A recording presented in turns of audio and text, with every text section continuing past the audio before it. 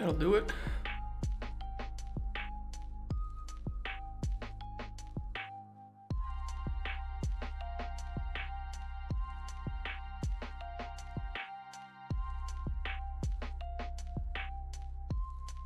Get this in. No, I have it in here. I don't think that's my new one though. My new one.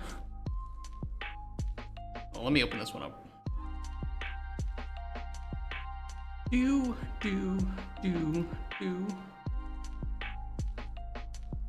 Yeah, that looks correct. Kind of.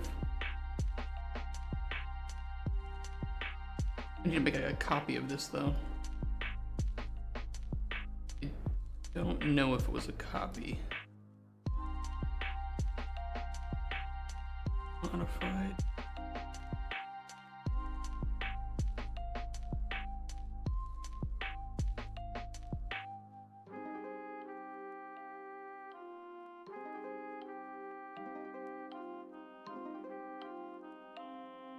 Now we're good for sure. Okay, where's my single page?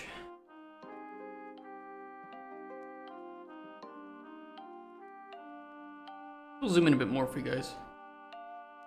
It's a bit easier. Oh, it's gonna be back to game dev though. Back. Ugh. I mean, Dragon's Dogma is fun, and we have to finish it, but I have to do something. It's gonna appear a little silly, but I need to use the trademark symbol. Just safer that way. Technically, we are trademarked.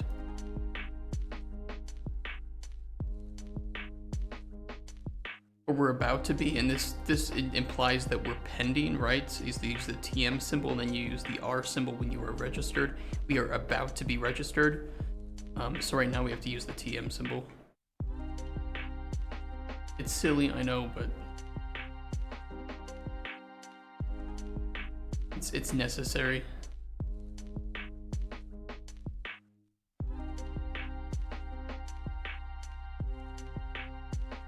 Just for legal purposes. Technically, this is a GDD. I'm gonna remove this. I need that. Obviously a very boring kind of blank page here at the start, but are we writing the Cauldron Chronicles GDD?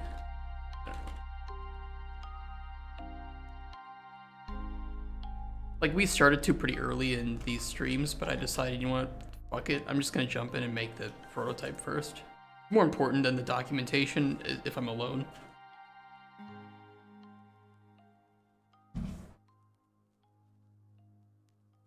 Now, however, we do have something important, which is actually having a document that we can show off to other people so that they know what the game is supposed to be.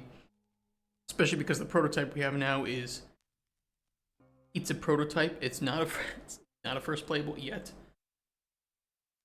And unfortunately, we won't have enough... Hold on a second.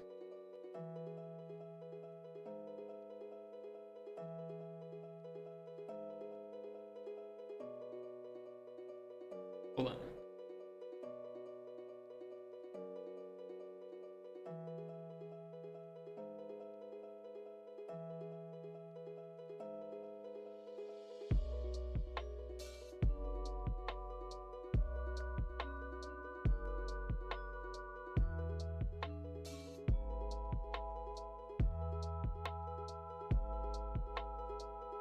What the hell? Why is my Uber app going crazy?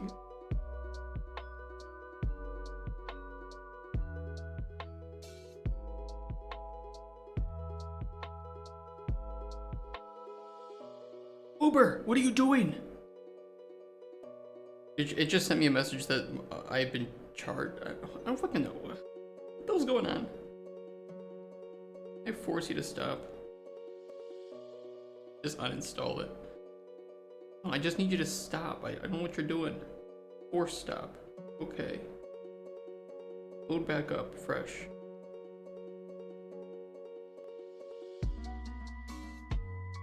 going on?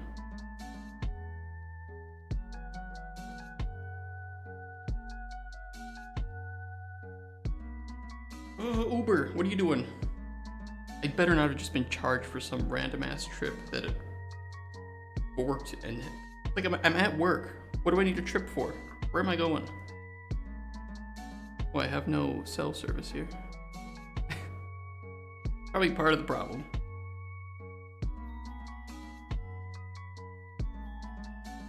Yeah, fuck it. Whatever. I'll deal with it later. What was I saying? I don't know what I was saying. Let's just fucking write it. GDD is fun. There's a lot of shit that you gotta put in a GDD, a lot. And it's a living document, right? So if, let's say you're working on a game for 3 years, you're gonna be updating that GDD well within that boundary, right? There might be some closing off of it at a certain point, usually probably between alpha and beta, but for the most part, you're gonna keep that updated, keep it living so that people who are new to the project, if they're being onboarded, they can see a document that is up to date, has what you need, all in one place. Or if, God forbid, you change publishers or something, you know, that's hell to go through. But if you do that, they're going to want to see that and they're going to want to have it updated, right? So it needs to be a living document. It needs to be updated.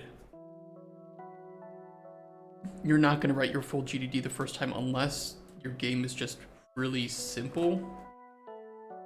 I mean, potentially there's a case that can be made for it, but let's just say, for all intents and purposes, GDD is going to be a living document, not a one and done kind of thing. But we need our first iteration, and I like to start off with like the high level points and outlines. You know, you're going to need some technical things, overviews. It's right now, because we don't have anything beyond our first playable, which we, in my opinion, we don't have our first playable yet at all. We need to start with just the high level basics. What are we trying to do? And from there, we can then take a look and say, okay, I do think that in hindsight, this is a bit too much for the game. Let's cut this. It'll reduce budget, reduce scope, give us a higher likelihood of being funded to some extent. But that's my goal. I really don't know why.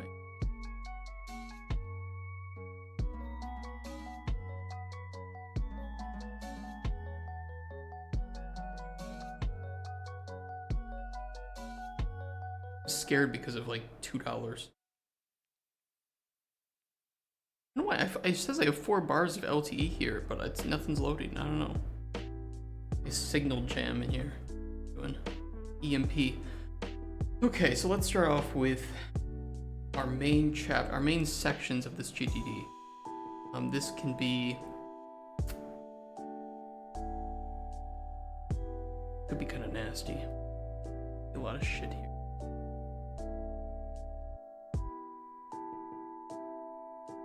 I can't look at it. We're gonna need some mood. Okay, so we're gonna have like GDD. We're gonna have a separate. I'll put it up top. Mood boards. We're gonna have to create those. Fortunately, I probably have to pay for Miro. Miro is just a really great way to make mood boards. What else do we got here?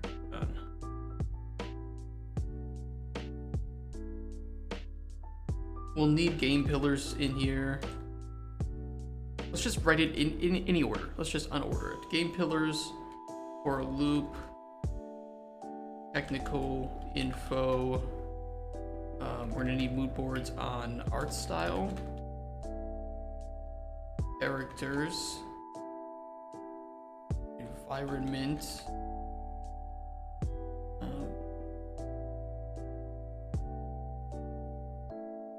potentially camera.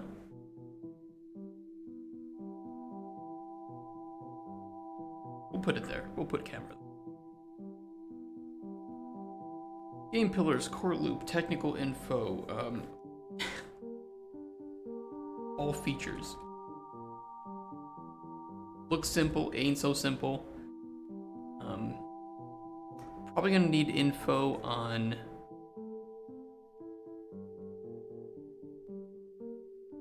asset. Yes, but assets would come after that original. For what we have now, we can't make any sort of asset list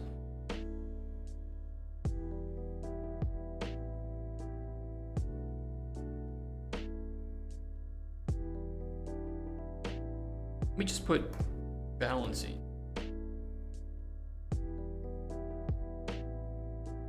Obviously, there isn't much to show off in terms of balancing at the moment either, but again, something better than nothing.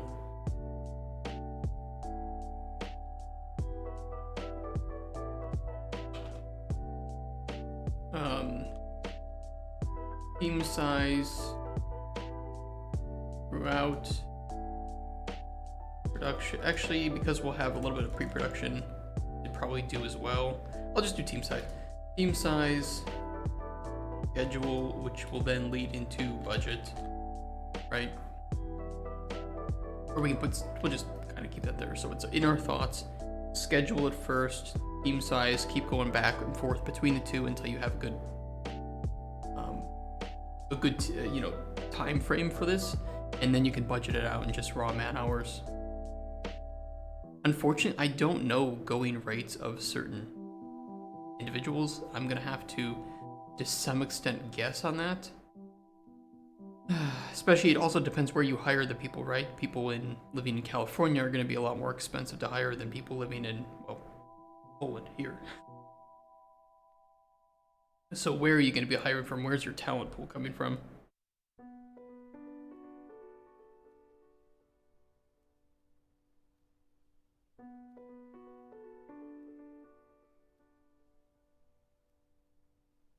That's pretty good.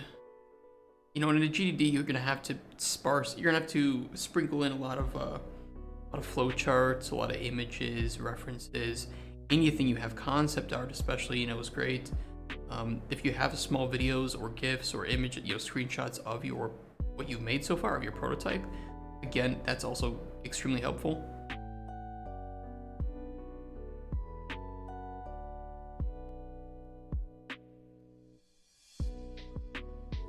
Is it day 66? You guys, did I put the right day in? I had a really bad night of sleep. I'll tell you guys about that.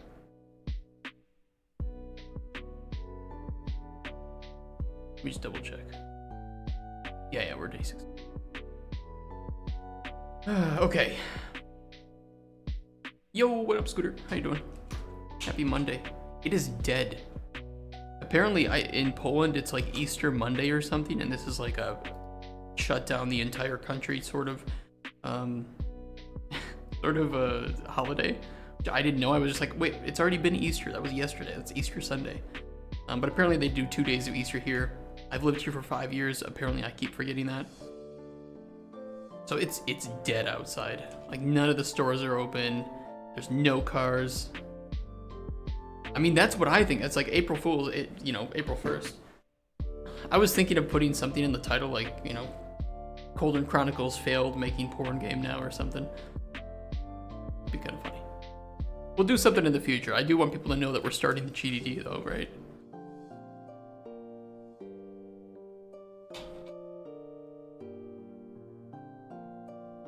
We cool though. We're good.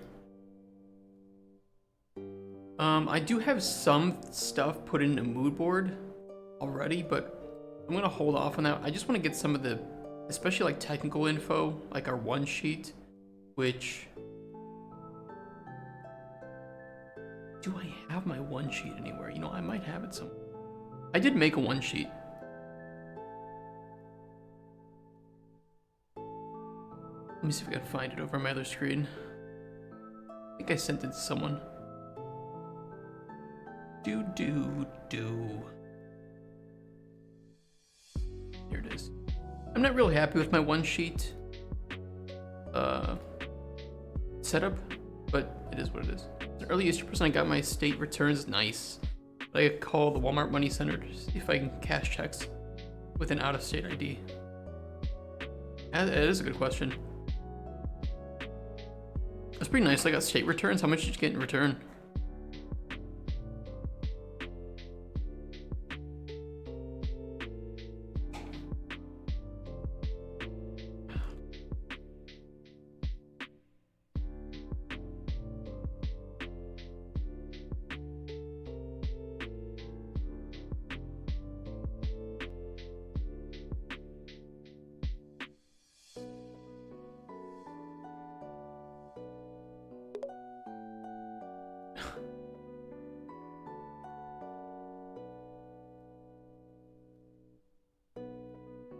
No, how I got my ID in Florida, only 103, and I'm spending that bitch on either Papa John's or McDonald's. $103 on Papa John's or McDonald's? God damn, what are you buying?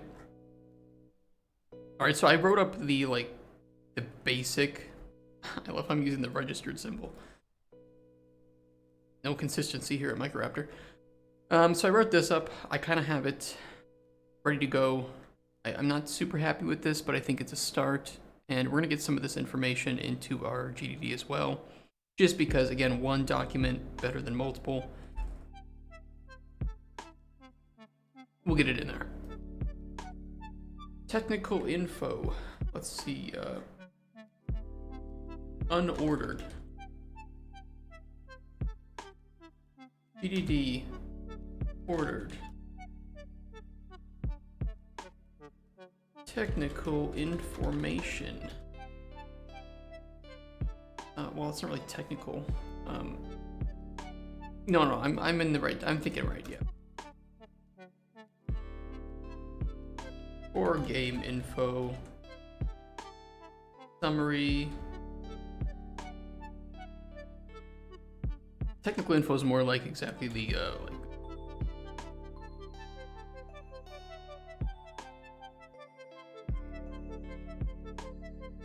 kind of like platform and CPU price per unit. Not all 103. It depends on how stoned I feel like getting at the time. That's fair. I had to pay bullshit tax. So apparently there's a tax that you have to pay if you have a small business, regardless of whether or not you are profitable, especially because I'm a single entity LLC, right? So essentially my business is running through me as an individual. So it's not like it's a business, but it's only by one person. So they treat the tax as the same as yours, which you would think, okay, if I don't meet a certain income, then I shouldn't have to pay tax, right? Which is how it normally works. I still have to pay some bullshit like small business tax of $200, even though I barely made like $7,000 in last year. Fucked up. It's fucked up. Really fucked up. Well, you know, let's do it this way. Summary. Gameplay outline. We'll do. There's gonna be a lot of me deleting shit and like rewriting stuff. This is exactly what a GDD is. Crazy, yeah, it is. It's really fucked up. And there's nothing I can do to lower it. Like I even tried putting in deductions, right? Like, okay, this is my first business year. I technically have a deduction there. You know, I pay for rent for this office, so I technically can deduct that as business expenses. But it's just a flat fee that you have to pay no matter what. So I was like, fuck it, then I'm not gonna list my deductions if they don't do anything for me. What, open me up to IRS audit? I don't keep very good track of how much I spend on deduction stuff. Hey Joker, how you doing?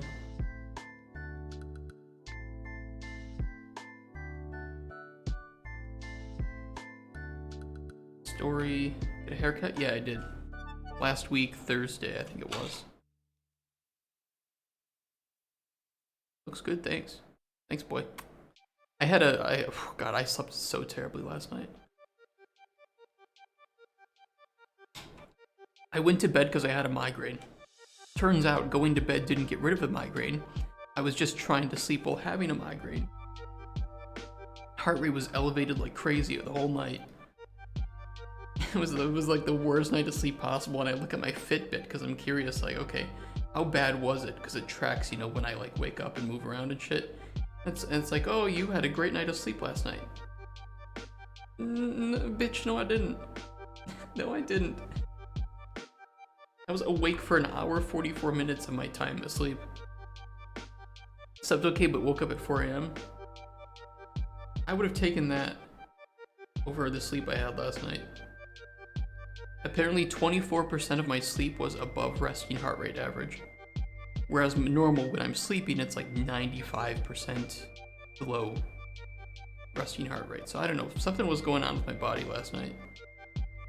Really fucked up. feel better though. Still have a little bit of a headache, but I'm feeling okay.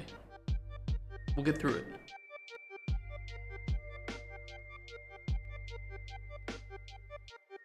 Summary, story, gameplay, outline. Better for GDD? I'll put it this way. You know, I've always tried to be honest on this channel. I mean, I always have been, I think. I don't think there's anything that I've lied about. I don't think we're getting funding this year for this game. At least not right now. I still have a lot of work that I feel like I need to do with Cauldron Chronicles to get it in a state where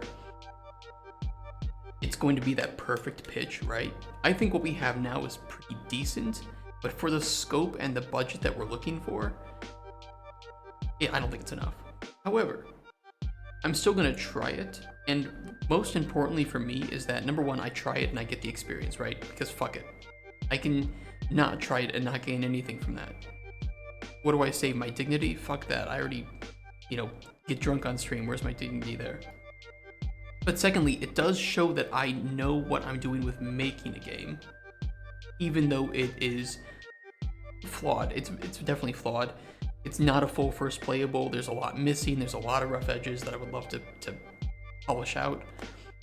But then I can pitch other concepts that are maybe a bit smaller in scope and say, okay, this is too big for you, I understand. But now that you know that we know what we're doing, here's this other idea. This is much smaller in scope. Here's the budget. Here's the timeline. What about this one? You know? So, you know, I can keep those connections going. I can show the publishers that, hey, Microraptor Games is not dead. You know, you saw us last year, we had nothing. We're here this year, we have something. You know, let's keep the dialogue open. We'll keep giving you what we have, and fuck it. If I look like a fool, I look like a fool. I don't really give a shit, because I am a fool. Yeah, who do you actually pitch to? Like, is it on stage? No, it's not on stage, although there are ones like that. I don't know if I could ever do that. I think if I were to do that, I would have to feel really confident about what I have. Honestly, I don't feel super confident with what I have with Cauldron Chronicles, just because we've only been working on it for the equivalent of, you know, 60 days, roughly. There isn't much there. But this will just be like private, well, not really private, but just like a pitch area where I get to talk one-on-one with the publisher. You know, if there's two of them there, sometimes there's two, so that one person can focus on one aspect of the pitch and another on a different one. And I just talk with them, I share it, I have about 25-30 minutes to do so, and you know, they see if there's interest, what's the team size, budget, what's the idea, does it fit within our portfolio, any major red flags or questions, and then we continue to talk afterwards if there's, you know, need for it, like after the convention.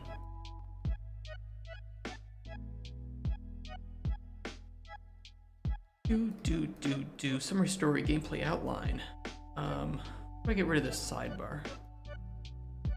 Fuck off. There we go.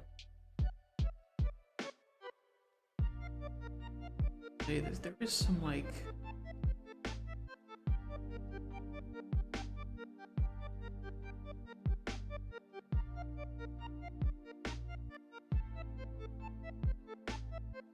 pillars. I need to start working again. I've had no inspiration or motivation. I'm still trying to get that Pain Light game off the ground. I really think that is something that is very... It's a very manageable sized game. I think it's also very it's very fun. Like, you know, we can just make dick and fart jokes in that game, and that's kind of that, it works. It's also a very viral idea, so you can share small clips of that and easy sell. I'm like Fears of Fathom, but based off true stories. What is Fears of Fathom?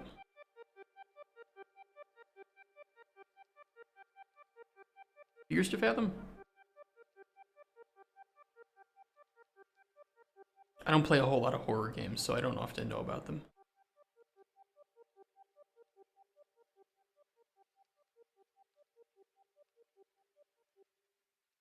That could be done. Like based off people's stories, okay. That's pretty cool. Really big in the new episodes. Yeah, I do miss games that had the episodic nature. You know, like old Telltale games, I feel like were really fun where, you know, you had that first episode and people would talk about it and theorize, and then the second episode would come out. It was a very nice way to keep that hype going throughout the year. I do miss that. I miss old Telltale.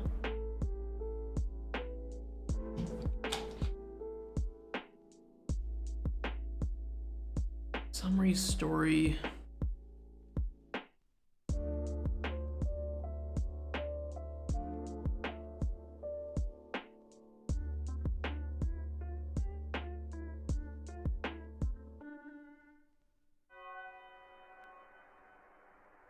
That'd be pretty cool. It's a lot of work though.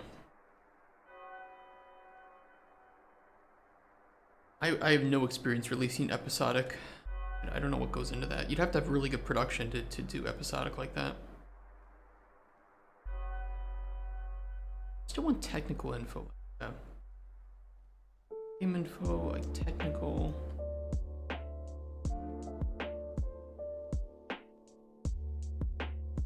The thing is, I've never written that many GDDs. It's not something you write frequently.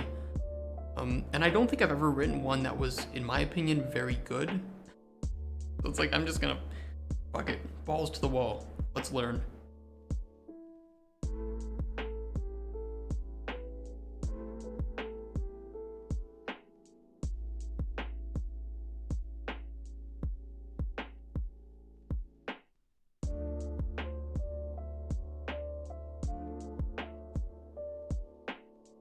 I always like to watch like documentaries. Documentaries were always good for inspiring me. Now I have too many game ideas and not enough time to make them. I feel like I have tons of great game ideas. Even really small micro games that I would love to work on. And you know what, if we don't get funding at Digital Dragons, I think what I'm gonna do is take some time away from Cauldron Chronicles and just make some small micro games. And then jump back in, you know, just kind of like give myself a bit of a mental break from that. Jump into some other things. Reconfigure where I want to go with things, because it could be that Cauldron Chronicles is just such a bad idea that I think is good, that we have to completely divert Microraptor games into something else, which we have. We're fine. We have some really great ideas that I think we can push into. Or it just needs a little bit of like help and we can rethink it.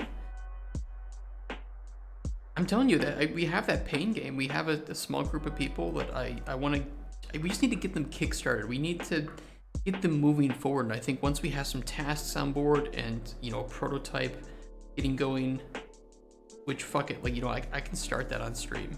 I can do that on stream just to get people going. And once we get it going, it'll be a lot easier. It is a very simple game. We just need assets, and we have a ton of assets, right? I mean, I show it on stream all the time, but you know, give this 10 years to load up.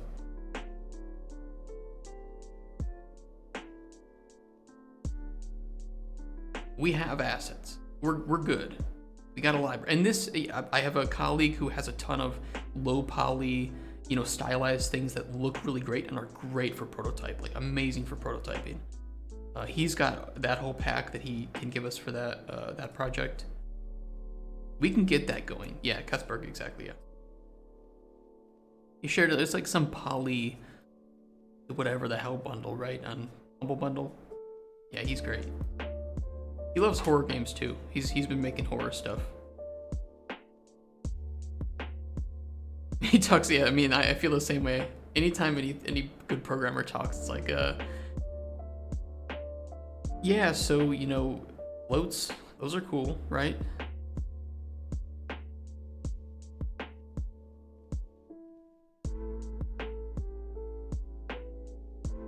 I don't like launch style, but I mean, mainly means like early access or full release, shit like that.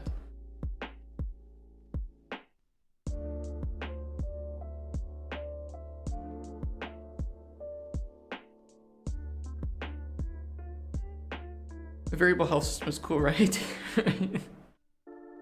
I I had a small idea. You know, like the only up games. You know, the jumping games. We all know them, right? Oh, hold on. That is only up girl. Wait, no, it should be safe to show that, but I didn't mean this game. I get so scared that sometimes I'm pulling up porn. You know, games like this, right? And I get this is mostly negative. Ignore this. Ignore the rating. People like these games. I know this is... I think this is the fake one, isn't it? There's somebody that named it the exact same... I don't remember. People do this. It's not original. I get it. The thing is, they are also pretty easy games to make, and I was wondering why nobody had ever done one where it was also a horror game. So you're trying to jump, but the game is like scaring you while you're doing it. You know, making people move accidentally. I feel like that would be a good combination that I haven't seen before, but it could exist. Only one level in a horror game.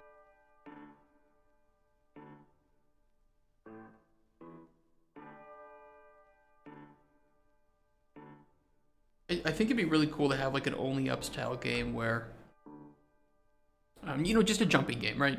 Where the game is scaring you. Visage is good, yeah.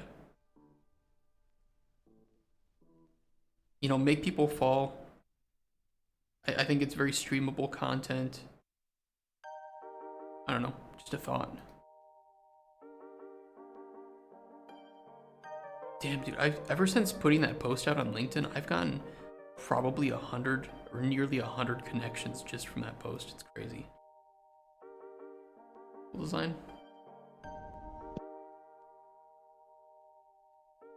Oh, this is like Escher. It was MC Escher, right? The MC Escher stairs. Mind-bending, reality-bending staircases.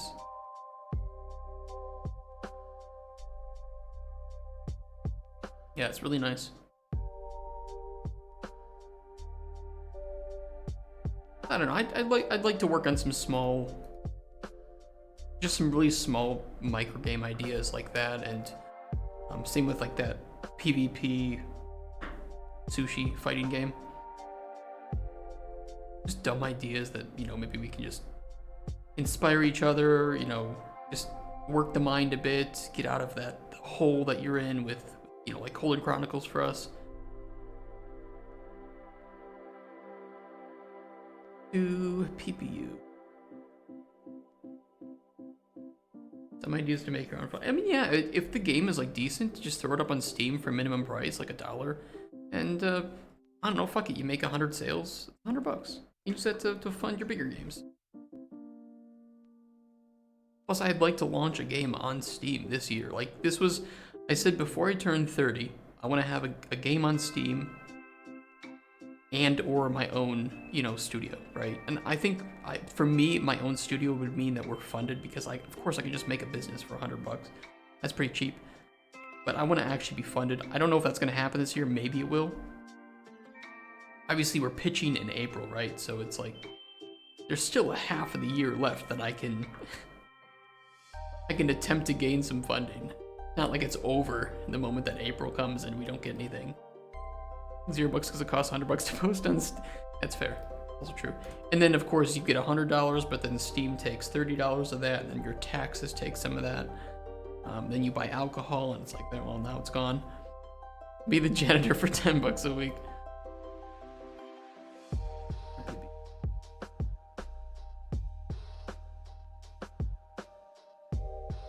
Of course, we should have engine right there, and technically, whether it's single player or multi, I'll just put like,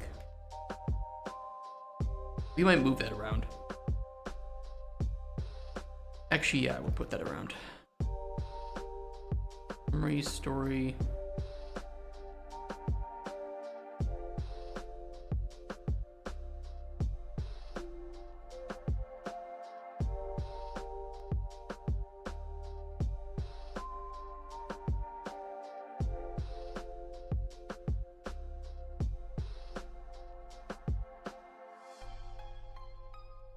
players.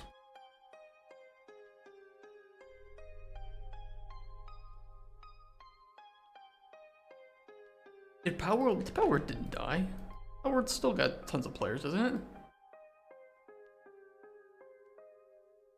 Still number 28. That's still a lot of players.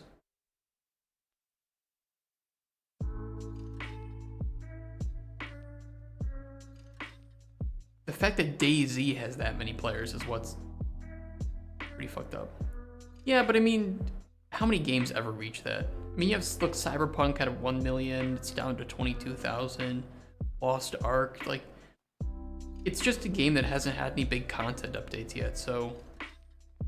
But I'll tell you what, the moment that they release, like, I don't know, a new set of pals or some new big content update, that number's jumping to 1 million again, at least. It's just like any other kind of game like that. But it still has a very healthy player base for being a multiplayer game.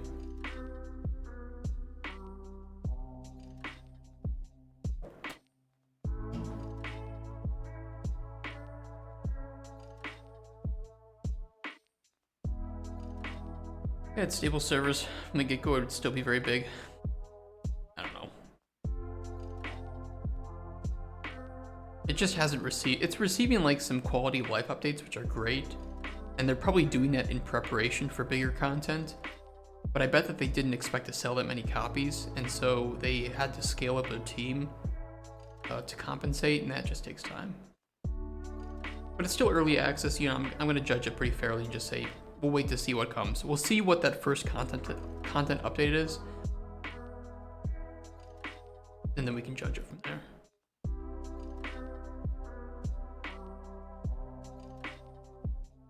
I mean, either way, I mean, how many copies did Power World sell? They don't have to put out any content. They could just say the game is dead. Yeah, fuck it, we're moving on.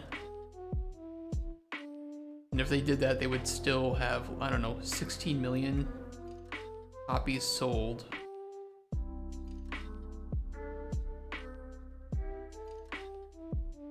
What is that amount of money in USD?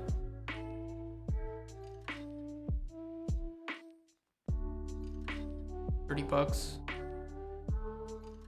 16 million times $30. Let's assume that because at a certain point Steam only takes 20%. Let's multiply that by 0.75 for 25%. Just saying that they probably had to pay 30% on some of that. Okay, so that's going to be after Steam's cut. Add in another 33% for taxes. Well, it's Japan. I think taxes are a bit higher, so let's even just say 0.5. You know, you got 180 million.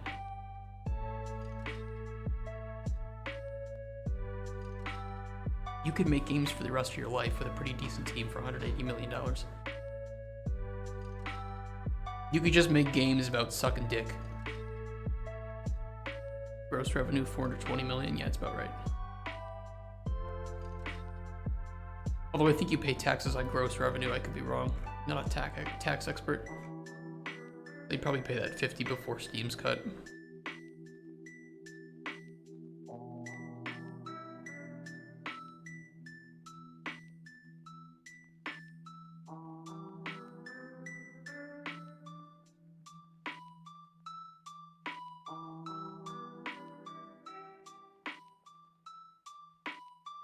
Mid-tax. I don't know if they can get away with that.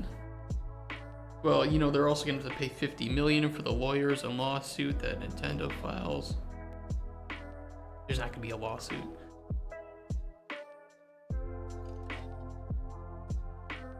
I really don't think there would be.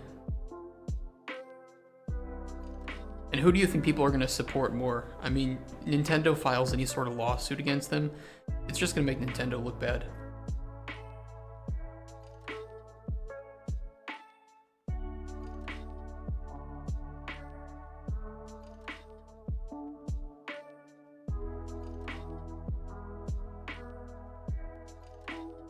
I think for now that covers about what we want here.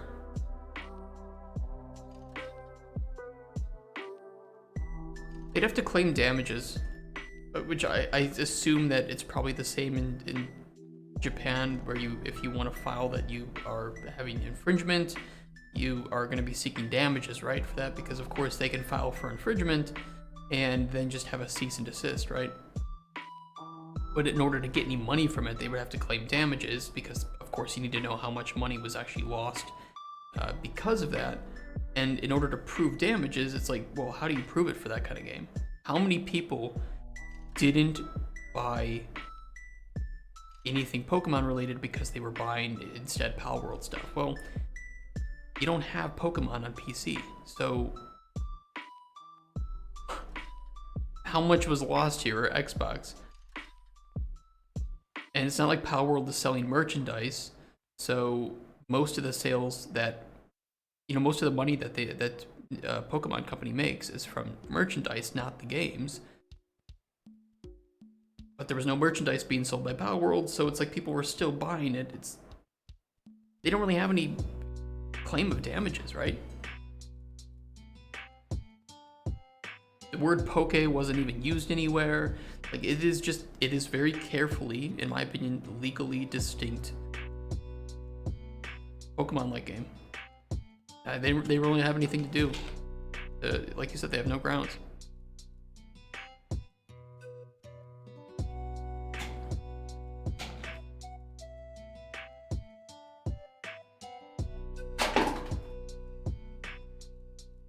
And Nintendo's just gonna look like the bully, like usual, if they try to shut this down after shutting down fan projects and, copyright striking YouTubers for different Nintendo games. Refusing to really change the formula of Pokemon in any reasonable way. Apart from like Pokemon Go, actually, which was kind of different. And all the bugs with like all the new Pokemon games. They're just gonna look like the asshole bullies if they sue. Really, what they should do is look at it and just say, okay, how can we cater to this market? Because apparently there is a big desire for it. I can show you.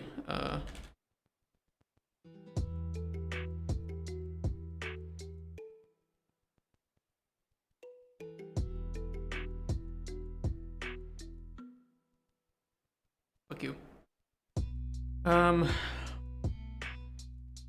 Estimated gross revenue from the main series games is $16 billion. Licensed merchandise, $103 billion. They make so much more money off of merchandise than they do games. They make more money off of their trading card game, $21 billion, than they do their video games.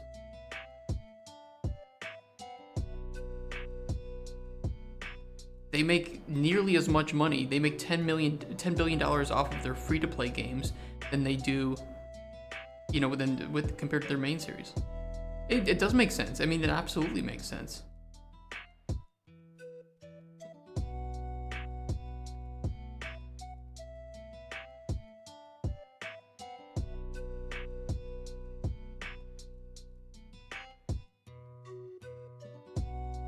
It's crazy. Absolutely crazy. A Pokemon game. I mean, that's kind of the same with my fiance. Like, she loves like Snorlax and Psyduck, but she's not really ever gonna play a Pokemon game. I still go back and watch the original anime sometimes.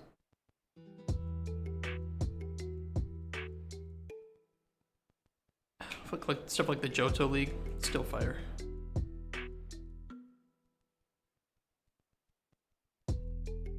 All right, now we need like the features, the actual game, the game mechanics.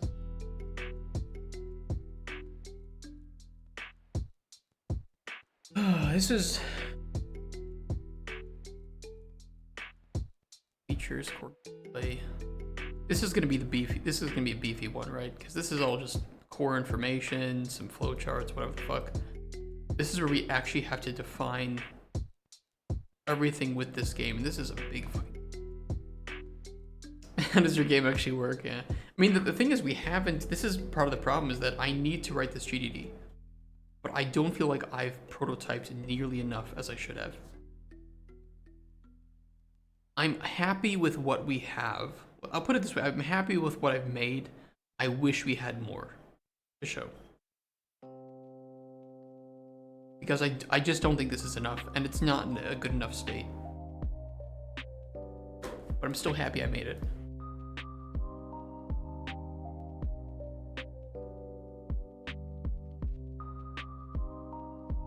Just the fact that you would have more if you had the funding you're seeking.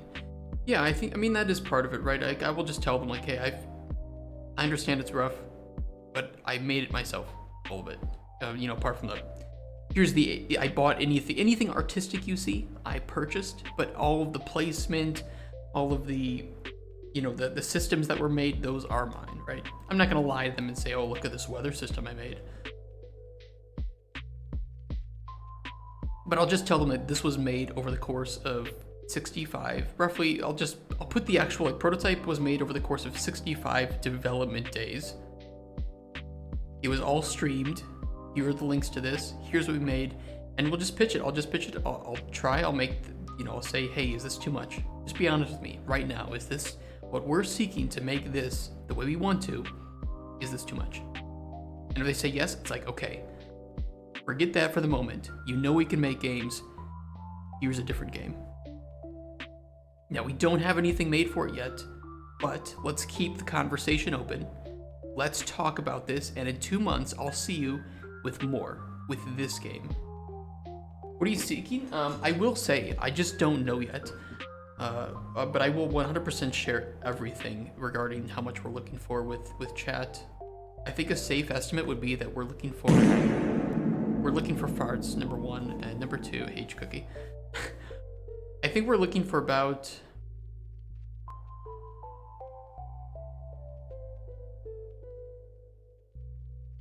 or vertical slice. I think we'd have to be looking for probably 300 to 400,000 from a publisher, and then get about the same amount from Epic Mega Grants. I don't know, with the publishers that we're going to, I don't know, and that's just for vertical slice. For full production, it would be even more. But I would be seeking vertical slice funding just because if I asked for full production funding, it would be really expensive. And I don't think what we have now is nearly enough to seek that. I think we have to go with a vertical slice to then get that full funding. I don't think what we have right now is enough for vertical slice funding. But I'm gonna try it. I'm gonna, you know, throw my dick out on the table and say, here it is. It's not great, but it's something. What can you give me for it? To any concerned publishers who might be listening in, I won't actually do that. You will get the game, not my EP. Okay. What am I even talking about? Can we just make the GDD, guys? Can we just make the GDD? More features. Okay, let's see. Alchemy.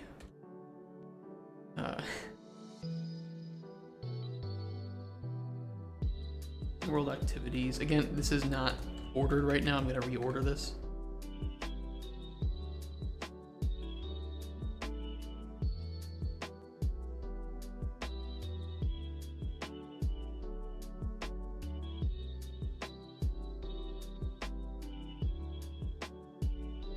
Oh, I'd have too much nesting. I don't want to nest too much.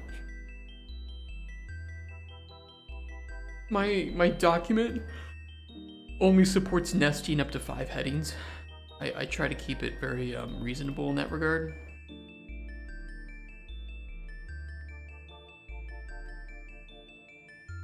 So, you know, if core features is heading 1, then we have alchemy, ingredients, but then ingredients have flavors. Like, how much do I want to nest this? Because then it just gets a little bit harder to read. I think it needs to be separate. It needs to be ingredients.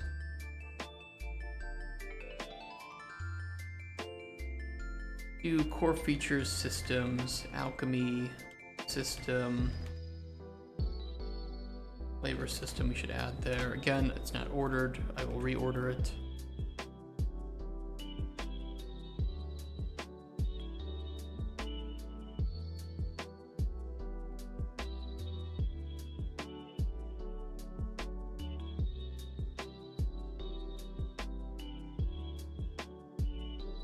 Can we talk about how based it is for the RuneScape team to allow you to use RuneScape music and they will never do copyright claims or strikes?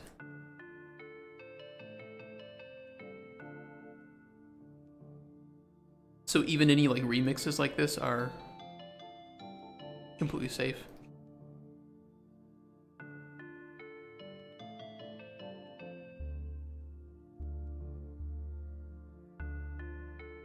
Playlist is almost over though.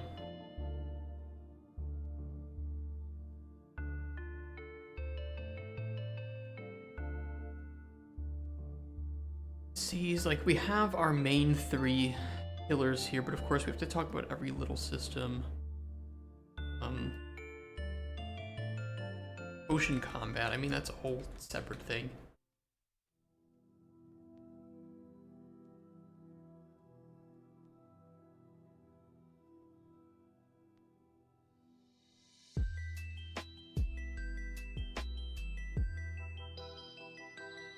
I mean, ingredients has to go over everything, even something like ingredient,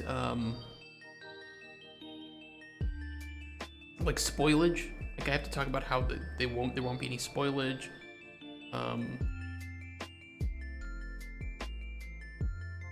Seasons and weather.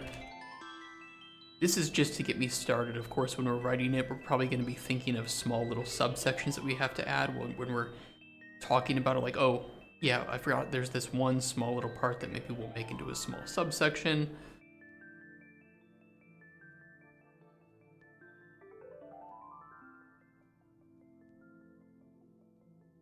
Like whether ingredients are how they respond to different seasons and weather and time of day.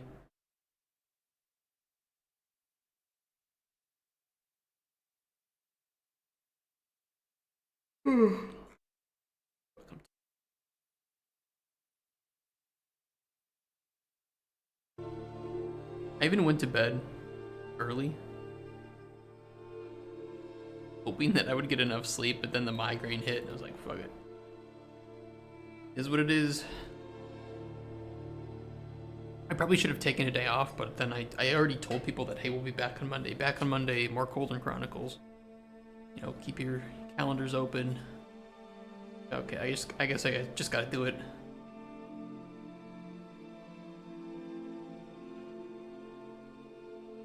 I mean, it's good. It's if I give myself excuses to take off, I don't know. It's not good for me. Knowing Rust would be good for game dev. Hey, Hidden, how did you manage to get the name Hidden on Twitch? How old is that account that you managed to snag that? That's amazing. 2007. Wow. But yes, Rust is pretty good for game dev. There's a lot of great uses for it. I have a colleague who is like super into Rust. He is the man to talk to when it comes to Rust with game development. He swears by it. He swears by it. I don't really know the I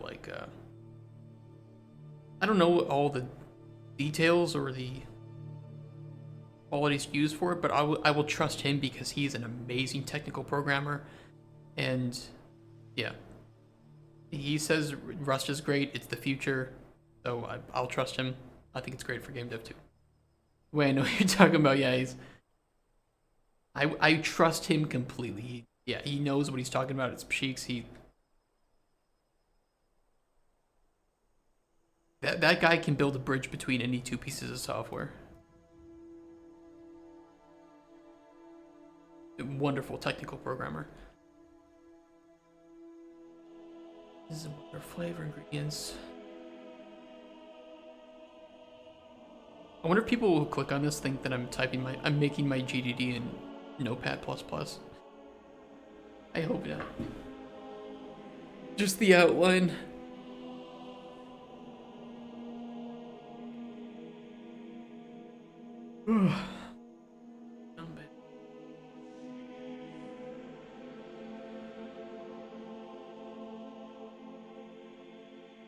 like monsters, animals, farming system, hut, upgrades. Merchants might go under NPCs. Do you do engine development? Yes. What's the PDF about? So we're making our GDD right now, and I'm just I'm taking my one sheet that I made for our game and using that to help me make a outline for the GDD, and then we can pop into Word and get the outline made up. Probably gonna take me the game of our scope, maybe 3 weeks to write up, 2 to 3 weeks to write up a really good GDD, even though I don't think it will be very complete, but it will be the first iteration. It'll be a start. A lot of work to write a GDD. But this is my one sheet template. I kind of like it. Really hard to fit all the things that you want about a game in one sheet, but it's kind of like the challenge, right? Is to condense your game idea into a small, digestible page that people can read and get an understanding of your game. And I think I share this one sheet template on in my Discord for other people who might want it. I'm always changing it though, always just kind of making it look a little bit better. Can you send me it? Yeah, I can send you it. I have to get this one. I did a couple of changes, so I only have my old one sheet template. I mean, it's very similar to my other one. I think I still have somewhere. Let me check. I have forums. No, I don't. Okay, let me send it to you when I get home. I guess I don't have it in my Discord yet, but I will add it. I thought I had it. I guess I don't have it here at work.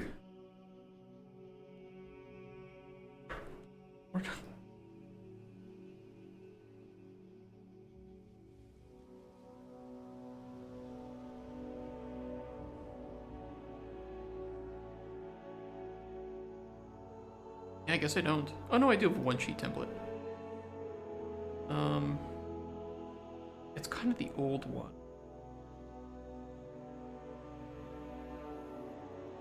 I mean, it works. I can send that to you now. I'll get the new one. I'll get the new one later today.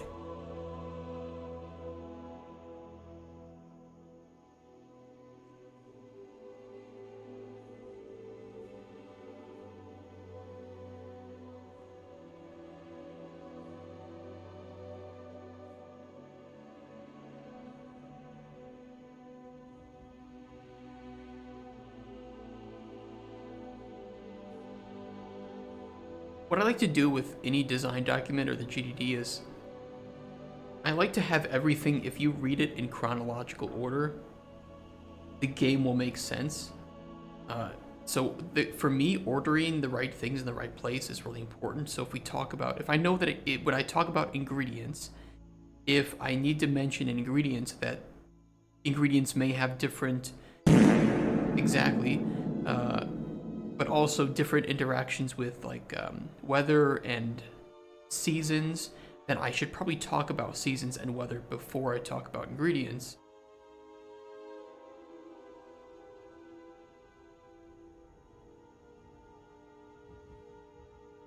Some things I feel like I could put in any order. Like, do we talk about flavors as part of ingredients? Do we separate because technically potions have ingredients or have flavor?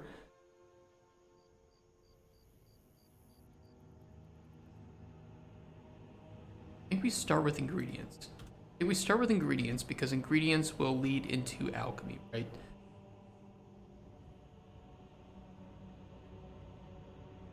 Ingredients, flavor.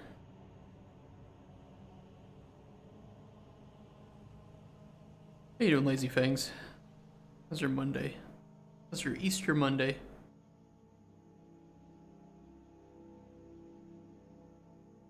Try and buy your favorite emotes. Yeah, pretty good. Your EP? Yeah, me too. I had one of the worst nights of sleep last night that I've ever had. And I don't really know why.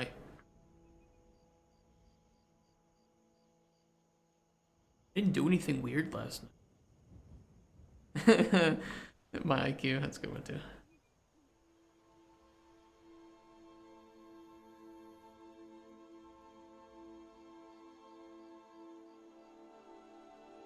I was telling some guy, some guy had reached out to me offering me production help, and I turned him down. I was just like,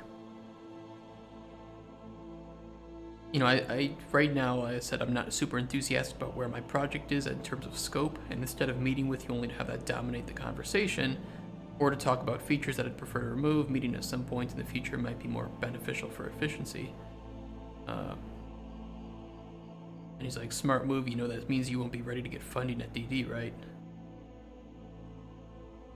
Yeah, dude, I know that. I don't know, this guy has always been kind of a weird individual, let's put it. Very blunt, and I appreciate the bluntness, but I think that bluntness, no, he's got a lot of production experience. Like, he's not an inexperienced individual, but when I think about if this is somebody that I want to work with, I don't know. Like, I don't need somebody to be diplomatic. I appreciate bluntness. I appreciate the honesty. But at the same time, I think that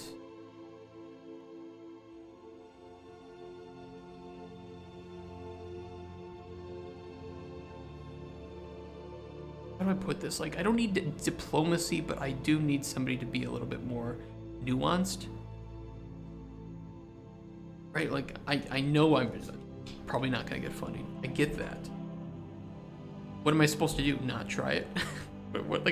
What's the purpose of you saying that? Are you trying to demotivate me or something?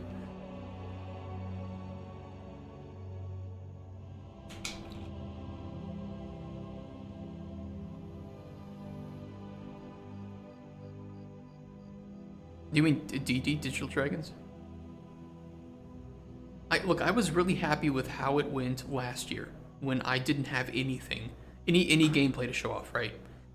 I think that the pitches we made were pretty decent. I wish I had gameplay of them. Now we have gameplay. Now we have something to show off. It isn't perfect, but it isn't bad. And combined with the GDD, which again, we did not have a GDD last time because we didn't have anything playable.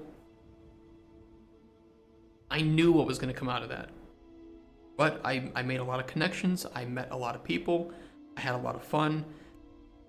I was certainly not upset with how things went. I will certainly not be more upset with how things went when I have more to show off. So I don't know. Like, people can tell me whatever the fuck they want. Fuck them. Fuck anyone who tries to hate on what we're doing.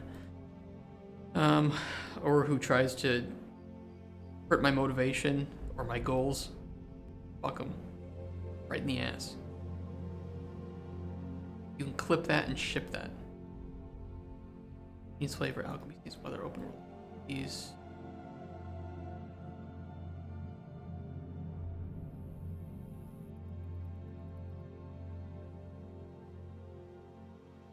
Alchemy system NPCs. You know which publishers will be at Digital Dragons? I don't think so. I'm supposed to have access to a meeting app. I don't know if they've released it.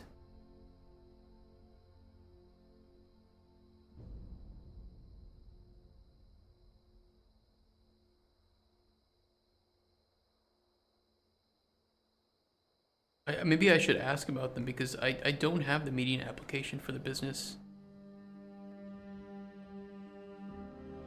But we're about a month and a half away, so it should be coming pretty close. There's shadow banned for not being a dragon, just a reptile. You're actually getting me really. I'm really worried about not having access to that app yet.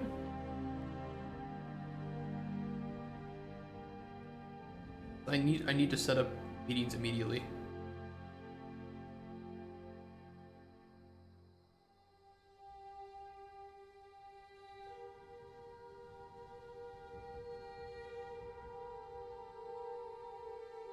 Where is it?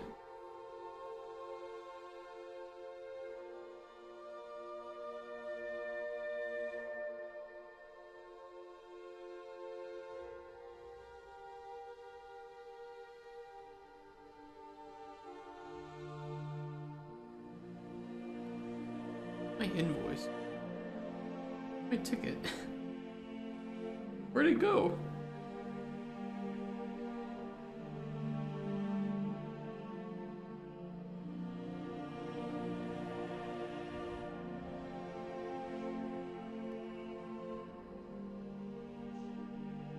Shit. Hold on. I'll find it.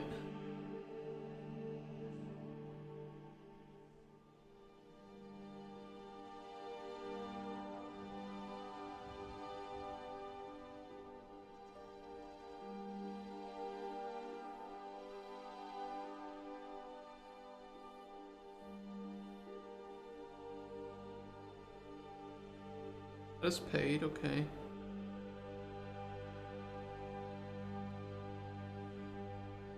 It says it's paid. I don't know.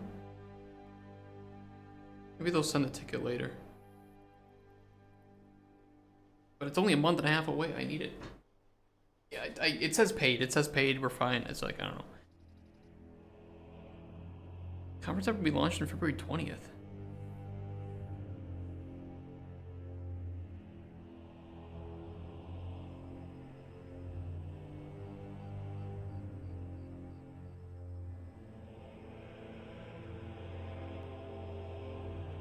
Where?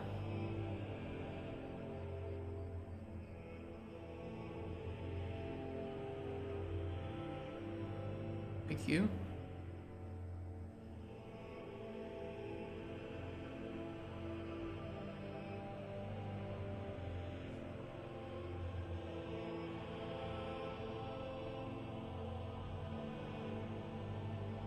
They never sent me anything about it. Digital.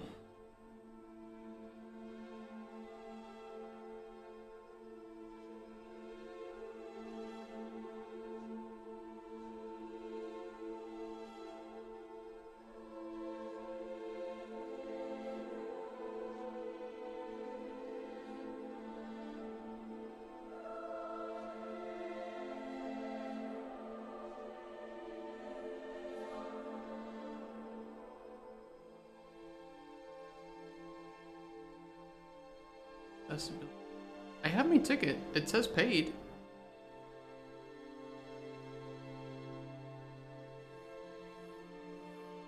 Maybe I should just get in contact with them.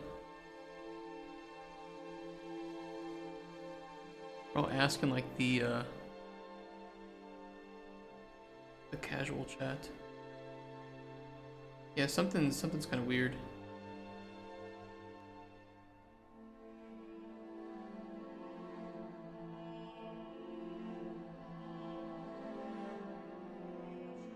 I'm gonna check if it's using the same.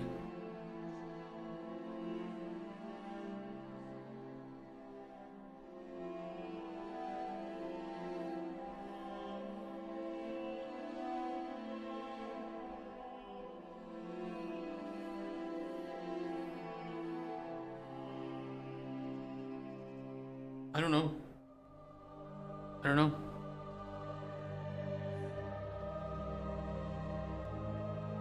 I'll send out an email real quick. I wanted to have access to that soon, right? Because publishers are going to, you know, those time slots are going to get chewed up really quickly. And if I don't get time slots, I don't get chances to meet with them.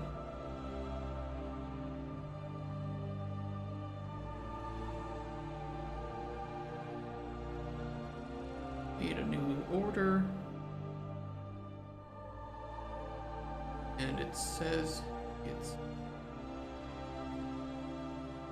paid. However, I don't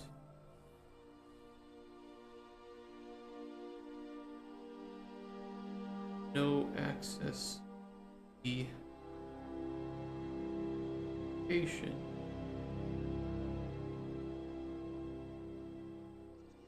Help me with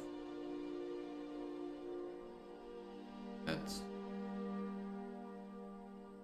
Need to set up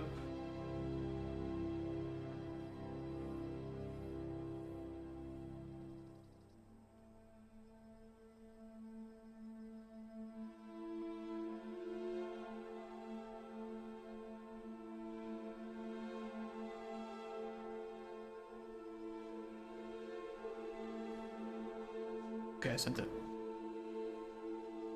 I mean, no, it's not, but I just need to send it. I'm not gonna expect anything today, but hopefully tomorrow. Alright, back to this. It's just like I had paid for it. I had a couple issues with paying for my tickets in the first place, and it was kind of fucked up.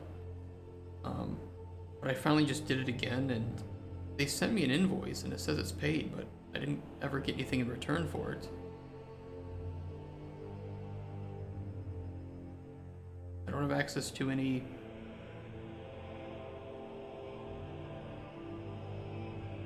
donation except, yeah, it's like, I don't know.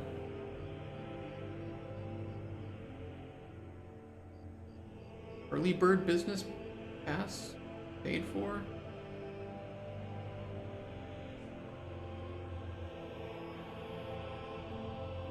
Human status paid.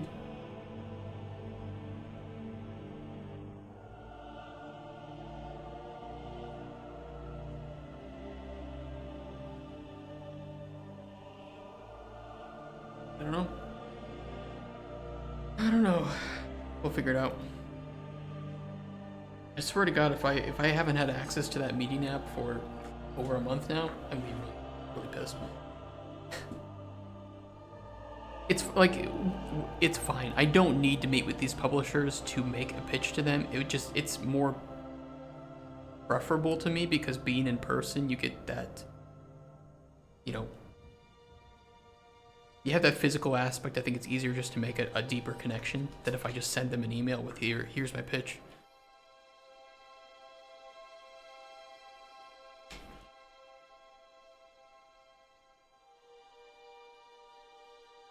Ingredients, flavor system, alchemy, NPCs. NPCs is a deep one. Weather, open world activities, potion combat, monsters, animals, farming.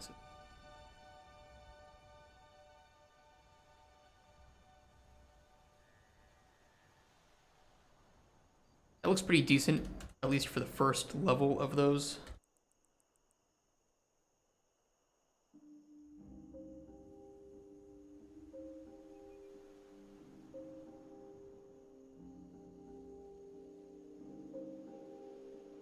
Production, let's do schedule.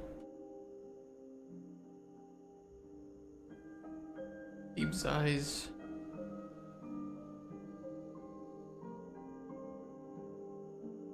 Methodologies.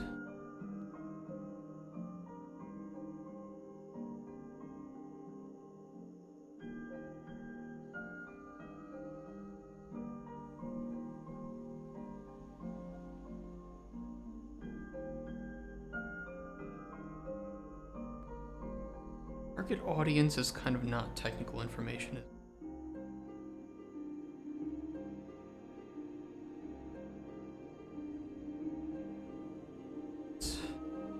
That up there.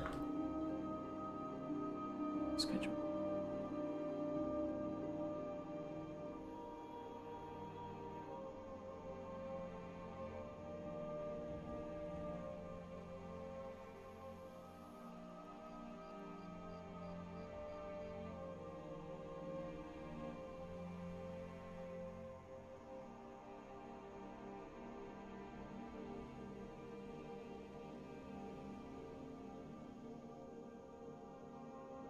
And before you get upset, the reason I put microtransactions here is to detail that we won't have them. That is not an expected source of monetization. Because of course people will ask how you're monetizing. Not that we're gonna have them, it's that this section is going to say we don't plan to have any microtransactions. So just wait on that one. This is not sus. It's not what it looks like.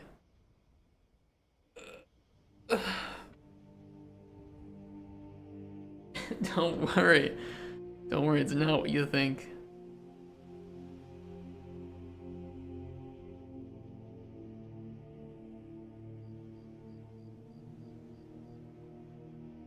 How's the audio for you guys, by the way? how loud is the music for you compared to me talking?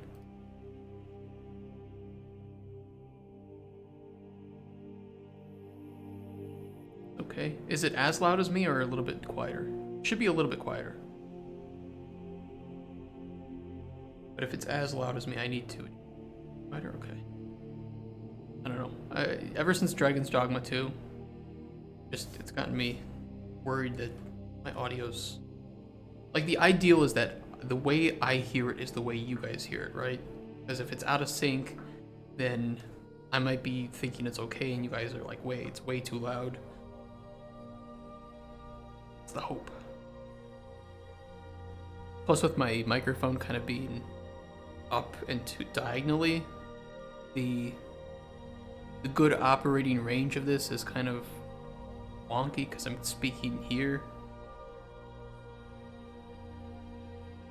I'm pretty sure if I speak directly at this, you guys can hear me better than when I just speak normally in front of me. I don't know. Same quality? Maybe. Yeah, but if I'm still here, but looking this way, you probably can't hear me as well as if I'm actually facing this way, right? The room's kind of small, so it shouldn't be too bad, but... The echo, yeah. Alright. Nice.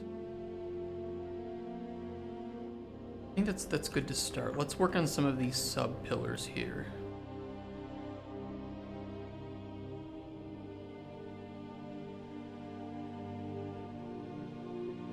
Collecting... I think we do like over...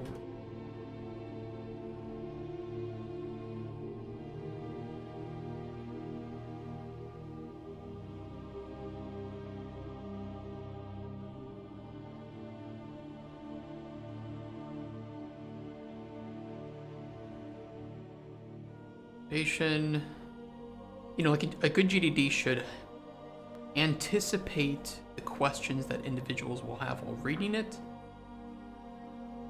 and try to answer those questions. So of course, a question I often get is, will ingredients degrade? So we can talk about that here and put that they won't degrade.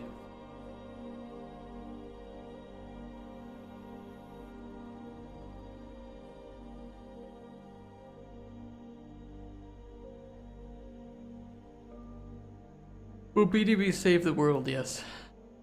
Actually, I had somebody play the demo recently, our prototype, and they provided some great feedback. And she mentioned when talking with Alaric that it sounded a bit like ChatGPT. And she's somebody who had never seen us work on this game or know anything about it. So the feedback was really good, but I still have to go back and respond to it. It was a pretty big document, and just alleviate some of those concerns. Like, no, hold on. Yes, I had Alaric be made from GPT. That's not the way it's gonna be. Unfortunately, she was also playing. I haven't put out a new build with that. Our helper system, our game help. I think that would have helped to alleviate some of the questions that she had too. But it was a very good document, very good. Station.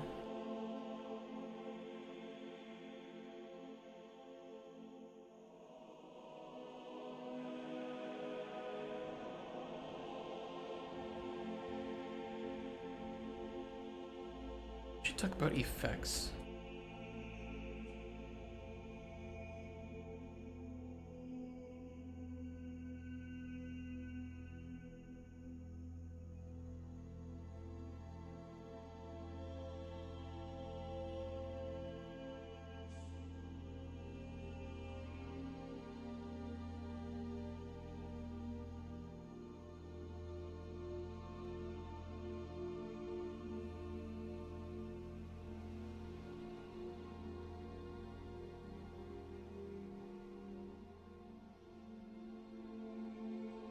gonna be honest, I think we should talk about NPCs before we talk about alchemy.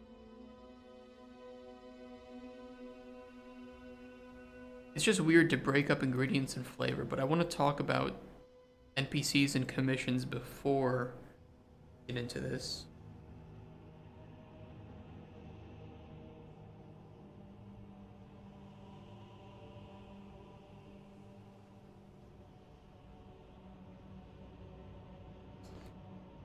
And this is going to be a constant. I'm going to be constantly changing around some of this stuff.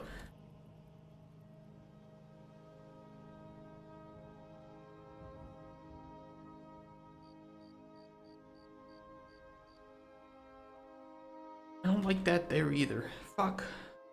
Fuck you.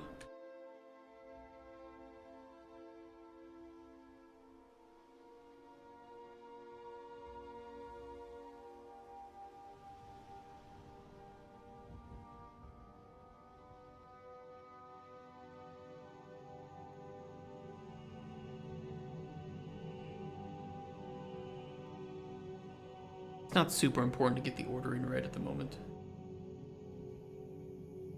Do all that later. NPC. I like to do overview sections so that if you skim the overview of every section, you'll get a really high level idea of how the game plays. And if you have any, it's something that I like to do. I don't think it's something that is always going to work or never works, or it's like you just have to feel it out, right? And you have to have people read it and ask questions.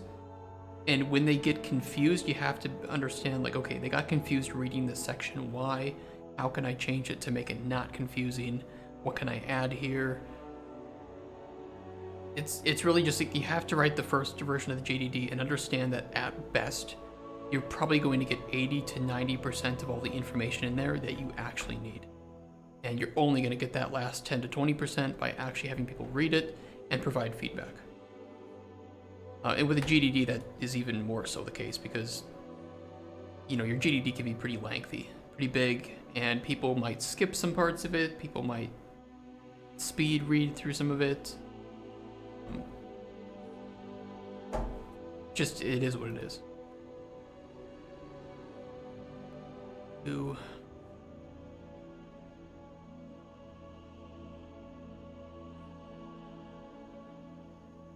Storyline.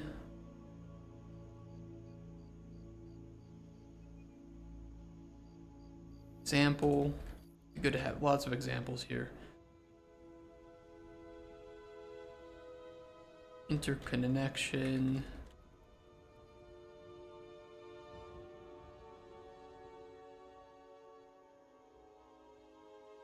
Players. What's the word for the player is? Indirect. Player's indirect influence. Or say indirect influence. Talk about how the player is an indirect influencer on the storyline through this way. Just help detail exactly what makes it interesting or makes it unique.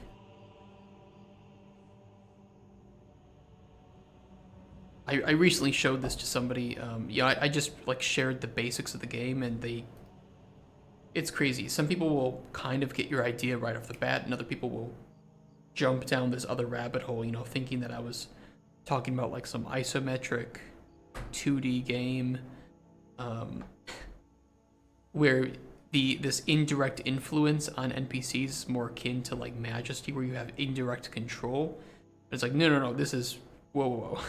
This is not like Majesty. This is more like a job simulator, I guess you could say.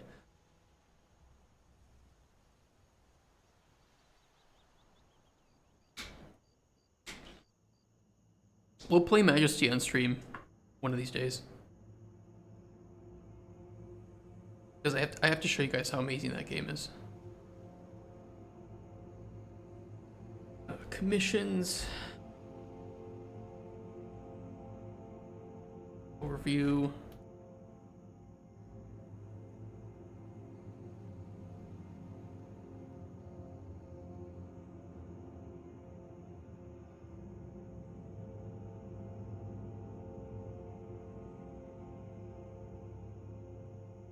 Subtle. Let's do that beforehand. Let's do subtle.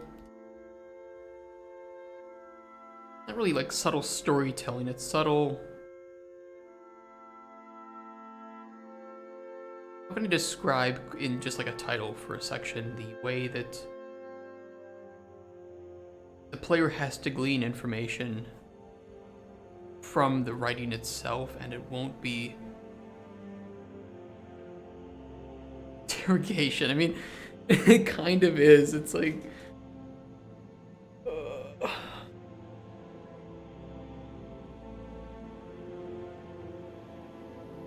but I should put this subtle investigation. Investigation is nice. Actually, yeah, I can get behind that. Investigation. I kind of want to put something in the NPCs too about how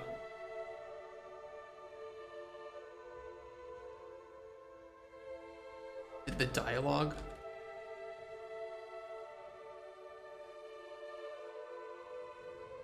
Especially how that looks and how it's going to feel.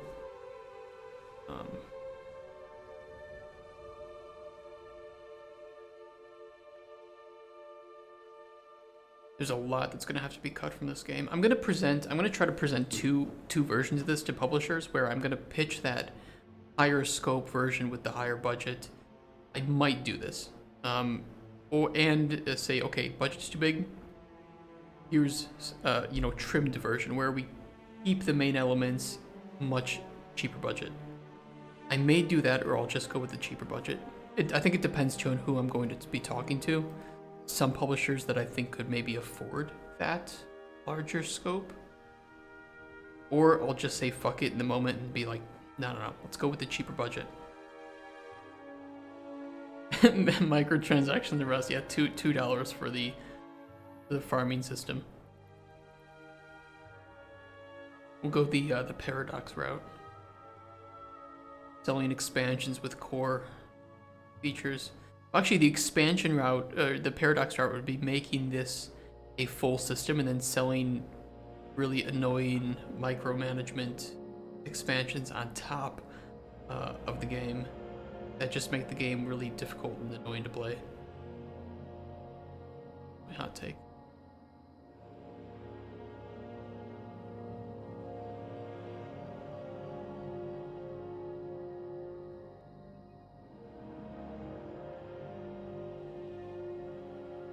Actually, one thing that I think could be removed pretty safely is the flavor system.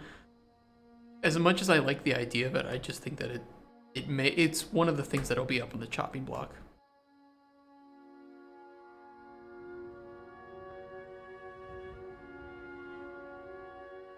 But that's probably something that we would decide between first playable and vertical.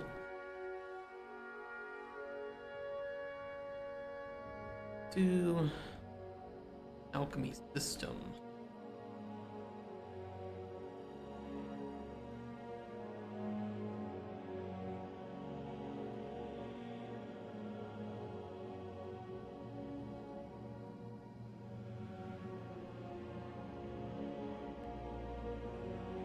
Gradient, shelf. Processing station.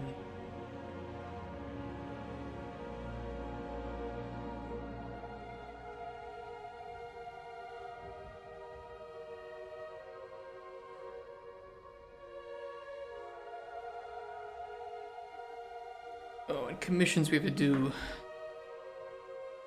Commissions, scoring. Mission outcomes. The big one, of course. Just gets longer and longer.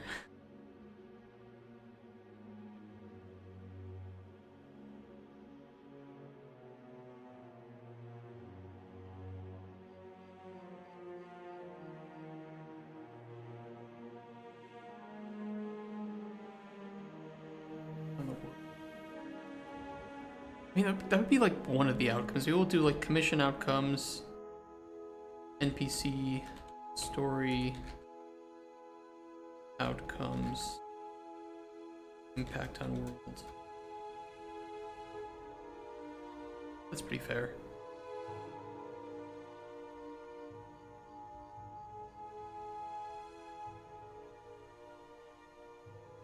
I want to put something in here too about the level design.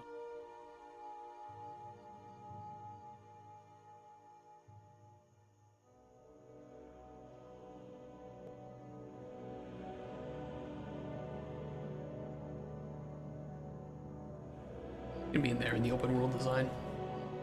That way we can talk about exactly what's going to be in it, give I guess a rough, just like an example map or something with a dungeon. It's like a small biome or how it's broken into biomes. We'll do like biomes. Activities.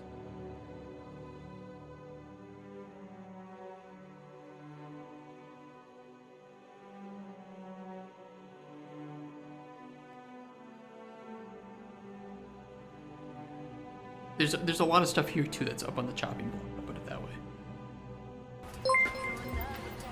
We're trying to thank you for the follow. And welcome to the stream. Hope you're having a good Monday.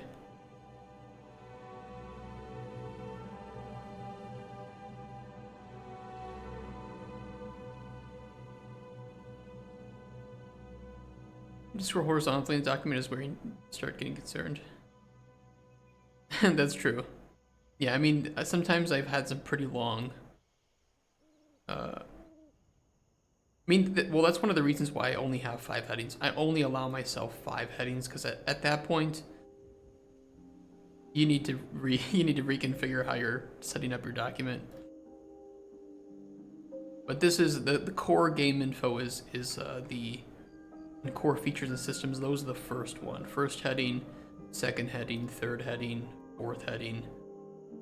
So we haven't used our 5th heading yet. I try not to use my 5th heading, but sometimes I need to. Sometimes I really need to.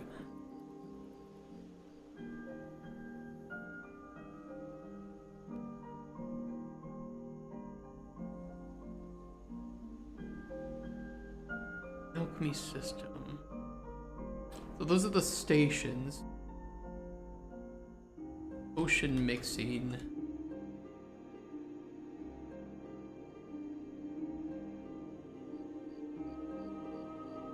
Overview.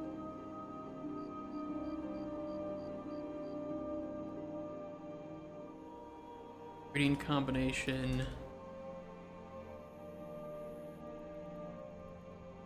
Now this is where I would want to put in information about like stirring.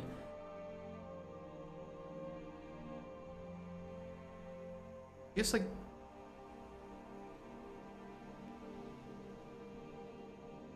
I described other things you can do to it apart from just adding ingredients, if we want that. Of course, this has to be explored.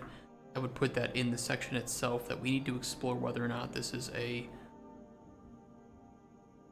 something that we haven't prototyped yet, and we may decide that it isn't something that's good for our game. Almost like micro...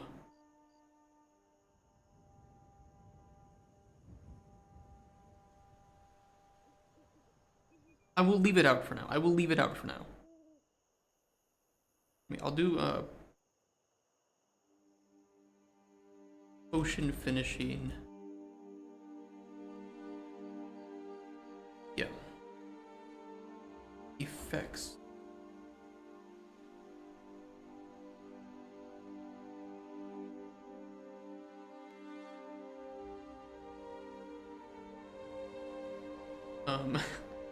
I wanted to put like effect on character and effect on world, but it's like kind of redundant. The effect of effects. Let's do impact. Impact on character. Impact on world.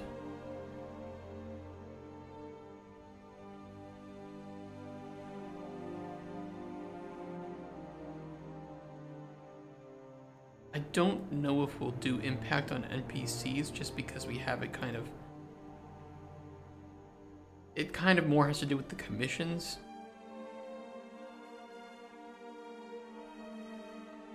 I will do impact on creatures and enemies. Open world design overview, biomes, dungeon.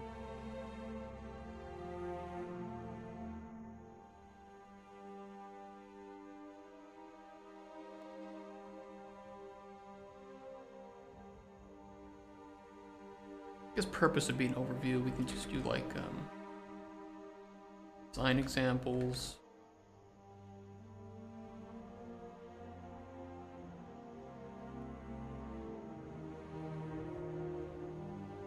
Biomes, biome list.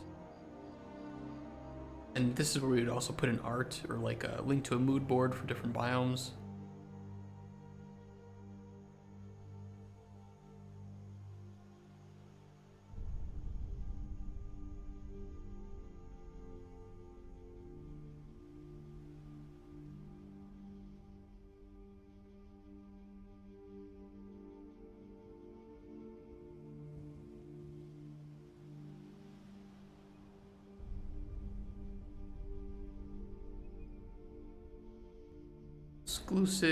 Exclusivity,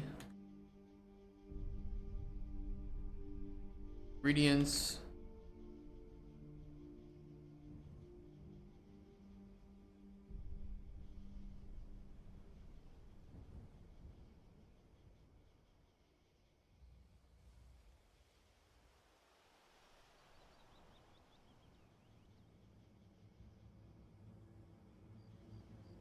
effective weather on world, or let's just do impact on world.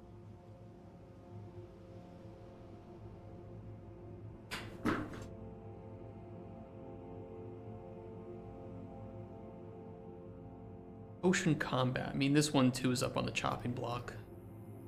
But I think there's a really simple way we can include it that I think would be more akin to like Slime Rancher, right? Where you're doing things more with mechanics and avoidance as opposed to traditional combat with like stats and whatnot. So this is more of you need to get around the world in a using your potions as a mechanical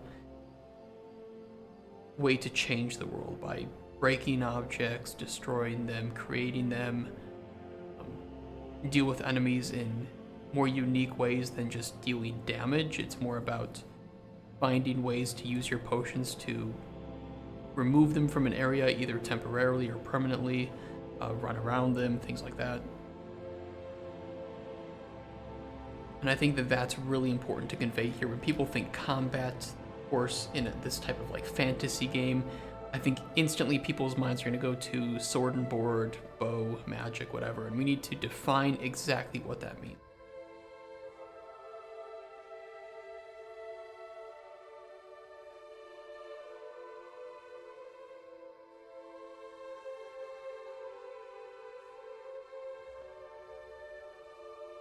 We'll start with that. There's going to be a lot of subsections, I think, added to that as we start to define it. But at least getting those 3 sections will help me understand, you know, just what we're doing with it. Monsters.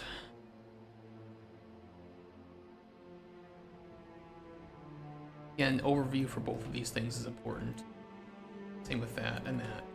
A lot of overviews, but again, I like to provide overviews so that when people read it, if they just want to read the overviews, they can get a sense of what the purpose of that system is in a very short few paragraphs max. And then if they have any questions or issues with it deeper, they can deeper into it. Monsters. Location in world. Types. Doing with monsters.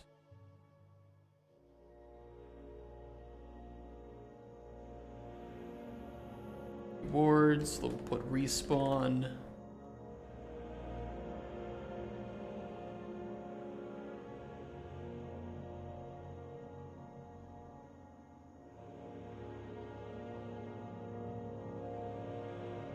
Interaction with seasons, weather.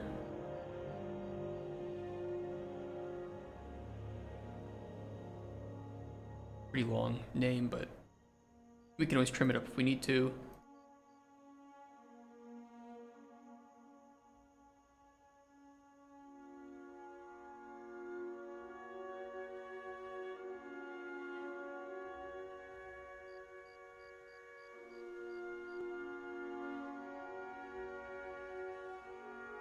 Do behavior and intelligence. Fortunately, I mean, I kind of prefer that to this like AI, but nowadays using the term AI is, it doesn't always make you think of the right thing.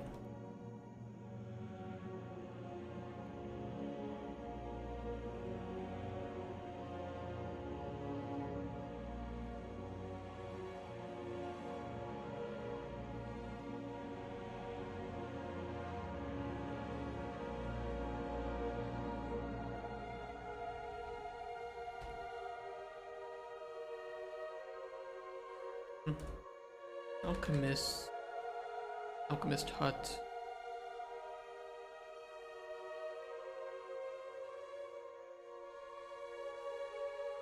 So convinced part of Dragon's Dogma was written by LLM. Why? I don't think so. I think it's written like the first game was.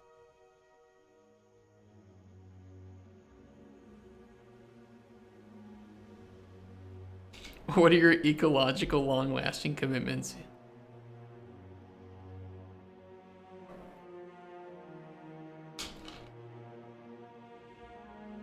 If at a certain point we could donate money to some like reforestation efforts or whatever, that would be pretty nice way to tie in some nice impact of people purchasing the game.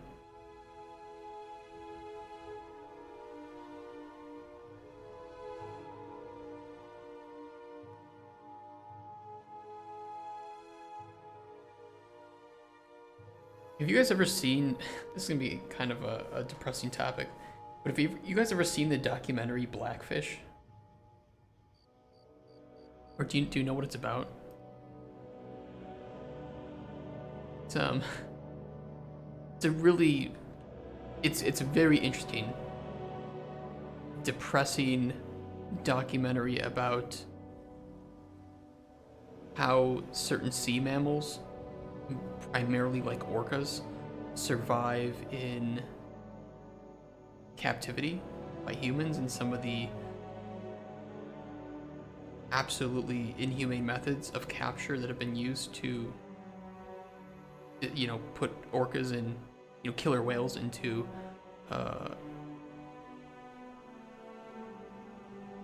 captivity in like aquariums and such, and the way that their behavior and like mood changes the moment they're put in captivity versus out in the wild.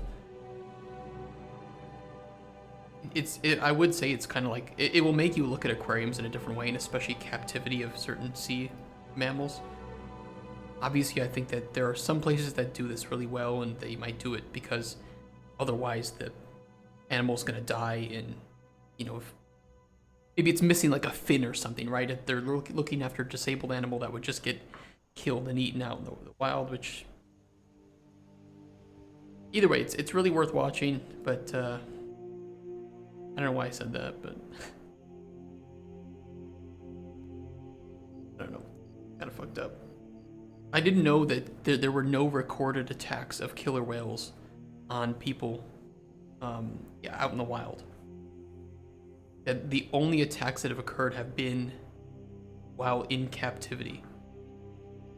Right? It's like they have this name called killer whale. People kind of associate that with meaning danger, but out in the wild, these animals are extremely curious and you know, very docile towards humans.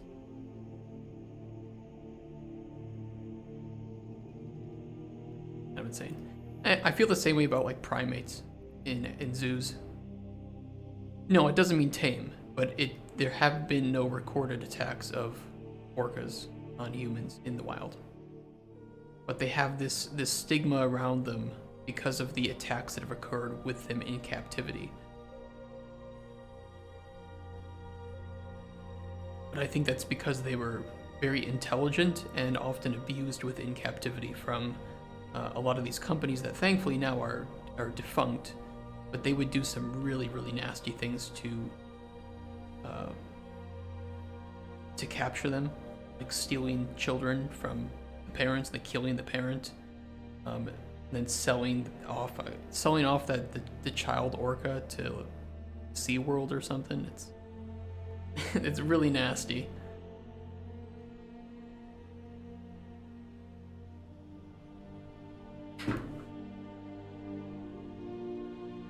Animals overview. Behavior.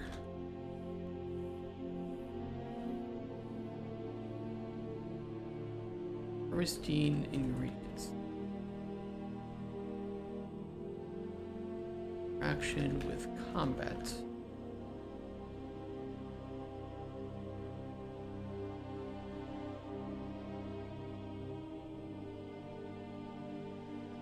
I'm getting sidetracked now.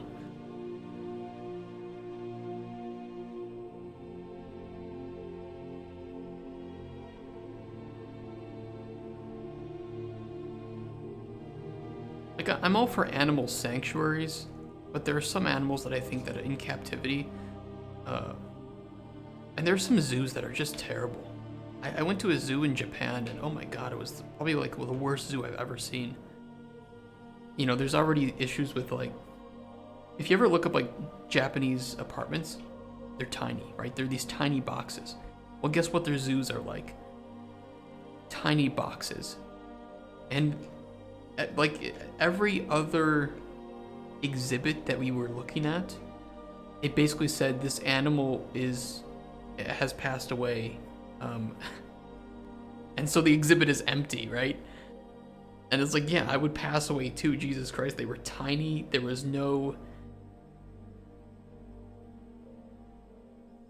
were no like anything for them to play with. It was just like this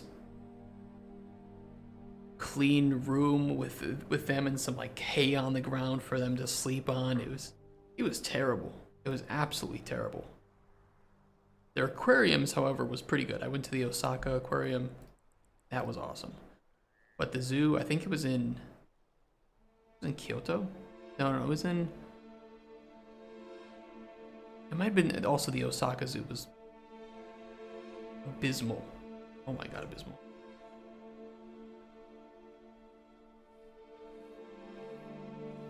I don't know if you guys wanted to hear about animals being mistreated today. I apologize if so. We can move on.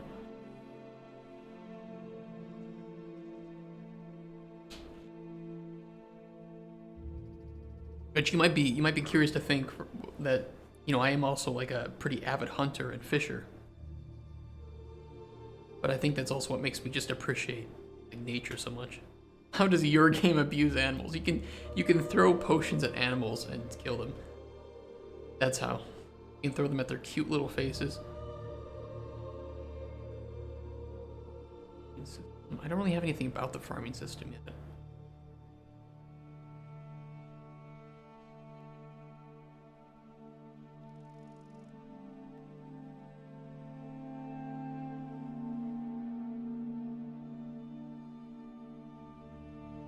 Your planting locations.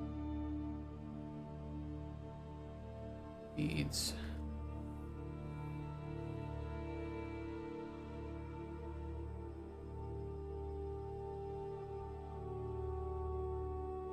I like the idea of when you're watering your plants, you just throw potions of water at them. And maybe there's like maybe there's an effect that you can find that helps to speed up growth. Like, I don't know, mixing poop and something else in the water to act as like a fertilizer. you just throw poop bombs at your crops to water them and shit. That could be pretty funny. There could be some funny uses. I like the idea of it.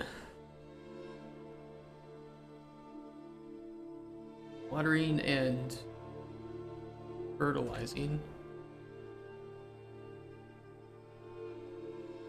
Oh, the same things I do with your mom. Cut that. Harvesting.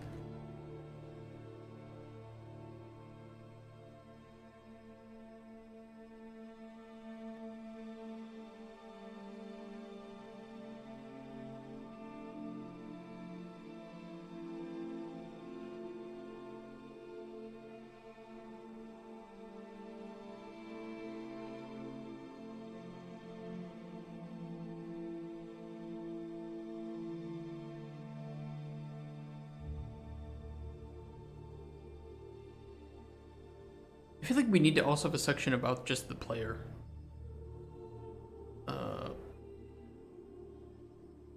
Yeah, I mean, there's absolutely no reason we shouldn't have it. Every reason we should.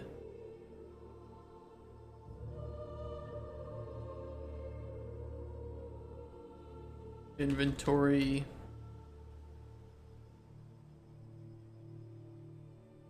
Energy.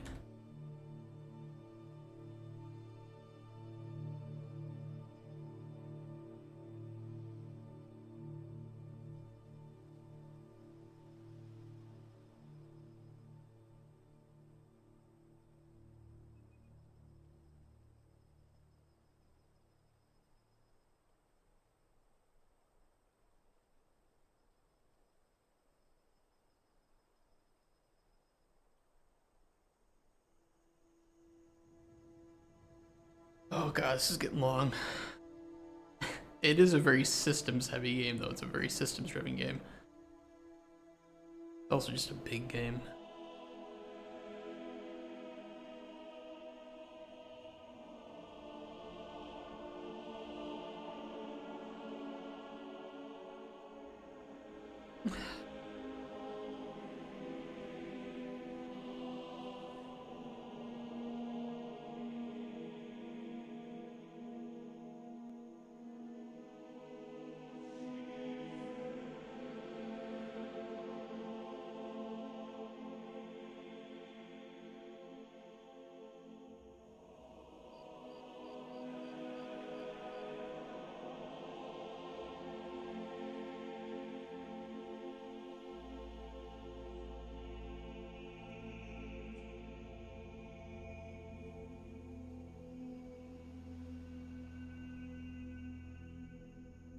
I'll put difficulty information on here too, like difficulty customization.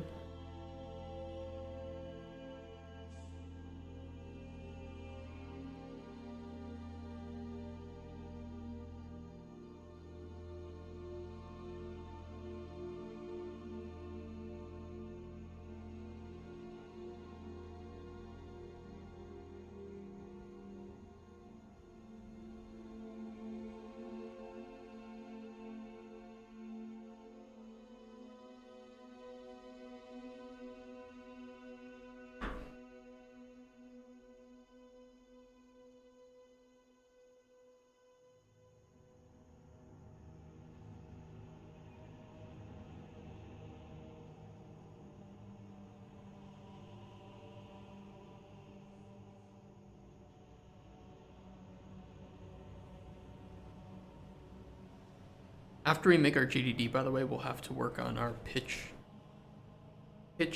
deck and do if we have any time for cleaning up the project and getting it in a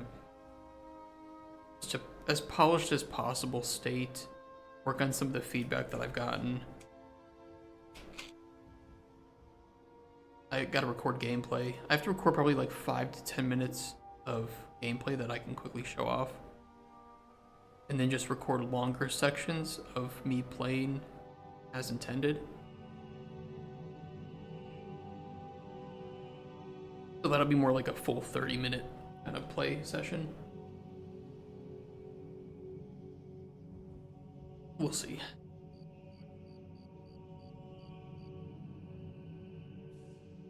Lot to do. And then once we get the pitch deck done, I will actually just pitch it to you guys, and you guys can be the publishers. I'll give you some like info on what publishers are thinking about, and or you guys can just ask questions, and we'll see if we have answers for all this. Cover as many bases as possible. It's okay to go into like a publisher pitch and just say, yeah, I don't know. I don't have an answer about that yet. That's something we have to think about. The moment you try to like fake having answers or come up with answers on the spot, really easy to tell. And it just makes it seem like you aren't somebody who's careful, I guess. So it's better just to say, yeah, I don't know yet. We gotta see.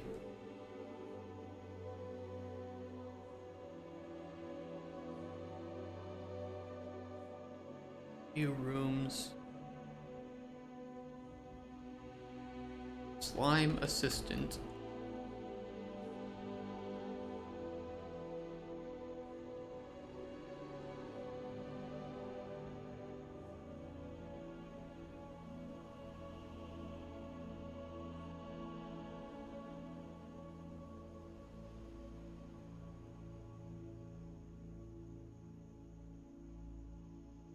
I want that slime assistant.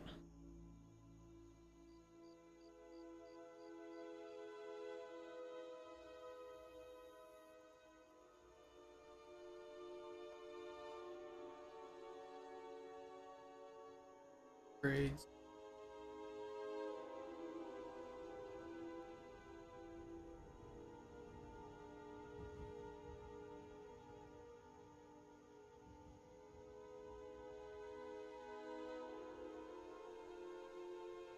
Samples of ingredients.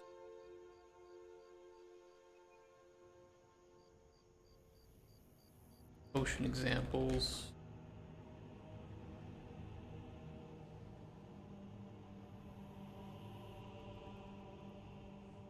We'll do multiple storyline examples. I think putting those there can showcase the variety that can be achieved with the systems that we're going to be making. You know, it's something that when I tell it like publishers or individuals who are curious about what the game is, that the systems that we're making are very freeing for the writers because we have just a set of outcomes that we have available to them, and based on those outcomes the writers can basically do whatever they want.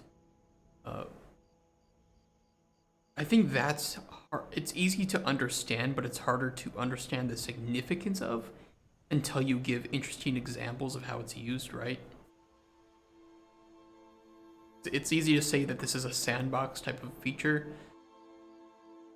but it's harder for people to, like, if you tell somebody about Gmod, right? Oh, Gmod is a sandbox game. You can just make anything, you can do anything you want. But show examples of like what Gmod has been able to achieve in terms of gaming.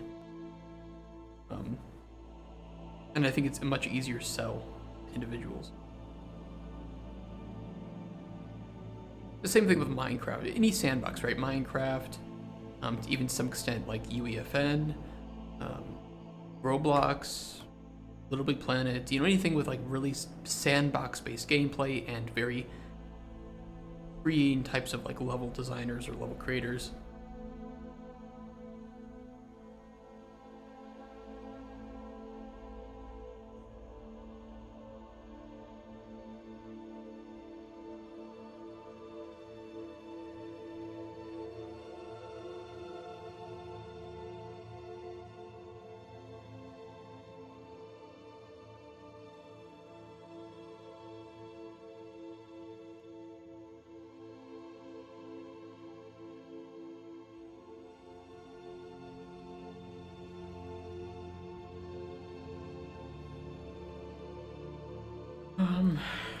I like to have a section with new player experience. Progression, right? We need something in here with regarding the progression of the game. I think there's a lot of systems at play here, but telling people how they progress through it and how they're going to grow as they play it. Our game is more akin to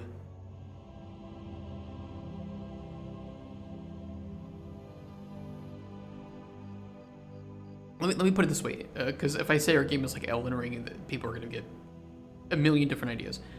Elden Ring is a game that gives you all of the tools you need to succeed, pretty much, at the start of the game. Myron, thank you for the raid. 30 people. Welcome, everybody.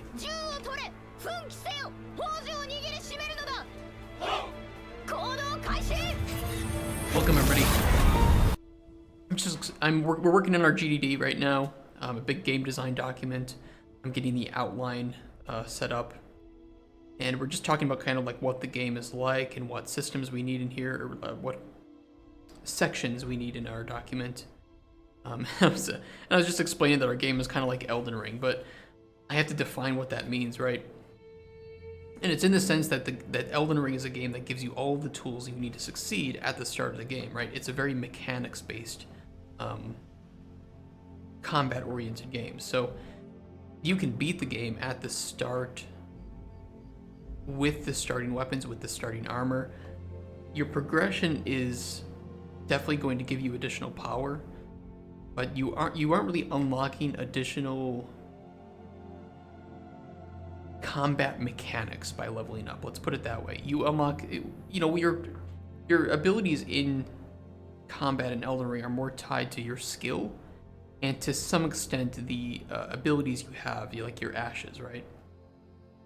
But for the most part, all of the combat features are available at the start of the game. So similarly, our game is like that, where as you play through it, you're leveling up your understanding of the world and your skills in performing the job that's expected of you. But the features that you have available to you aren't progressed in that sense necessarily. It is very much a game that is trying to reward skill as opposed to get this upgrade, now game is easy, that kind of thing, right? I think I want to keep that challenge there, but tie it more to your understanding of the job that's expected and how much of the world that you've explored and played around in. So for me, just showcasing that with some gameplay examples, new player experience, mid-game experience, and the end game experience, that'll be very useful. Additionally, I would like to have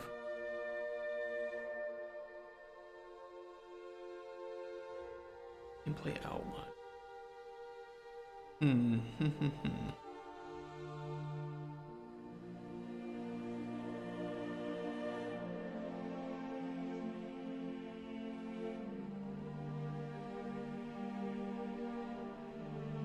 How can I put that?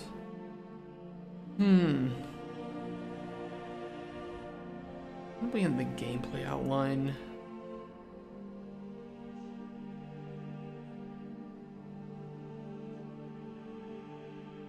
It's more about the design theory and balance and intended balance. It's completely separate. It is its own section of design theory and gameplay balance. And in here we can put in, I guess, smaller, maybe unordered or just kind of miscellaneous sections of how we want to achieve, what we want to achieve with the systems that we have on display here. How we're going to lead into that loop and why they make the loop fun.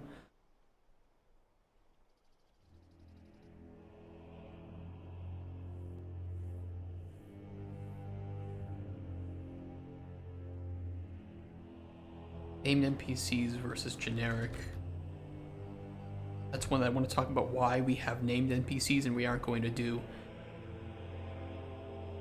farmer number 1 or something. Like, I'd rather give them names and backstories, but have fewer NPCs, as a way to kind of ground you within that location.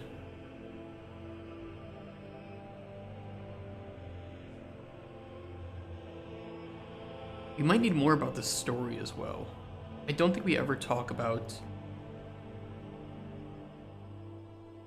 Well, we haven't really talked about what we want to achieve with this story yet. And one of the things that I was thinking of, well, I think it is very...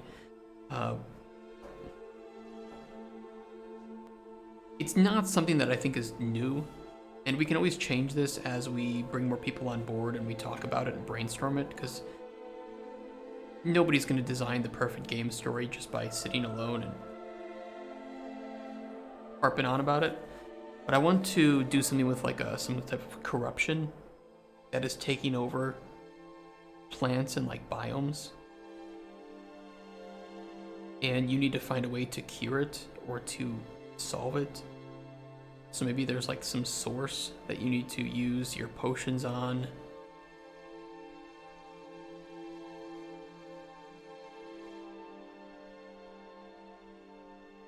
Hey Mark, how you doing?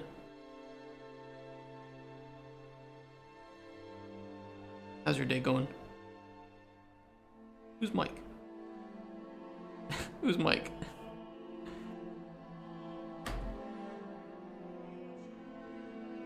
Micro rat, god damn it. Guys, got him.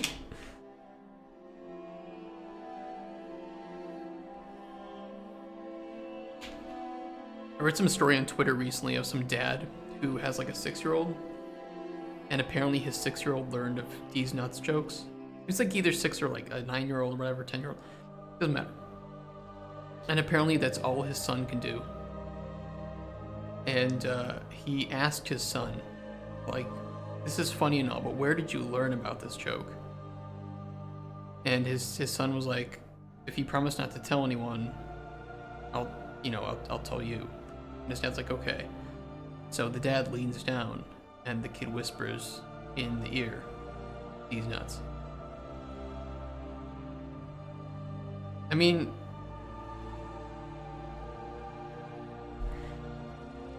what did you expect? What did you expect? I think these nuts jokes are always funny. Named NPCs versus generic.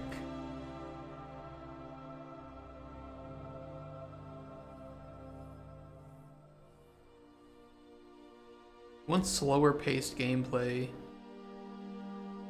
A good god, I miss sweet. That's very true. It is very sweet nectar. Slower paced gameplay.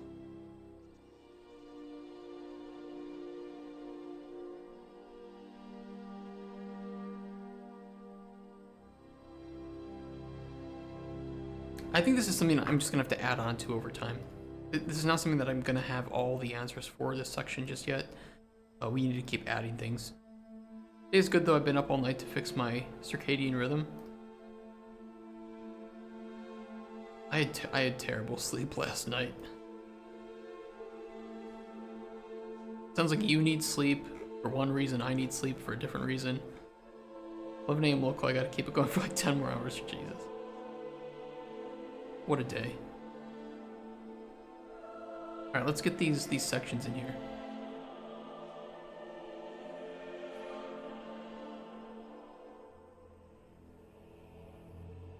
Word gets really laggy too when you start adding in a shit ton of sections, but we'll manage.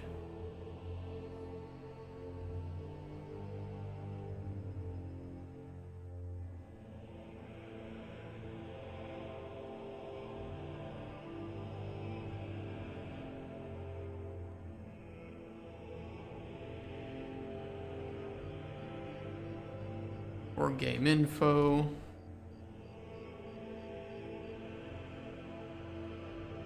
Summary and story.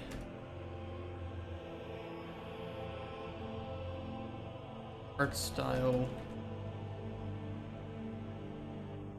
Players. Target. Audience. Genre. With an S.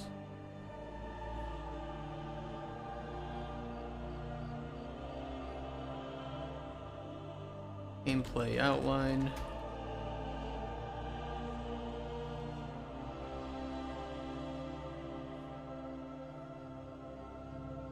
Core pillars.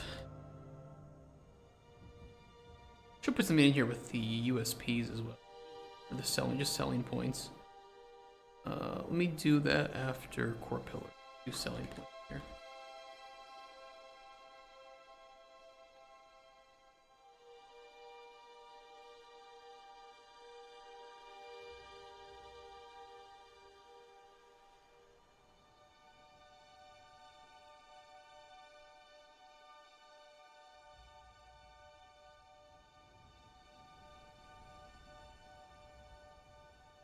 Technical game information. Supported input hardware. Now the reason why I use the numbered sections is because you might have sections that are very generic sounding, or they might even be named the same as another section.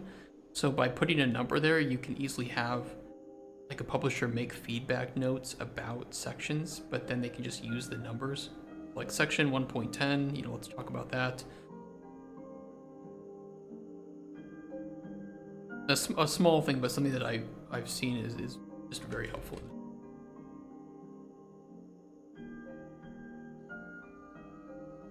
Engine rating.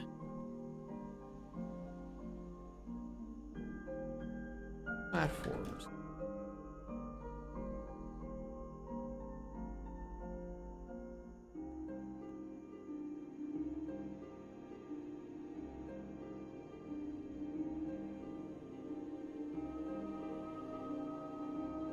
Features, systems.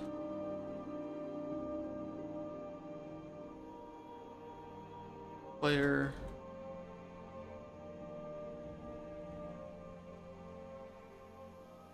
NPCs. Wait, I need subsections here. Movement. Inventory. We'll need something with UI as well. I completely forgot about the UI.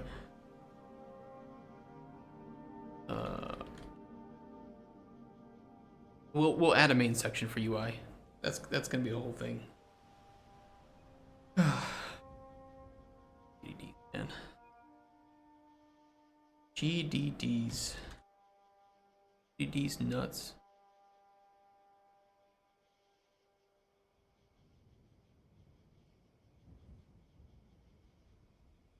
Storyline examples, dialogue,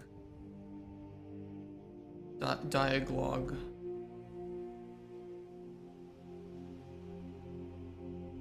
Hey Oxido, how you doing? Interconnection. I am very tired. I had some really bad sleep. I had a migraine the entire night. I thought that sleeping would help, just like stop it. Nope. Had it all night too. Fuck me, I guess.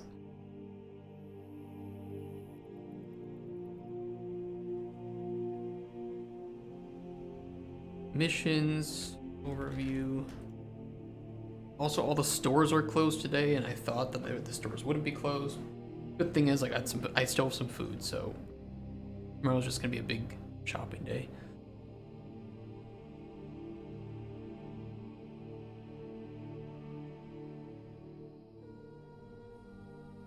Already of Poland is closed down today. I thought it was like I just made Poland. God damn it, in potion.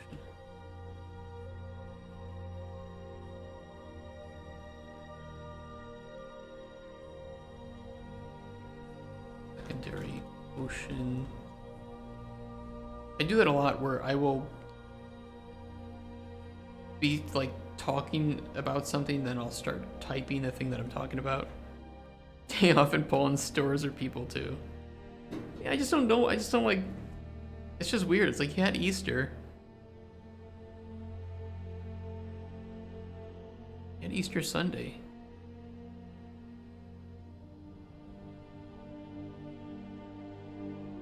Mission scoring. Americans, their shitty work culture. That is one of the ironic things, that Americans do on average work longer hours than I think most Europeans.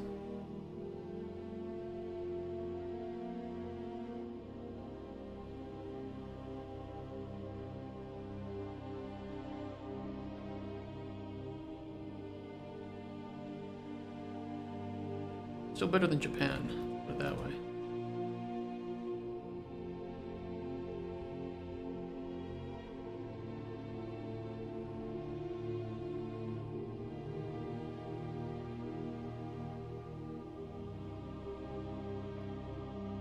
Do. Samples. I think I just did the Nickelodeon theme song, by the way.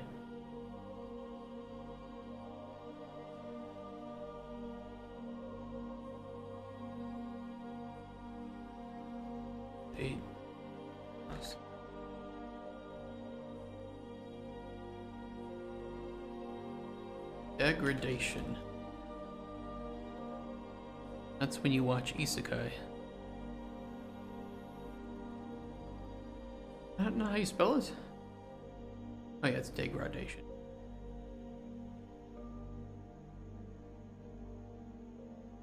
Flavor system. Don't you dare tell me not to use proper spelling. Fuck you.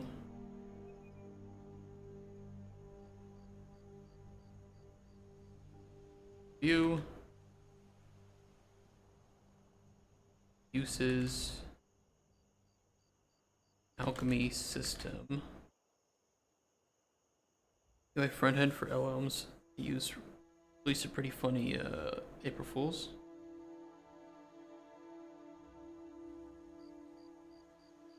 I was thinking of doing something with April Fools.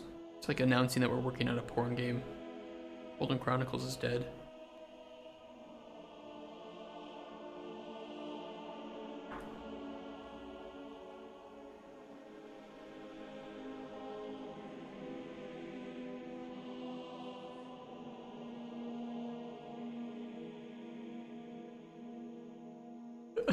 Wait, what?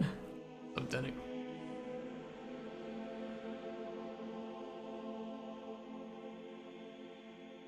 Not true.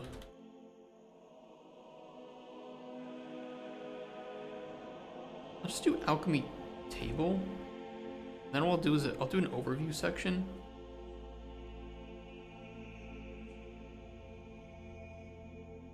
Coomer Chronicles. I need to swap with a friend for April Fools. The models in UI, but they're busy with their significant other. Goddamn people. 1st of April, I see. I mean, okay, we are working on our GDD. That is not April Fools.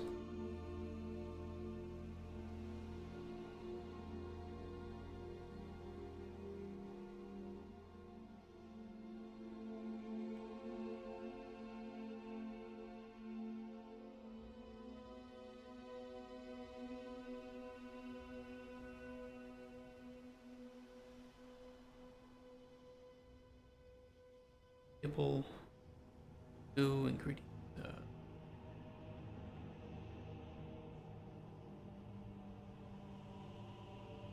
Processing station. Alchemy station. Potion mixing.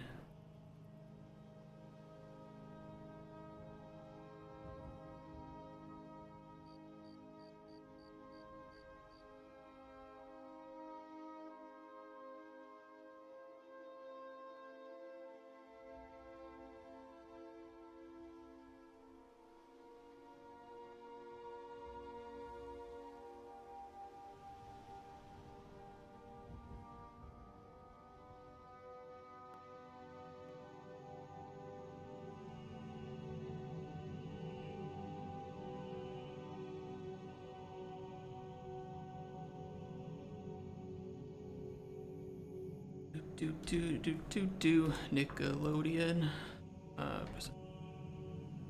For potion finishing.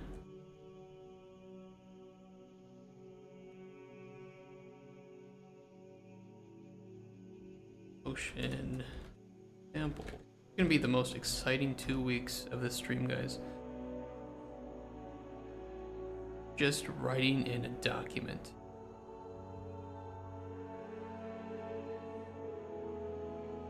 Better be prepared.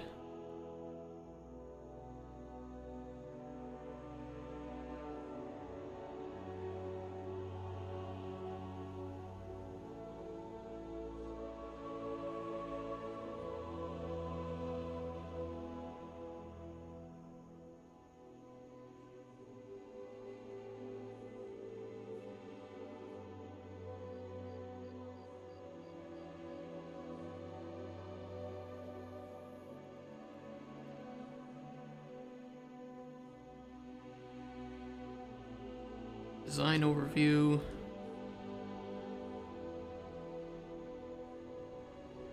I mean, I feel like open world could be completely separate, but we'll see. We'll rearrange things as needed.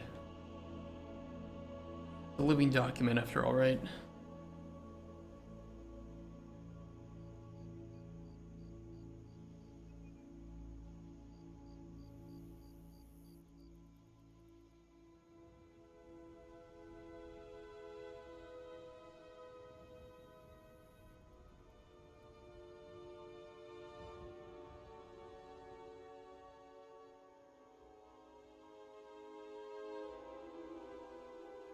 Side activity.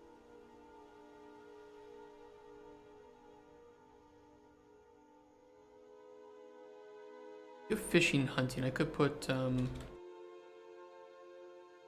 I should add some more to this. Like we're gonna have the fast travel. That should be put in here.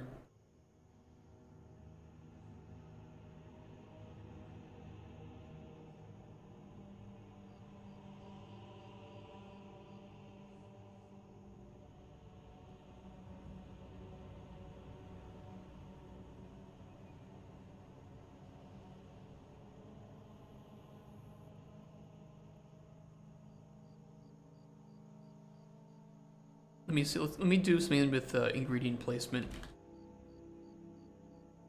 To mention that we won't be using procedural generation. And the reasoning for that. I think that's pretty important to have.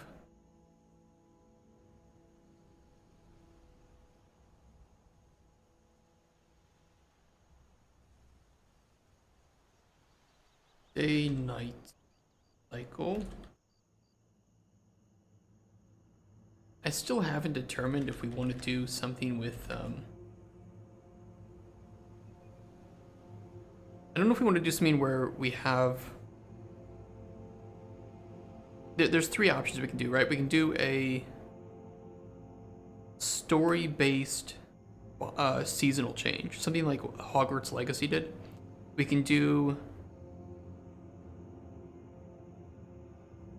completely free, like a free form change where there are a certain number of days, time will just continue. So essentially at the same amount of playtime each run, this season will change for every player, right? Let's just say it takes 30 in-game days to change the season.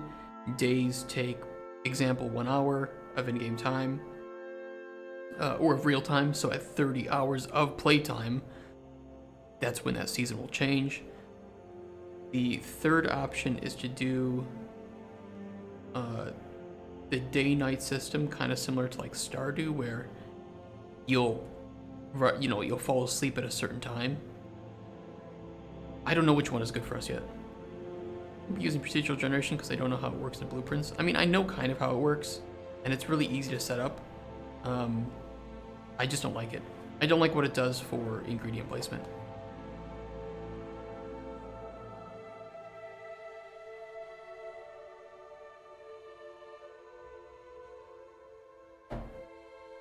I don't like the...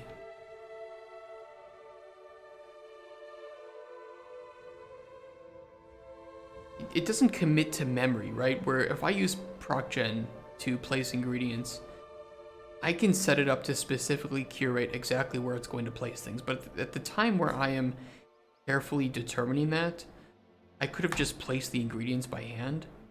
And at the same time, I won't know where things have been placed because it will be determined by the system. So I won't know how many of this ingredient are placed by the big log in the forest. Well, if I placed it by hand, I'd have a better, knowledge of where that is. This playtest how players want to play it? Yeah, I mean, I agree. Yeah, I don't like the idea of the forced sleep personally. If I had to just give my initial thoughts on like forced sleep, I don't like it.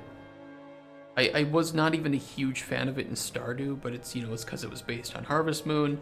That's how it was in Harvest Moon. I get it. One of the things I always did was extend the day-night cycle in Stardew by about 1.5 times. It made it so much more enjoyable to actually go into like the mines, for instance.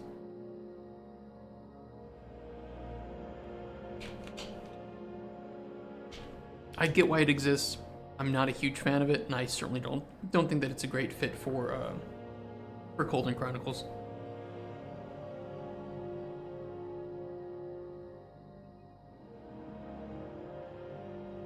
Seasons and winter. So we need to explore like from a technical aspect what can be done. So if we do have this subtle shift in season, if it's going to be I'd rather do it like Hogwarts Legacy does, to some extent, where at a certain point the game is going to use like a cutscene to show that transition, but we don't change the assets in between.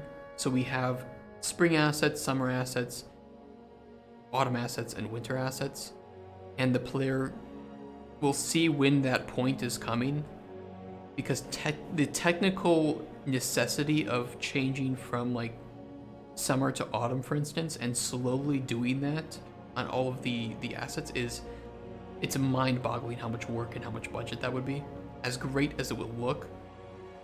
So I think that the best middle ground is just to have a nice, I don't know, 20-second cutscene of, you know, camera showing different changes in season, and you know, that shift, right? 20 to 30 seconds or something.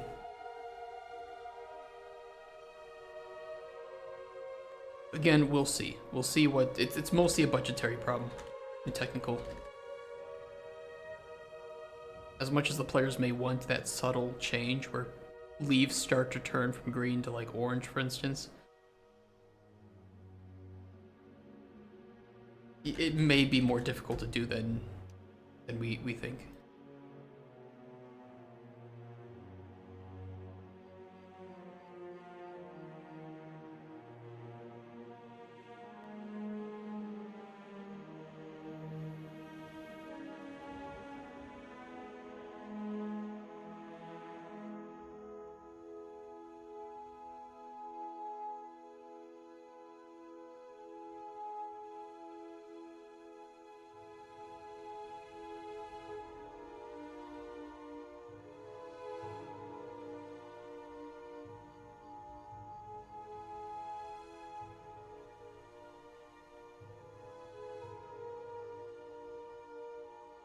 Mechanics. Rewards.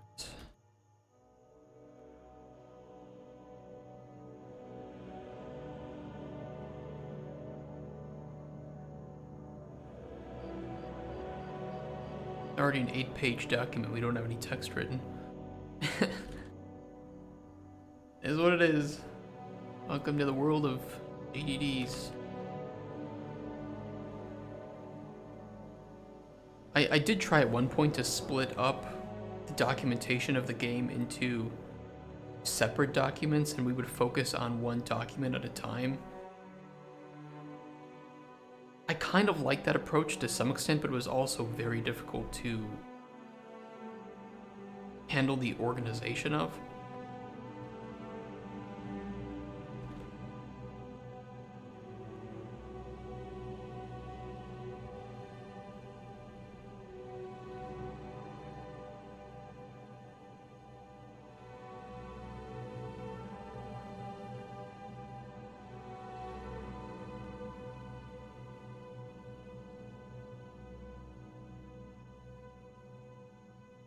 Behavior, intelligence, that's the correct spelling of behavior.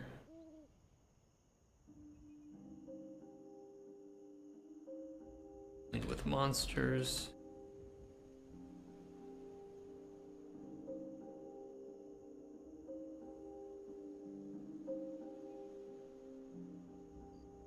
We kind of have some overlap here with the rewards of potion combat. I might just delete that one. But I can also point to these separate sections too.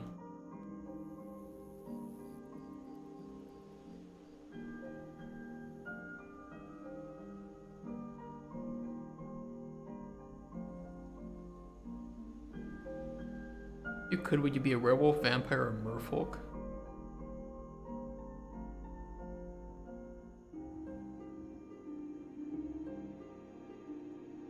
I think living forever is overrated.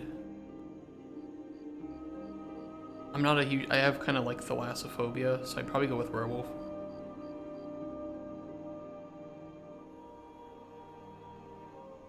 Or I'd be a vampire and I'd kill myself after a certain number of years.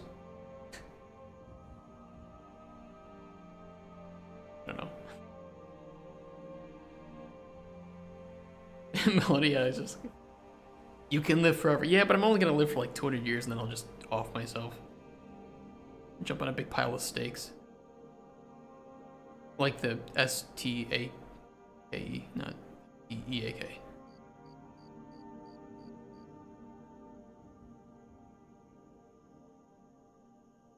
What was I saying I wanted to add?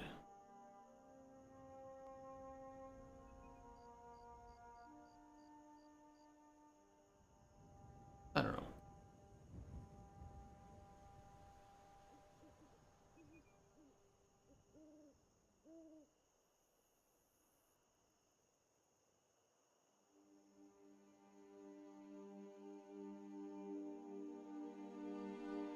Oh, I know what I wanted to add. In the ingredients section.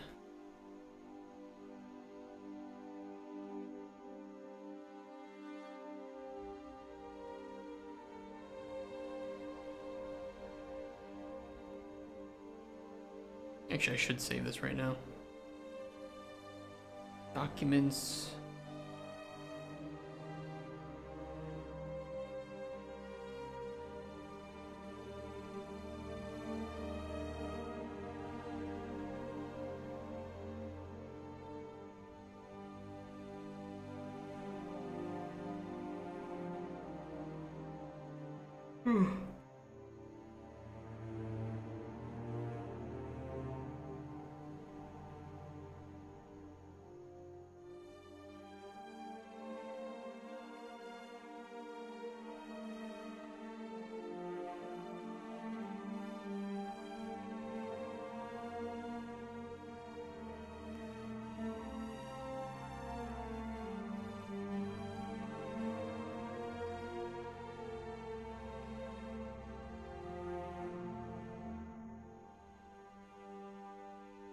Planting location.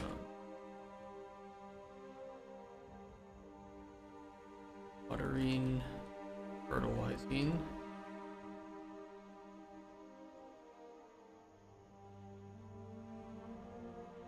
Federalizing. What I want.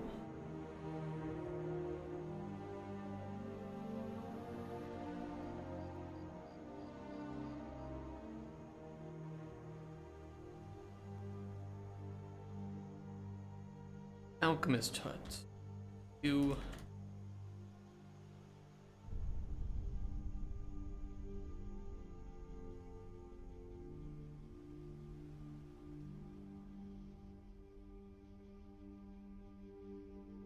The nice thing is when you work with like a publisher, for instance, is that they, you have that relationship built over many years, so you have a lot of time to iron out any inconsistencies with documentation.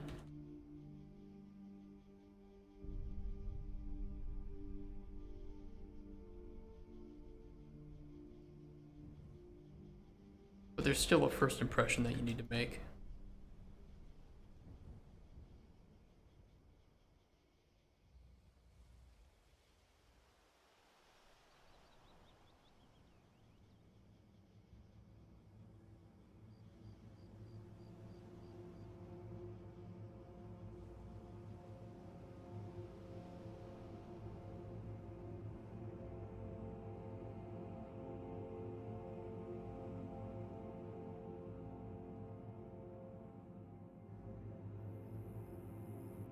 Okay, difficulty customization.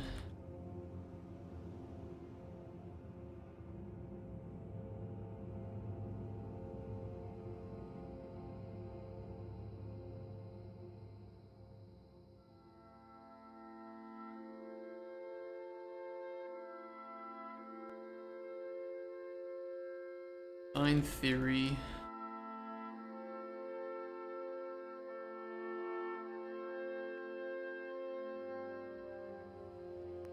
Did I use the juxtaposition gratification here?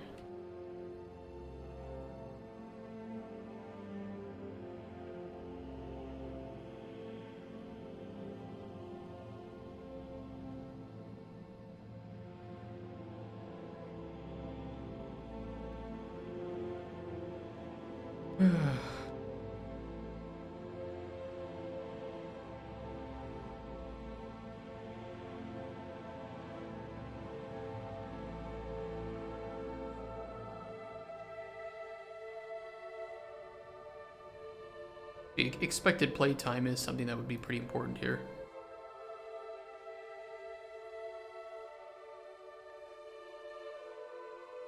I should put that somewhere. Like expected playtime and gameplay percentages.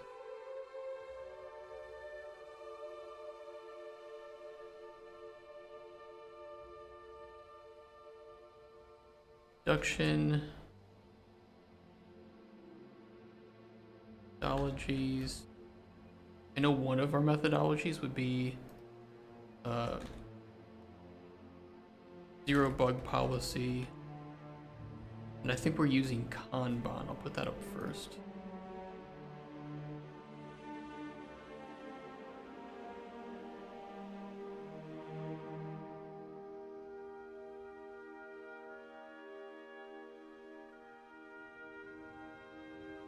Heard condom? It's Kanban. Kanban. I think it's Kanban. I don't know. Fuck it. At this point, I've lived in Poland so long, I say certain words like Polish people. Or with Kanban. I kind of prefer it to Scrum.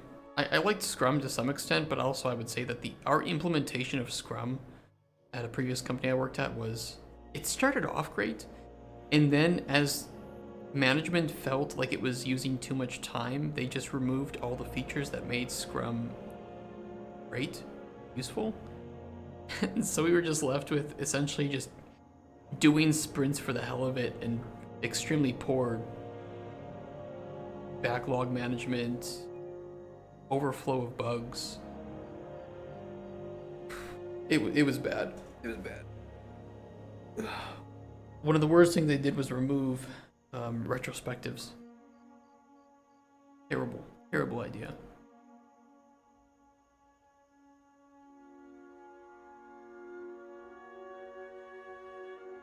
I might break up schedule into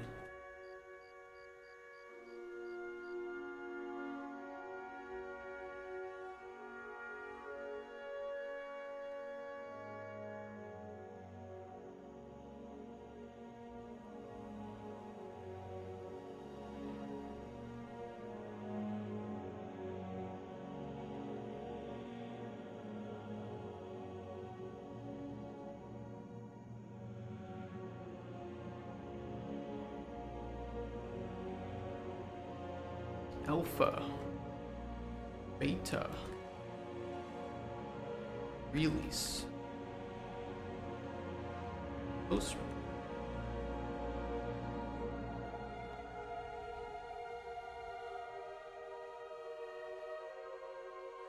team size,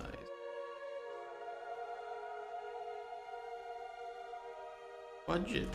These sections will likely be even further granulated.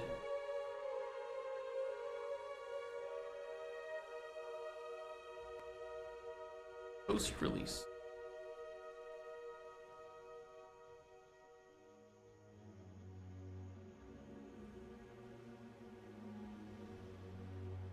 We'll do that. Post-release, DLC and expansions, micro transactions. Look, I can already write this one. There won't be any.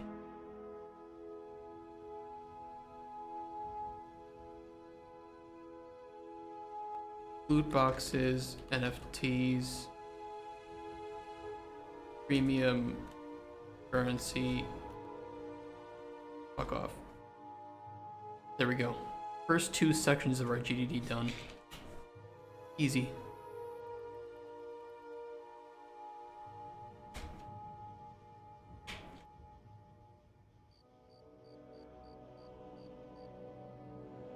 Good chat. We're almost there, chat.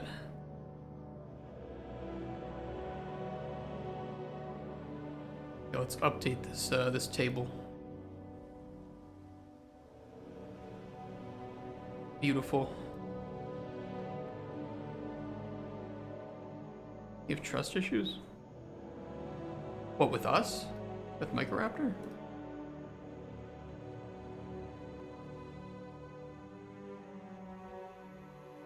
Oh, just in general? Not you, it's me. That's what my ex said too. I think you should have trust issues with it. I mean, how many times have we been told that there wouldn't be these kinds of things, and there would be, or there's no pay to win, there's no, you can't buy power, and it's like, yeah, but you can buy currency that then buys you power. Diablo Immortal. So it's like, I think the only way you can trust it is just if you see it within the publishing agreement, and I'm going to try to make sure that when we get a publishing agreement that I can at least share that section of it, right? One time I dropped 2K on a project because I believed in it and had values I identified with. They broke every promise within 2 years. You could buy additional time, items that gave stats in a browser casual game. Yeah. I think the reality is just like we're aiming to make premium content. The inspiration, especially with like DLC and expansions, because I think that that's also another potential worry point. To me, the good DLC is it's simple. It's something like Hearts of Stone. Like this to me is a good DLC. Fair price, great content, great experience. Call it Nora Summer. It's like for me, this is what I would want to provide with DLC. I might use DLC as a way to provide free content that players may not want to download. I don't know what that would take the form of, but you see it in games like with high-res texture packs, right? Which use the DLC system to provide a free high-res texture pack, just to make the initial download lower. So I don't know if there would be anything like that for us, but it can be used in that way to help trim initial download size and then let people optionally augment their game with certain features. I mean, Witcher 3 has a lot of free stuff like that too. Different like armor and beard and style sets, whatever. I would say Witcher 3 is just actually an amazing game for how it delivers its DLC content. I think this is an incredibly good example and like goal to focus on is here's some stuff you may not want or need. It's free, but here are the big things that you may, enjoy, like soundtrack or expansions, Hearts of Stone, Blood and Wine, and they're fairly priced. I mean, they're also discounted right now. If you ever wanted Witcher 3 Wild Hunt, $38. That's one of the best deals you're gonna get on one of the greatest games.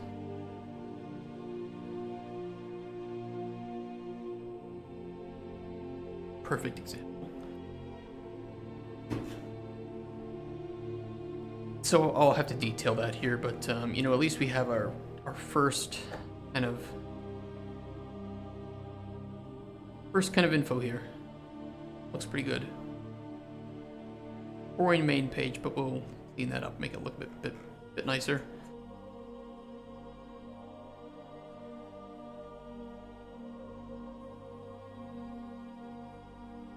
Table of contents all working properly. It was very annoying to set up a template like this that works. If you guys want this similar template, I can provide this Word template to you on our Discord with the headers and footers and headings, and it's all working with the table of contents. Especially if you like export this into a PDF.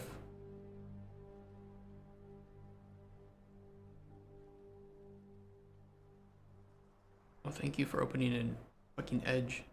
But like these work with in PDFs with clicking, which is nice.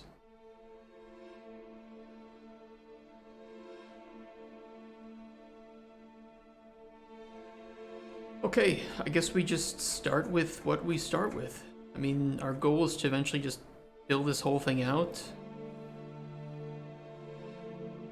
We start with what we have, I guess. Just for me, filling out this core game info first will be helpful. Most of it we already have in our one sheet. But like these work with in PDFs with clicking, which is nice. Okay, I guess we just start with what we start with. I mean, our goal is to eventually just build this whole thing out. We start with what we have. I guess just for me, filling out this core game info first will be helpful. Most of it we already have in our one sheet. I can start by just copying some of that over.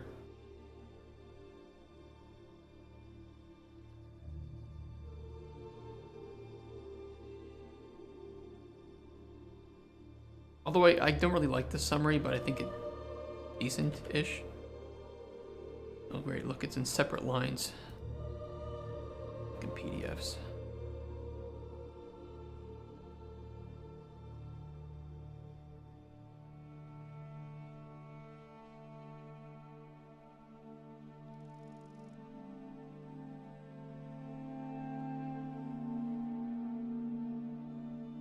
And if you're really worried,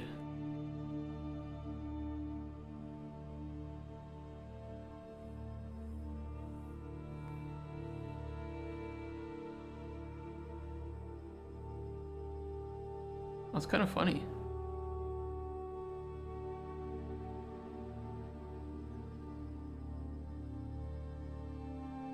Never mind.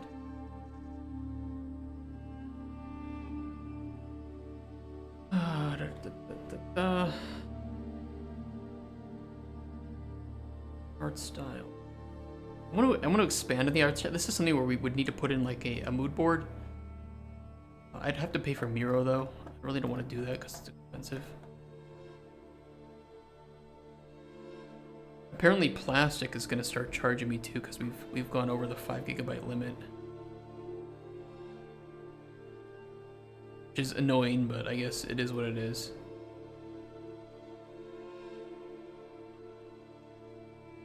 That's gonna be $5 a month or something.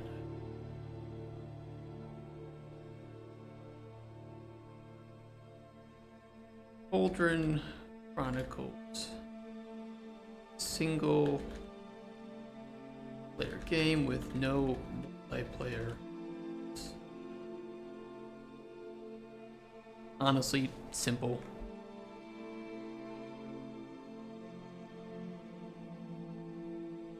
Audience for Cauldron.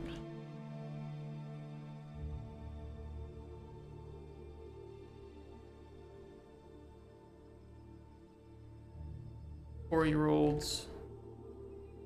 This is our one sheet. So it's most of the base core game info and kind of compressed into one document. Also called one-pagers. This is the digital.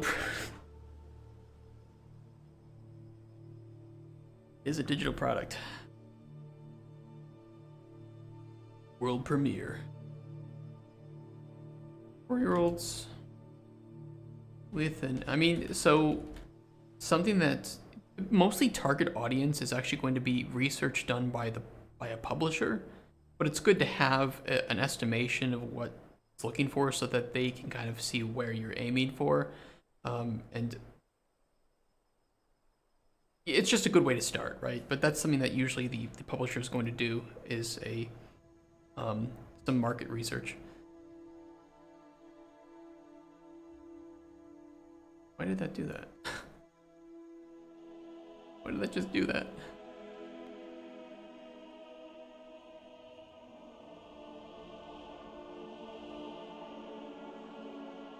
What the fuck just happened?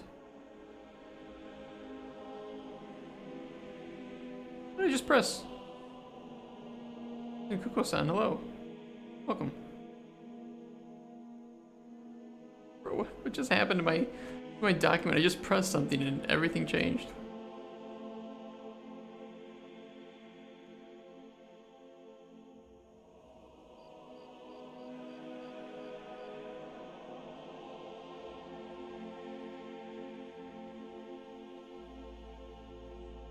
What did I press? Yeah, Word sometimes has some weird bugs.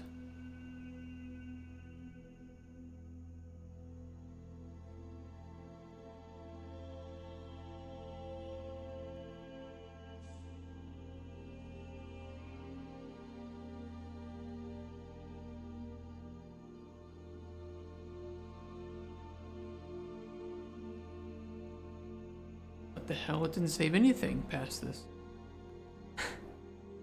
What just happened? Did I not save my document after I put everything in there? Am I going crazy?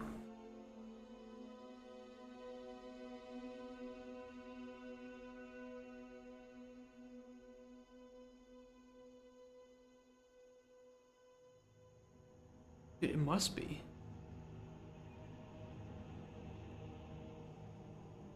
I'm not going crazy, right? I saved it after I put in all the headings. Then something really weird happened.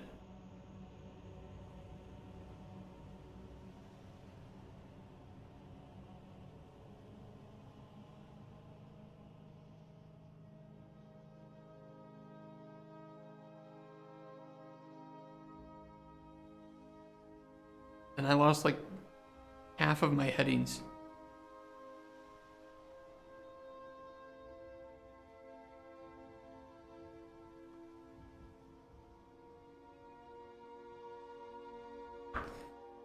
Oh, fuck me. Why did it do that? Word. Microsoft. Bill Gates. What have you done? Shit.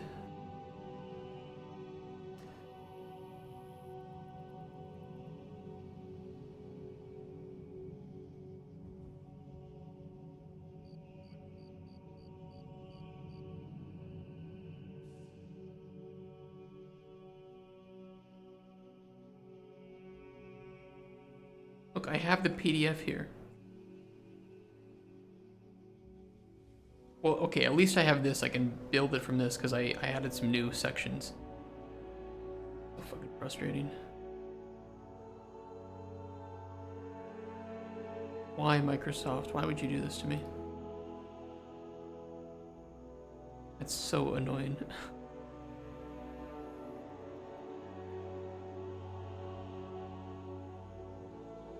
Alright, let me rewrite these apparently. Very funny, Microsoft.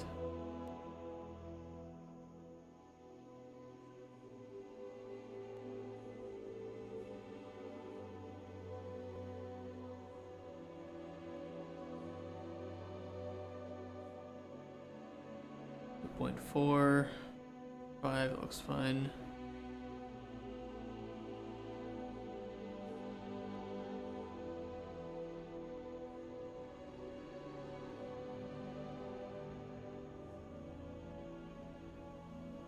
I know I'm not crazy. I know I saved it after I made these changes.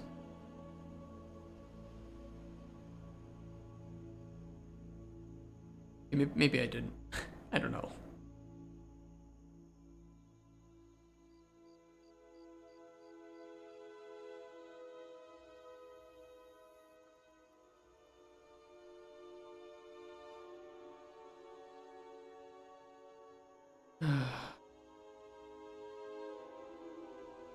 Interaction with combat.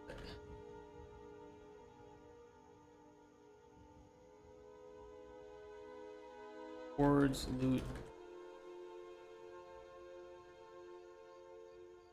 Alchemist hut.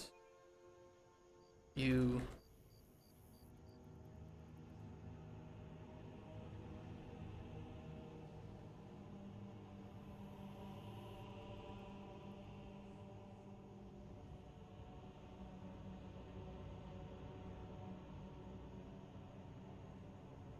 Oh, I missed the farming system.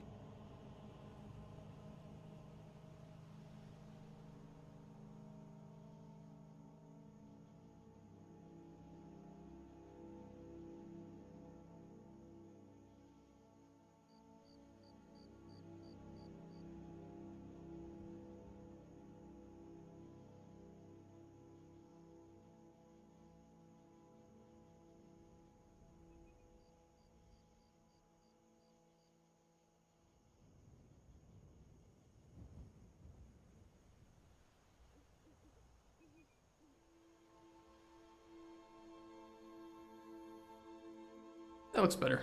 Overview. Okay, we're gonna make sure to save when we're done with this.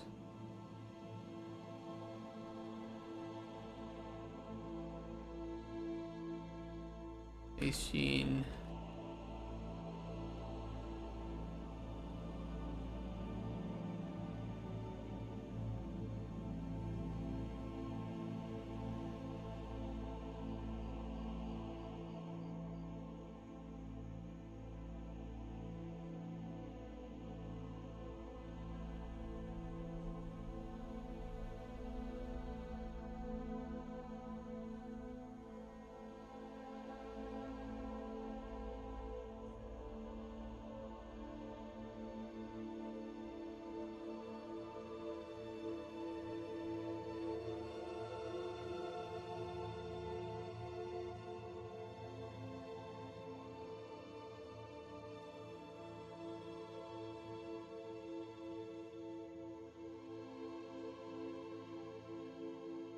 I really like that section, but I'll just delete it later.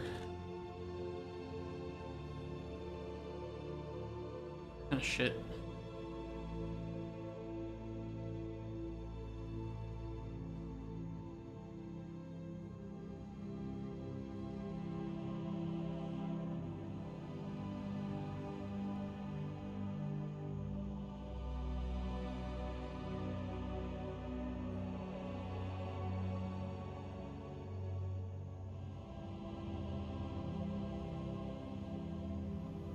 Bonbon. I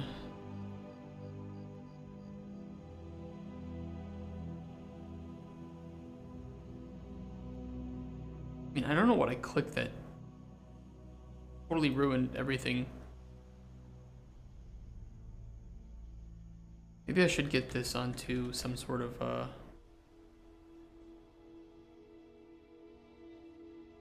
revisioning. I could just do like an SVN sort of deal for it. Yeah, I'll do that.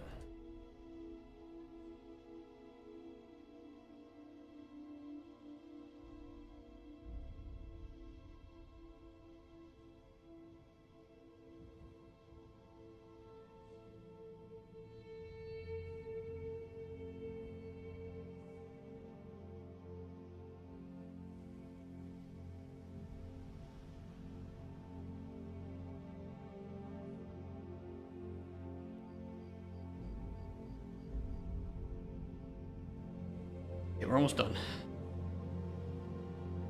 Team size. Budget.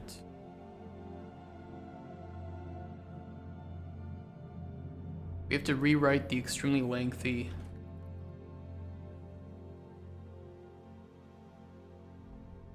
microtransactions and loot boxes section.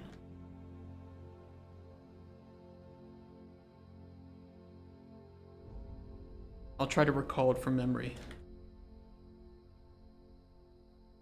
Microtransactions. There won't be any.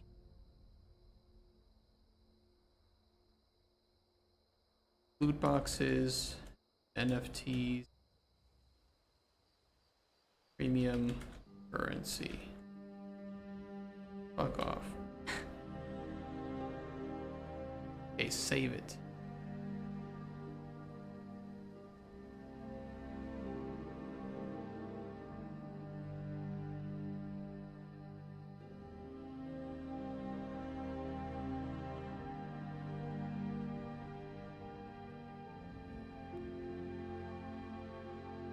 We could capitalize it. I like that idea. I'll do an exclamation point.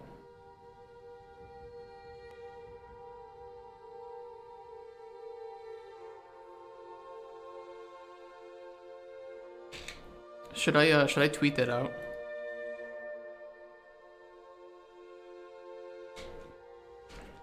I'm gonna do that.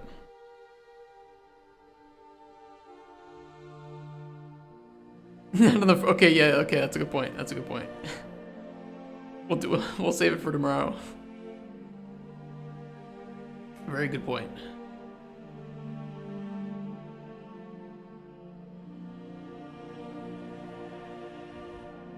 I don't know what the hell worked last time.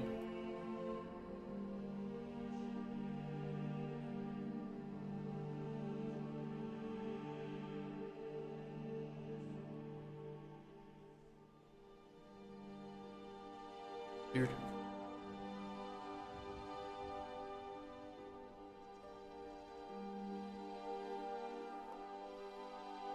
Should I put up a SVN for this? Will you guys be okay with that? I probably have to set up an SVN server on my other. I want to do that. I'll do it after. I'll do it after today.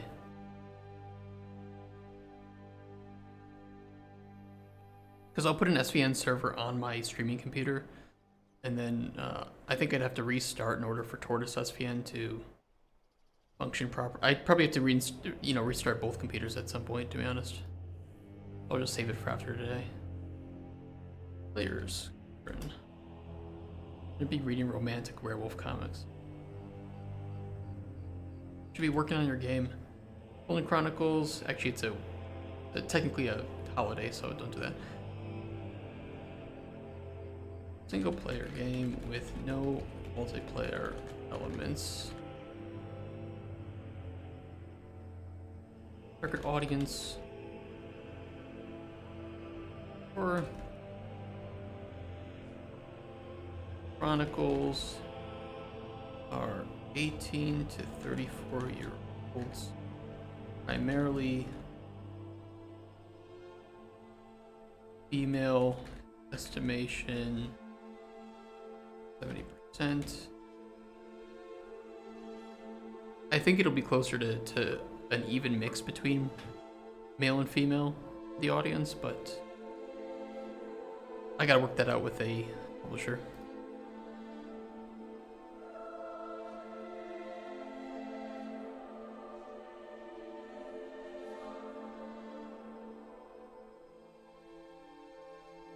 No, I don't want to do it that way.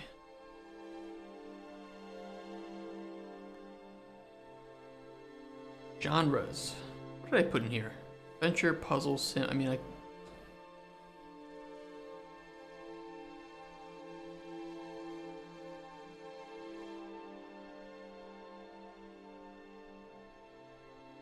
look, it's doing it again. Doing the exact same thing again.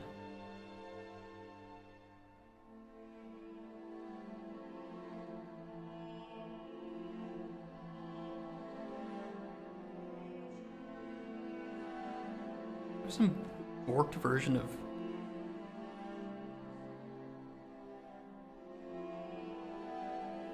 that's really worrying to me.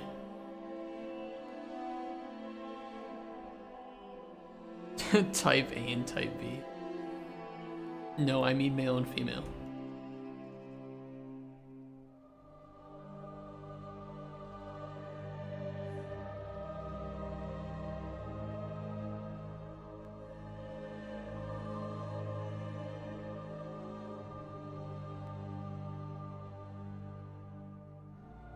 I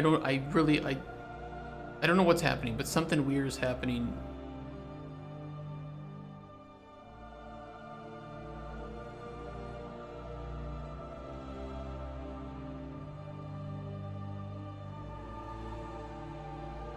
I don't know.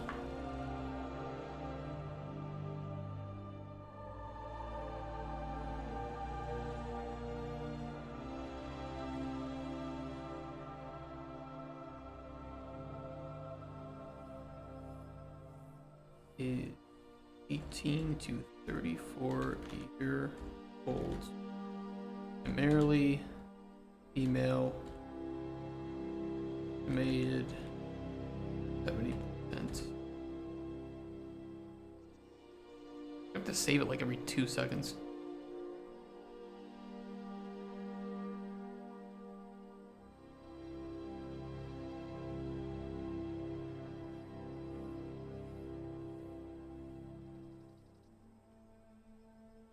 Cauldron Chronicles.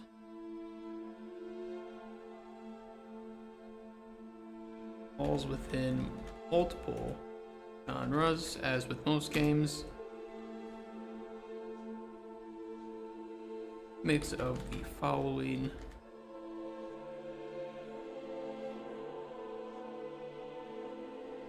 adventure.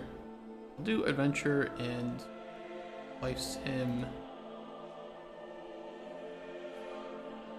Those are, I think, the three primary categories this is going to fall into. Gameplay outline. I will again just copy what we have here. Adjust it later when we do a full review.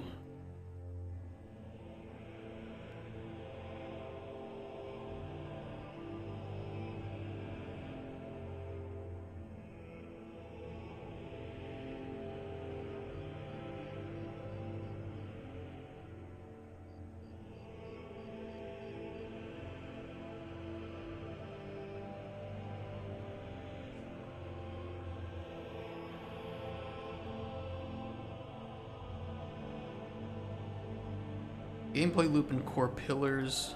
I'm going to copy from our images that we already have.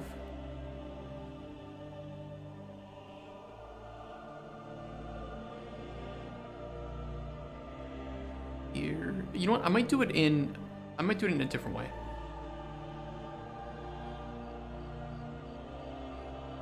Margin.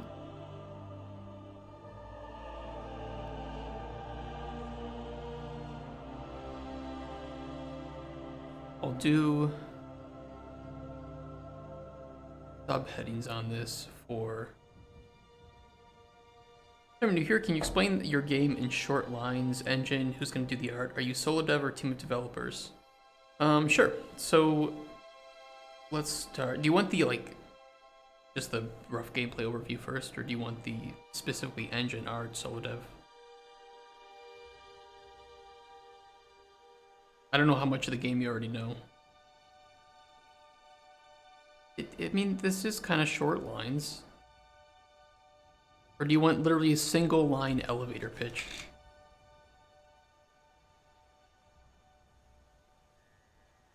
No, the emails just came for the stream, no worries. I'll read you the summary that I wrote very quickly and haven't cleaned up at all. I can do it in like a special narrator voice too. Oh no, you're not bothering at all. Not bothering one bit.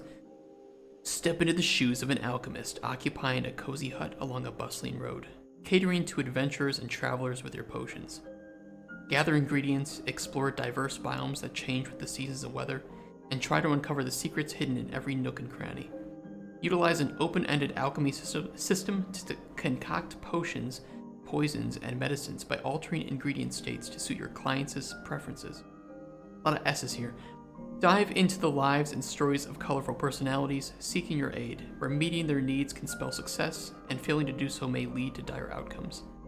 But something more sinister lurks beneath the land, tainting the plants and animals as time passes. Will you find a cure for it, or succumb to the corruption as well? Check for GPT. I think part of this I did end up cleaning up with GPT, but no, none of it is written by GPT. It's a 4X survival craft. Don't trick people, Lazy Fangs. Don't you dare trick people. Good thing to check GPT, it helps, yeah. I mean, I do it to help condense things, right? It's the first time allowed. So the engine is Unreal Engine 5, as you can see here on our one sheet. The people who are going to do the art is an art team. I'm a solo developer at the moment, but we plan to have a larger team of about 10 to 15 individuals. I need to budget that all out. I can show you what it looks like right now. Just give a quick run through the level. I already had to fire an art director. That's a funny story. It's kind of fake though. We'll let it load in the background. Pillars, alchemy, NPCs, and open.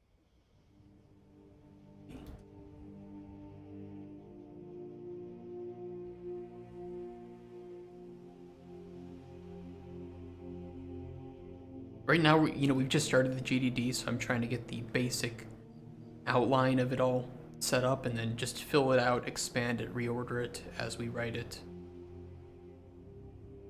We need to make a mood board for the art style, right? Because that's not something you can type out.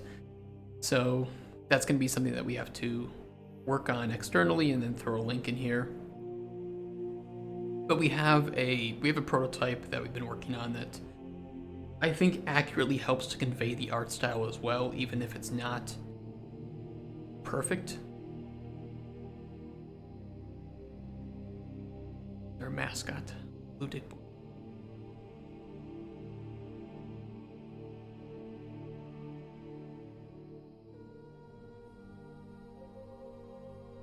Let the construction scripts happen, the nav mesh, all the things.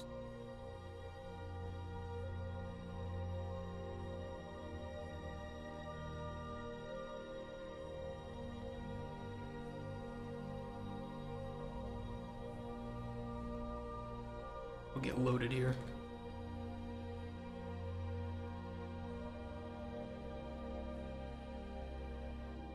Yeah, like we have our tutorialized can just skip through it because it's taking up space. We have our tutorialized open world. We have all of the systems in place, the core systems of collecting ingredients and some of the open world activities, the alchemy system. I feel like it's decent. The thing is, we've run out of time to work on this before we want to start pitching it. So now I need to work on the actual pitching materials. Looks nice, thank you.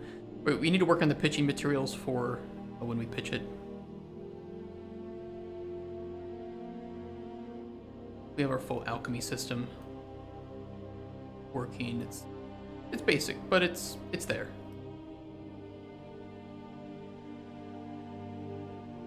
And you can complete one full loop of the gameplay with about 30 minutes of gameplay, I think. 20 to 30 minutes. Depending on how fast you are and how much you want to explore other things. We have our weather system if you really want to get deep into that.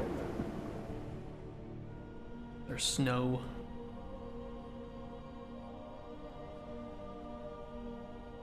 It's very basic. We don't have a lot of the variety that I would prefer to have, but I'm happy with what we've made so far. We need to keep working on it, but right now we need to write up the GDD, make the pitch. I've done all this myself, but all of the assets, like all the art, I've purchased and placed in the world.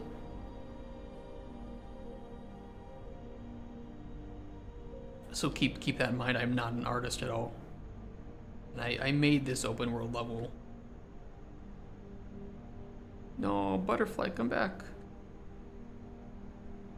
Fuck you, animal. No, just kidding. We like the animals. They're nice. Will the map be random generated when you start the game, or everything will be static on the fixed position? Everything will be static in a fixed position. That way that the game can be documented and learned, and you can share with community members. And additionally, with placing everything by hand, we can create more unique, catered material for the player to explore, as opposed to relying on procedural generation. I'd much rather have a world that has stories that, you know, like the world existed before you got there and it's going to exist long after you're gone. Even the plants, yes. I've placed all of the ingredients by hand. That way I can control exactly where they're being spawned and how much are in different biomes. I have a bit more control. Like if I have little beehives here, I can place more plants around them. There's specific zones there, specific plants can be found. They're not always spawning, or they're just on the same position always. Your first assumption is correct. So you can expect that if there's like a fallen, decaying tree, there's probably going to be mushrooms by it. So you can more accurately predict, like here for example, that oh, there's a decaying log, there's going to be mushrooms by it. Or in the mines, for instance, you're going to find more crystals and also probably some additional mushrooms.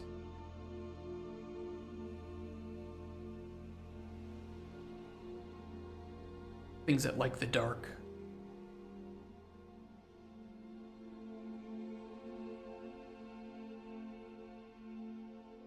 Just a prototype, but you know that's the intention of the world design, is that your real world knowledge and expectations of where to find plants and ingredients are going to match up with reality.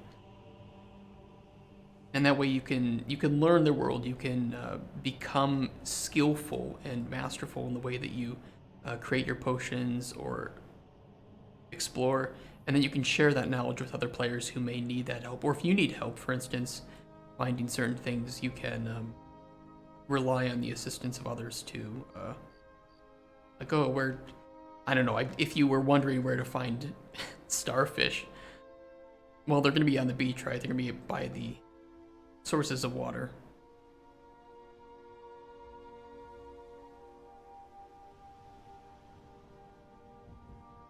That's the intention for it, at least.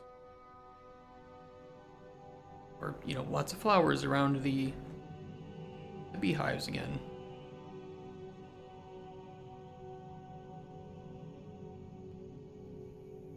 It'll be something like the forest, like when you try to find a specific animal, you know where it's, you know it spawns there, but not always. Yes. Yeah. There are also cases where you might be able to like heal the land, and that will provide you with additional things. So we can create like a potion with regenerate health. Let me debug that, for instance. Give myself full ingredients. I think if we use a cooked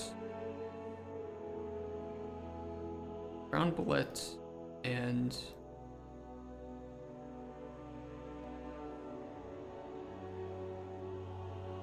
generate health potion,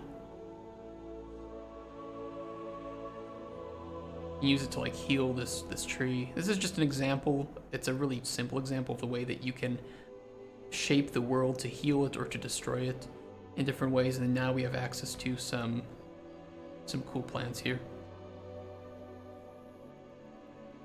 and they grow back after like 2 in-game days, just for purposes of testing. Some things may only grow once per season. Some things may be able to respawn multiple times per season. And then of course with seasons, you have things that won't be able to grow at all during certain seasons. Like most of the flowers, of course, won't be alive during winter. It looks peaceful. I believe it will stay like that, or will there be plot twists? I would say that there could be plot twists. I don't think it's a game that's meant for like casual to mid-core players. So it's not going to be a game that becomes dangerous to the point of being unplayable or difficult. But there could be things that are you may want to steer clear of, or find ways to deal with using your potions. Like for instance, there might be some big angry stone golem, and he's kind of guarding a entrance to a cave, so you got to deal with that in some way, right?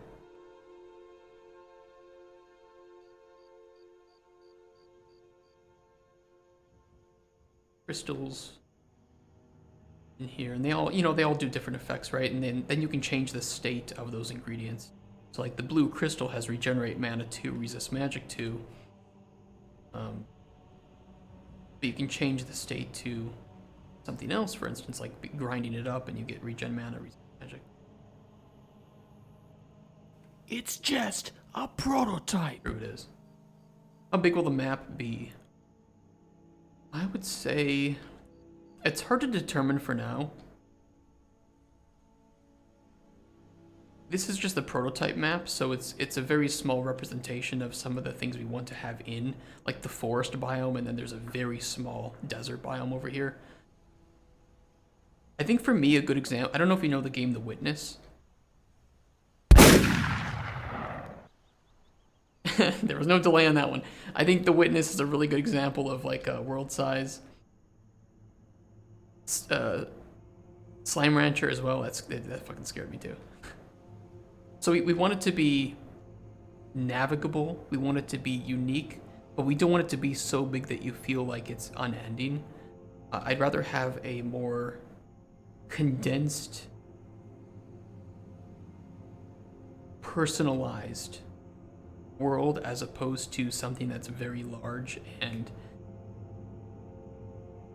I don't need it to feel realistic. I don't want to have empty space that exists just for the sake of saying that our game world is X square meters, right? Solo dev as well, so I want to explore what people are doing, and I like the idea. I'm always supporting solo devs. Well, thank you so much. I'm hopeful that, I don't know what game you're working on. You can tell me more about it too. We're just writing our GDD at the moment, so I'm super open to just kind of talking about different concepts. I love supporting solo devs too, and especially people who are, in this for the right reasons, right? Don't let him, he's procrastinating. Yes, I procrastinate, okay?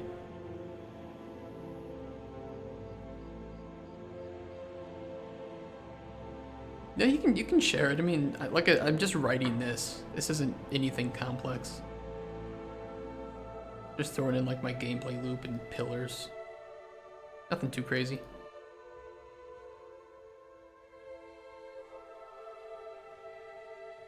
Lazy Fangs, that image you sent. Gameplay loop. This is a good size. Yeah, it's pretty decent size.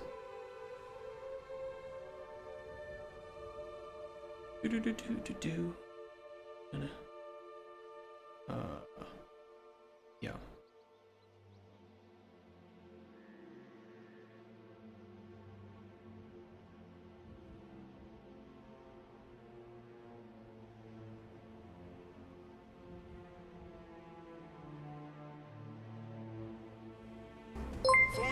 Crossy, thank you for the ride. For the raid. The ride. Thank you for the ride, Crossy. What's up, man? That's right, Tanya. Evil communists. Crossy ride. What's up, man? How you doing today? How's your Monday? How was your Easter? I don't know if you celebrate. Gameplay loop of Cauldron Chronicles. Based primarily. Yeah, I don't like how that's worded. Maybe like Chronicles.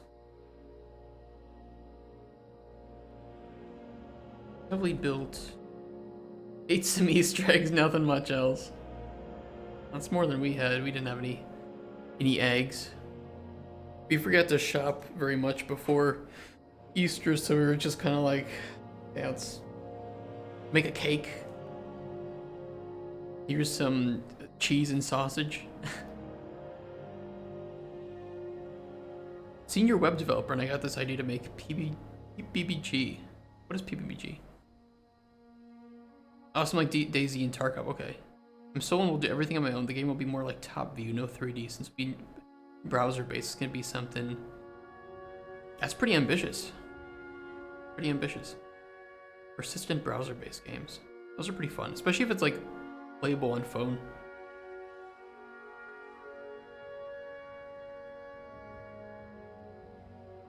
Heavily built, heavily based around the NPCs. The game. Is it OpenGL? I don't know anything about OpenGL dev. Making browser-based games scares me because it's got to be like really efficiently coded, doesn't it? It is scary.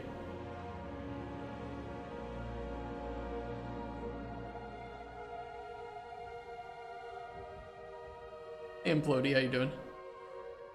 That's the point. You can be active or inactive in the game, depends on the game style. But won't be necessarily to be in the game always. Won't be any things like you need to defend a base or something like that. Yeah, I mean, I really hate games like that where, I don't know, if you're offline, you can be raided and shit, and it's like, it turns me off. Every single mobile strategy game is like that. It's like, can't I just progress? Can I progress without some asshole with way too much time and money ruining my gameplay experience? But I mean, that's what they do. That's how they get their money. No, you can't. Be miserable. I like games with just either fair ways to make up for that progress, or games that don't have that negative progress, right? I think Fallout 76 was actually very good at this, where the multiplayer, if somebody else was just shooting you, they do 1% of their damage to you, and you only deal full damage if you fire back at them. And then if you die, you only lose your scavenged loot, right? Your materials. You don't lose any like meow. Thank you for the follow, man. You only lose like what's the word for it? The junk, the trash that you pick up. You don't lose any of your like your gear, your weapons, your ammo. I really enjoy that aspect of Fallout 76. Be chill game you can play for hours. You can just enter and send some AI for you to do the thing. It's gonna be different and not the same as active, but it will save you some time. You're in Metro Bus Toilet. I like that. I like that. No problem you deserve. Well, thank you so much. I hope so. I hope something happens this year with this, but I have some ideas of how we can, if we need to be agile and just change direction quickly, because this game isn't gonna be the one. We'll do it. eat the turd when it comes and move on.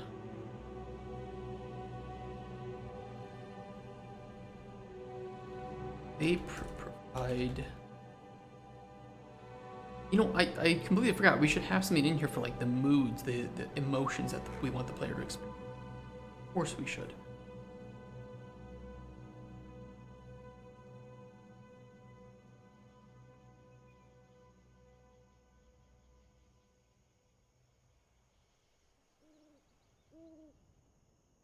Update your follower goal? Yeah, I should do that, shouldn't I? Manage goals. Follower goal. Start new goal. Goal amount. 100,000. I'm just kidding. It would be so dumb. Only 99,795 to go, guys. Let's do 300. Description optional. Ligma. I can't do that.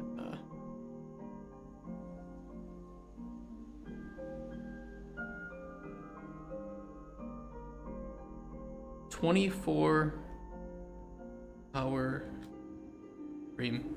There we go. If I get 300 followers, I will do a 24-hour stream. It will be smelly. It'll be terrible.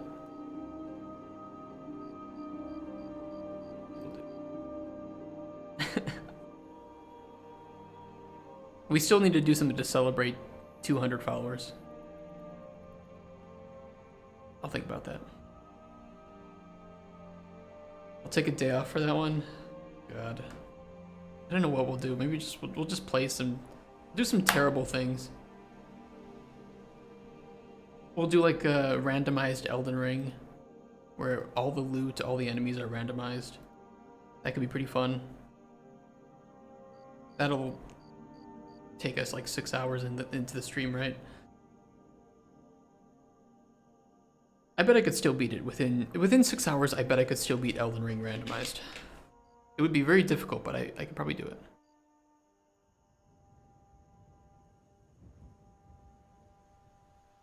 I don't know. It could be really. It depends on the seed that we get. If I get really bad seeds for the bosses, that could be just nasty. Melania spawning in the first section of the game.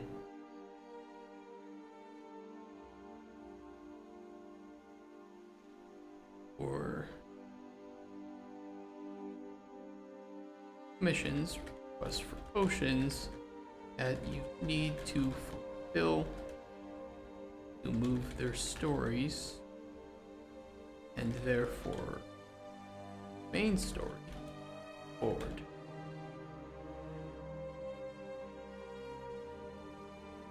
In order to fulfill these commissions, you must make potions. Potions are made up of different hints collected from the open world and then brewed in your hut.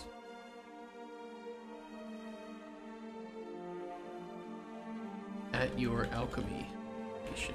Or let's just say in your hut at your cauldron. Thanks for the info. Well, no problem. Thank you for being interested, and hopefully the idea sounds interesting. Our goal is to, write up this GDD and pitch, and then pitch it to publishers this summer, early summer, April, and then probably send some other ones out in May and June, and we'll just see what happens. Looking for funding so that we can start building up a team. Scary shit, but I'm looking forward to it. Even if it doesn't go successfully, I'm happy that we got this far, right? I think my previous attempt to make a game completely on my own was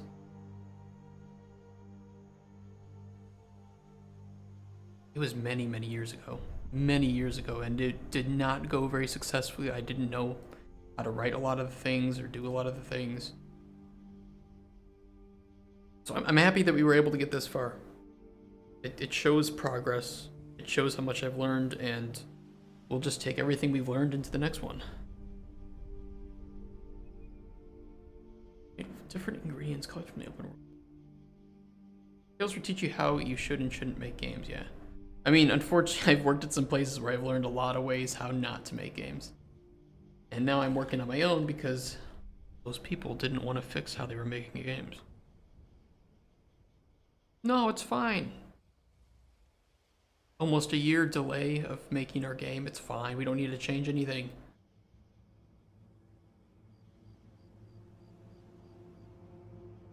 Don't ask. Don't ask. Just say there's a reason I'm not working there anymore. How do you cope with multiple different game ideas, though? And, like, what do you mean? Like, having multiple ideas and which one to pick? Or wanting to make the new ideas so badly that you feel like you're being pulled between? Also, Bards, thank you, Huge Cookie, for that. API in OpenGL is terrible. Huge Cookie, what are these emotes? What are these emotes that you have? You're like an emote collector.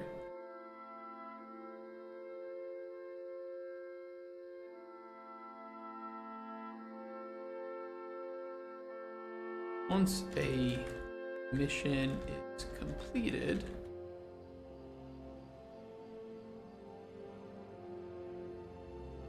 be given 2 NPCs who then continue on their journey, unseen by the player. They may or not return, and their fates can be altered by how well a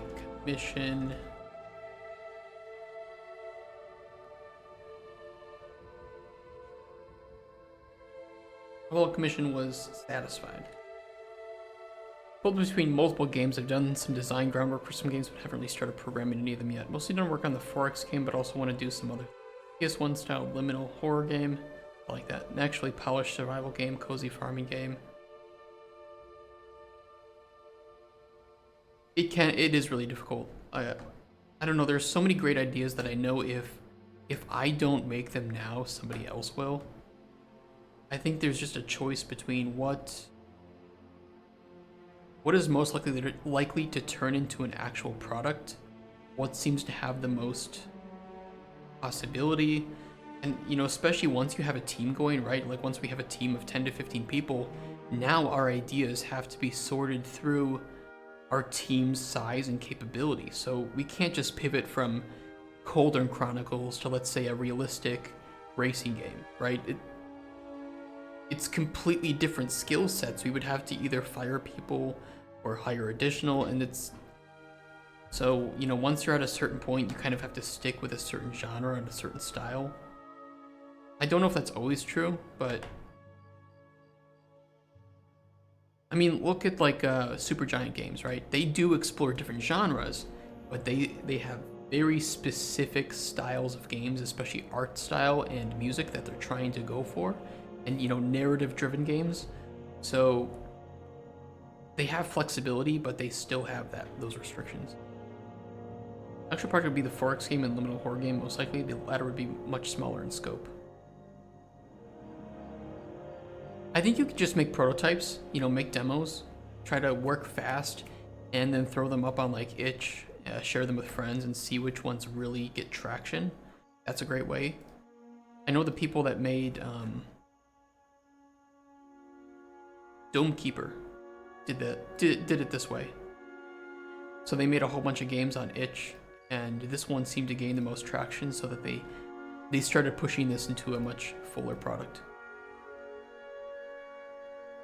And from what I can see, they succeeded at that. They have some very nice reviews and very nice sales. Just throw everything. Yeah, kind of like I don't think they charged for any of their games on itch.io, but it was just experiment. This one sticks. And then kind of shoot. Dome Keeper was kind of short of what it could have been. It still sold well. World.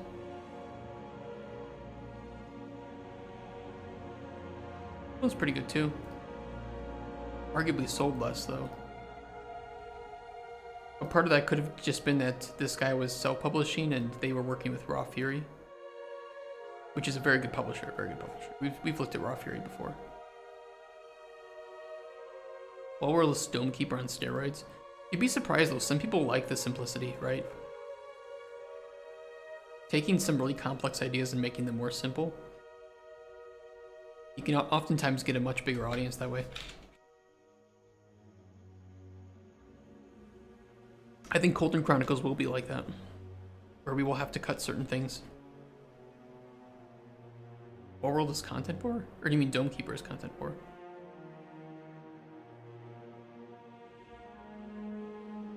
You guys want to know what one of my favorite small games is? Go for Romantic.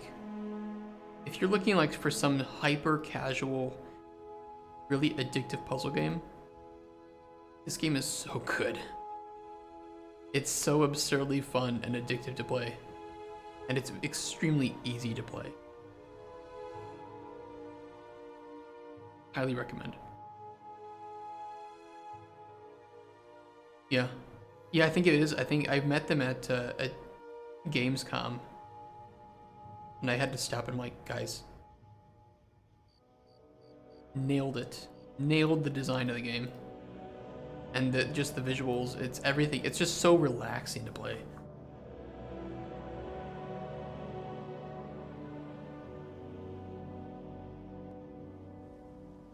I think that's pretty good. Now this needs to be... Needs mood board. We're gonna need a lot of mood boards. My main issue is that I know no artists. I know artists, and I know none of them that are willing to work for free. And I get it, I get it.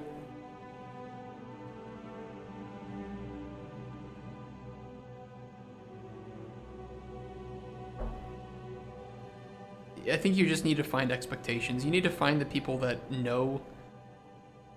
I don't even know artists that would work for money. I really wish that there were more out. I mean, I'm sure they're out there, right? Like, games are getting made in the same style that we're doing, where we're just trying to build something up from the ground. I have programmers that I know that will work with me that, you know, aren't expecting money, but I don't know any artists that are willing to put that time in to build something from the ground up.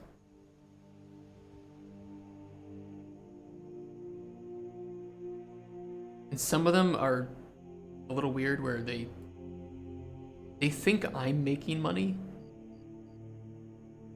and I'm just unwilling to pay them. It's like, I ain't making any money. I'm losing money on this. But I'm trying to do it because I believe in building this. That is really big. Open paint.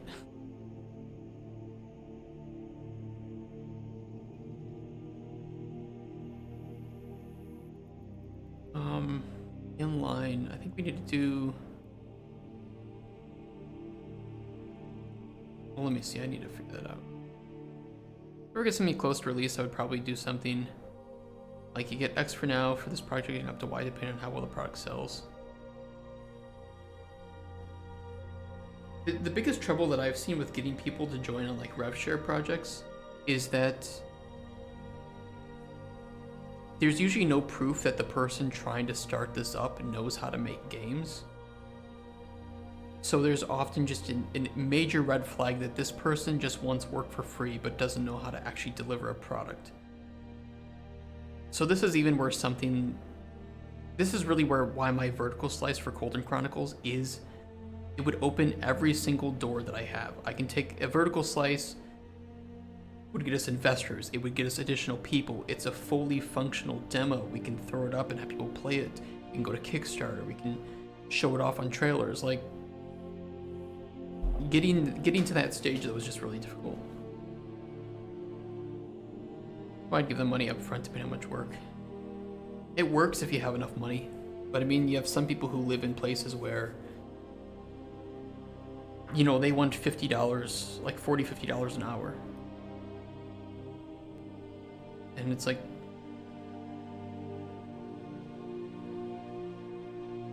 I pay you for, you know, a week, and that's about as much money as I would make in a month if I were working a normal job. So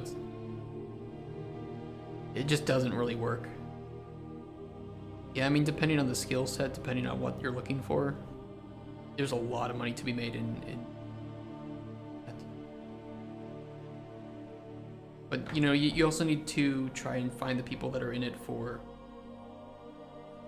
the right reasons, for the same reasons that you are.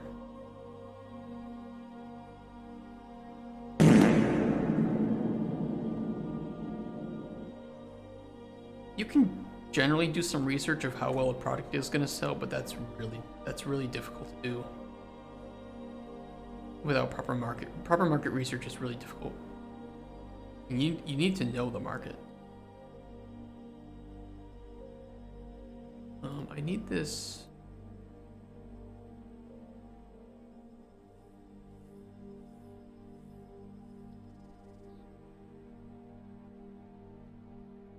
I need this. You'd be surprised. I do know of a lot of individuals who do want that style of work. And a lot of studios that have been started with that in mind, where it's a partnership, right? Everybody knows that they're doing this to build a studio and do it without selling shares, right? Without selling that soul. It's just hard to find those people.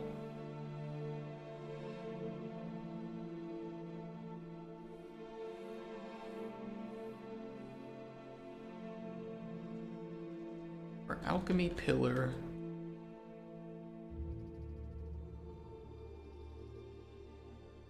Three main sub-pillars, main subsections. Help define what the alchemy is and what makes it important, enjoyable. First sub-pillar is subsection immersion.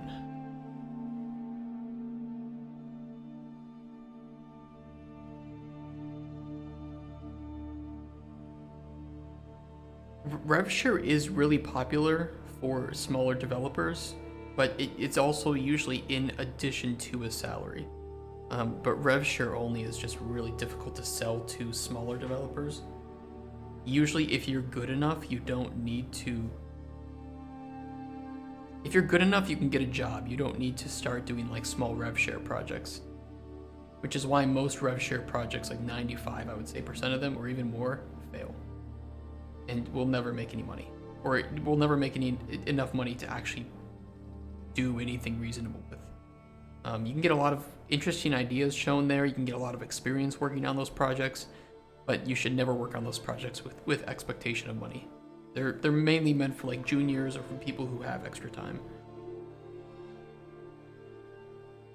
For me, it's a bit more difficult sell because it's like, yes, it's RevShare, but it's also we're starting a studio. If you're joining us, you're joining this with the intention that you're going to become, like if I were to hire like an art director, the intention is for you to become that role.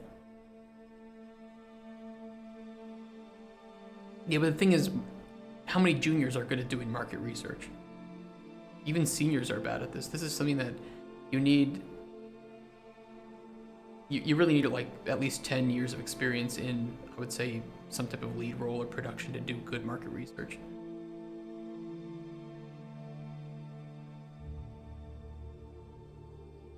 Difficult.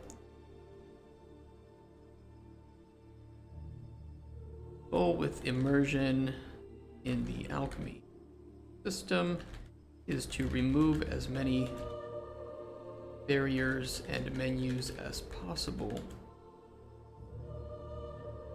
without sacrificing ease of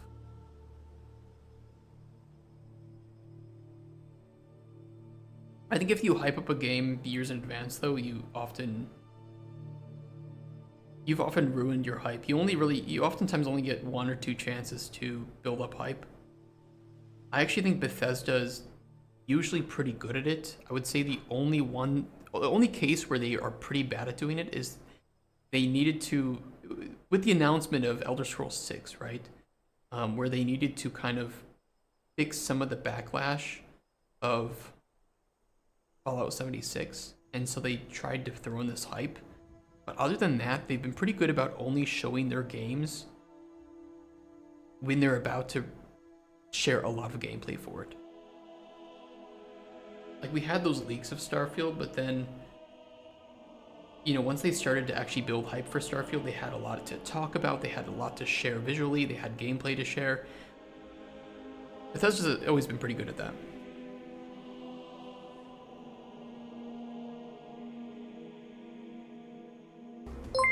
August, thank you for the raid, man. And welcome. How was your stream today?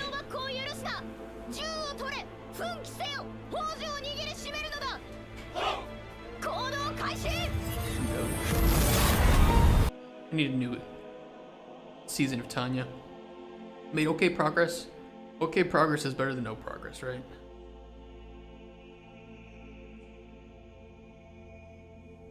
Without sacrificing ease of use. Getting the player... Oh, let me put it up there.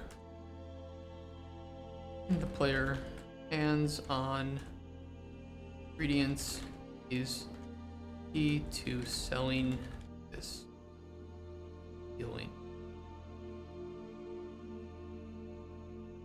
Manipulating ingredients and potions directly. Added soundtrack, music, sound effects, visual effects, event triggers. Quite a lot. I have to add sound effects too. Wouldn't dare release a game with lack of polish, not even into early access. Well, I think people use early access. It depends on your production, right? So I think a lot of people use early access as a way to sell prototypes, which I wouldn't ever use. I think that a lot of people have misinterpretations of what early access should be and what your vertical slice should be, so they are actually going in there with extremely buggy, fucked up vertical slices, and they don't really know how to go from there to alpha, right? Relies on the Polish, leave us alone. Some examples of the sounds together.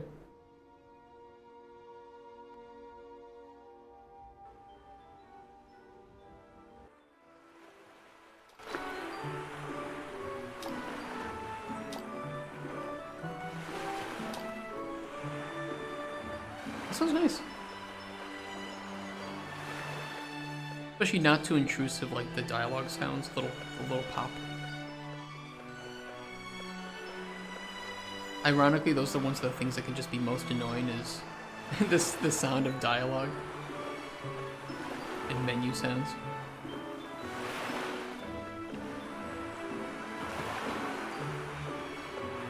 I think it's a little too soft.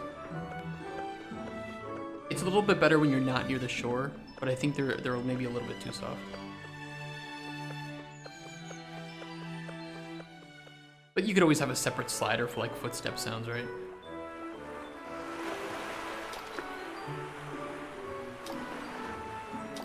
Okay, you lowered it, okay. Actually, I don't think it's too bad.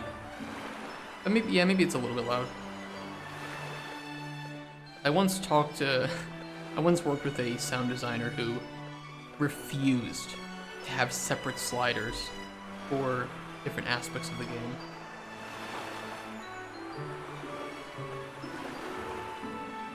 He refused to admit that sometimes players may want certain things louder.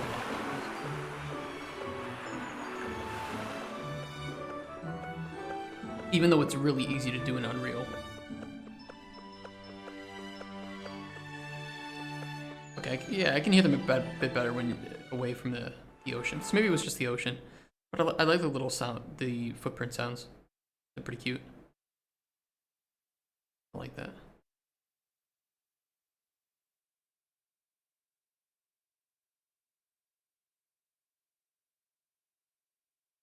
Oh wait, let me like that. Let me give you a like. Like. You've been liked, sir.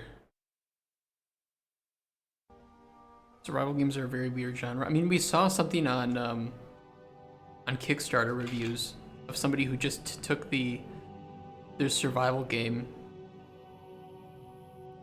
like asset pack and just made a it's like all they did, they just used that for $150 and here's my Kickstarter, give me $20,000. Almost don't want to put footstep sounds in my game because they can be so distracting when not done right. Yeah, that's a good point.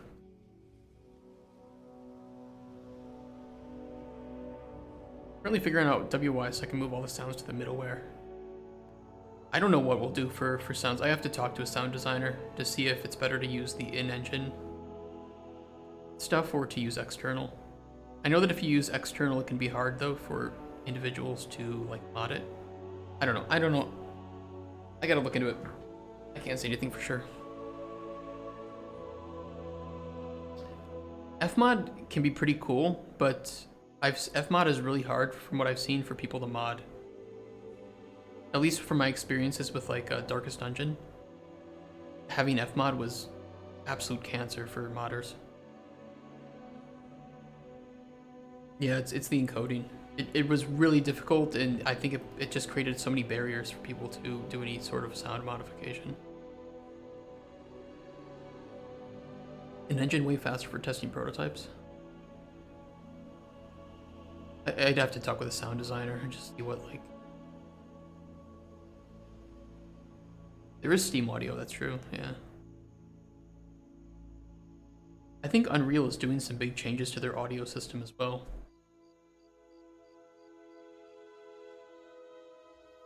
Let's see. Rendering. ProcGen.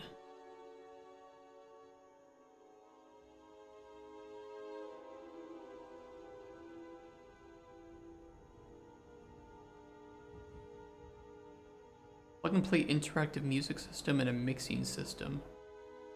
Was it meta sound? Didn't they call it meta sounds?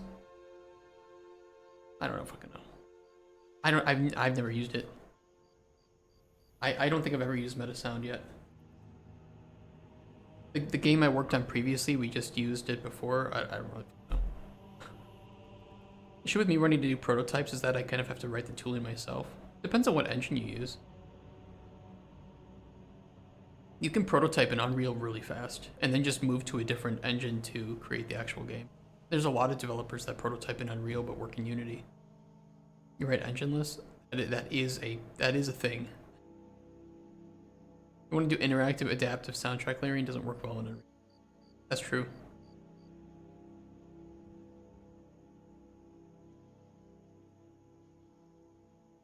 Please, I need these UI improvements. I really need UI improvements. UMG is just in such dire need for an overhaul.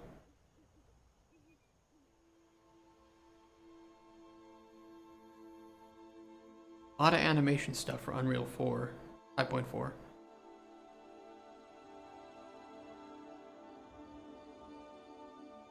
Yummy nanite stuff.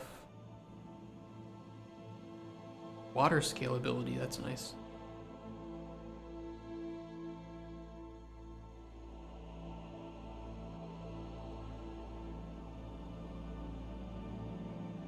Why are you so upset about my UI? Why are you upset about my prototype UI? The second subsection. Freedom of creation.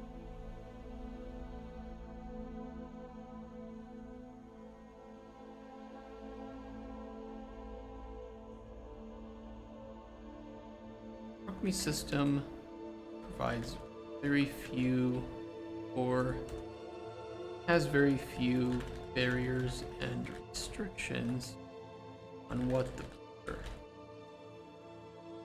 and what ingredients used to make things.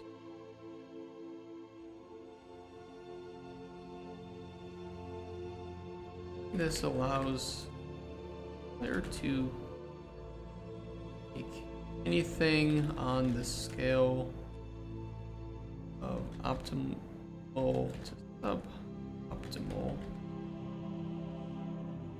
that they desire.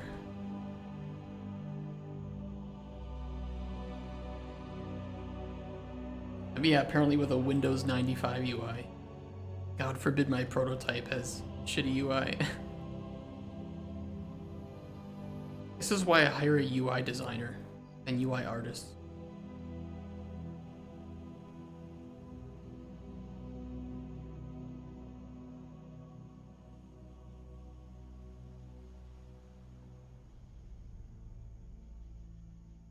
Spec statement that defines how we want our potions to be used in the world and for what purposes. Creating potions solely for the intention of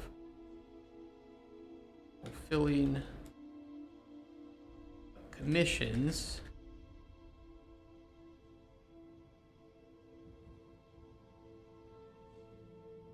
dude, making the alchemy game. You can forget as much as you want. That's the beauty of life. I forget to drink and I drink to forget.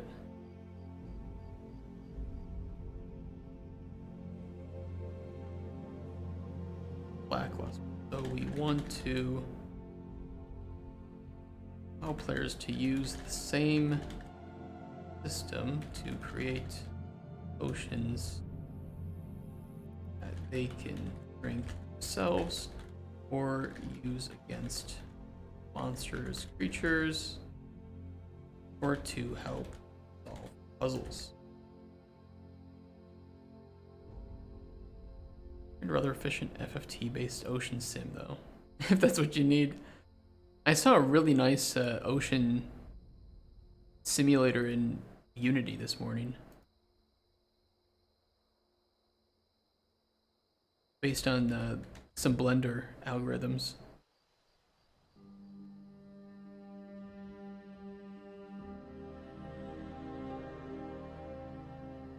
Is it from 80 level?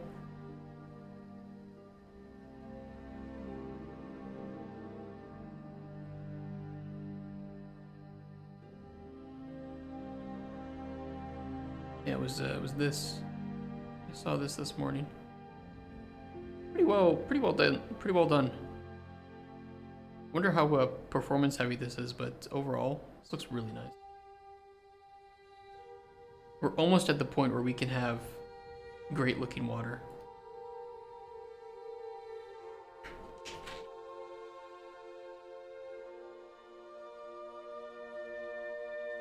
Great looking water that is performant, I should say. Yeah, tech artists are awesome.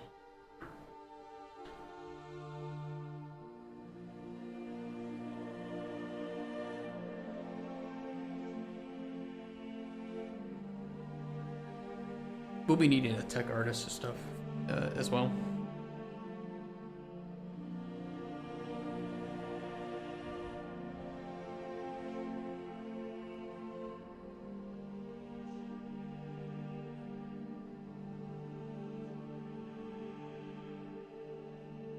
I mean, I think players are generally going to be pretty forgiving of water, unless your game just needs good-looking water.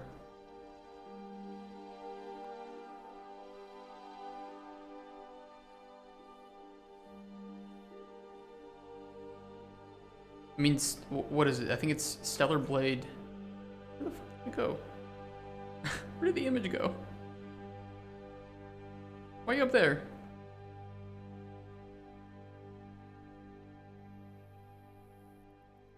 I think it's doing something.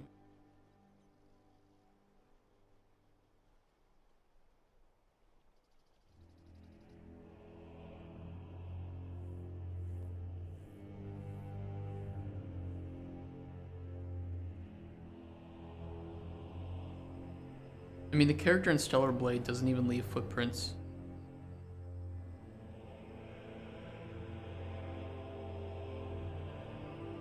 I think players are generally okay with that. Gameplay is still going to be king, right?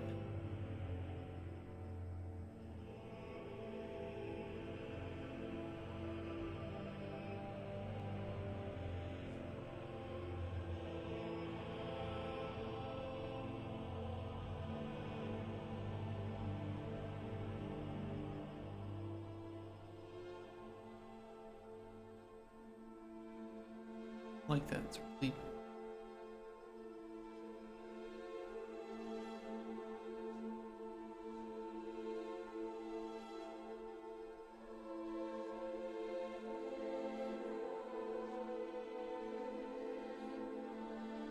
there we go, that's better.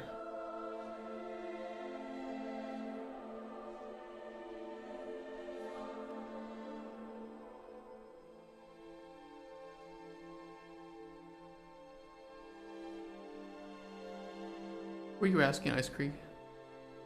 Pillar is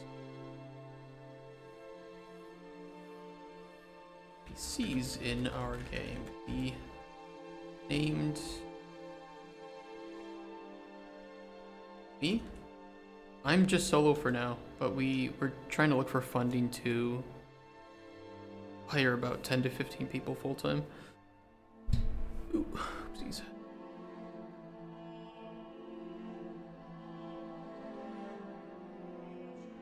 You guys all have blue names in chat.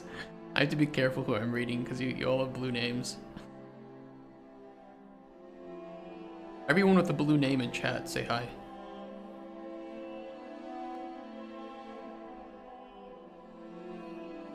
You guys can really confuse me.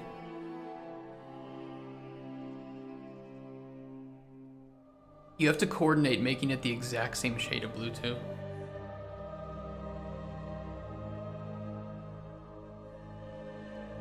You guys are crazy. Think about NPCs in our game, the unique and named individuals who provide player stories, updates on the world, and commissions that player has to. I'm gonna use Prussian blue, but on dark mode my name is like completely unreadable. Do you guys see too many of the like really old school Twitch users who have the like the shiny names? Back when they allowed that.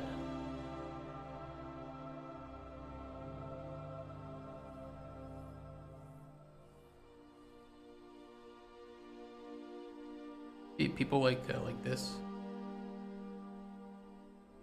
It was such an old feature they had.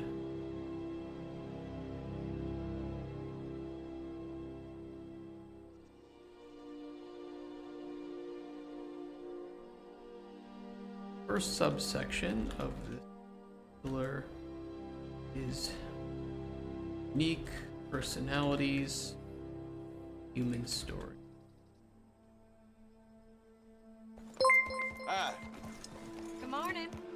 Hey, None Erasmus. Thank you for the follow. About any bounty hunters in these parts? At works can't I watch, couldn't but you say. seem cool. Thank you Thanks so for much. nothing, idiot. You seem cool too.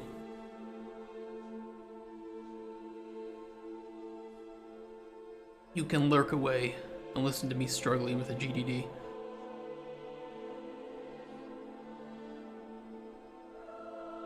Rather than generic, boring individuals that are quickly forgotten, I like to rely upon named and voiced characters who have distinct personalities and journeys within this.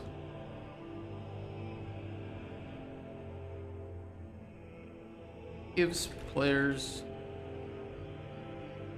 face and name member, and with more grounded human stories to tell,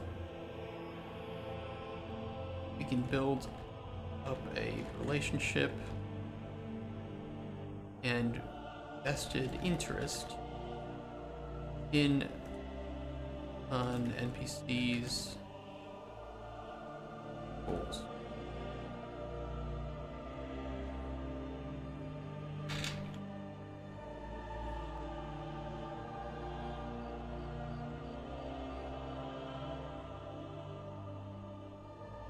Second subsection.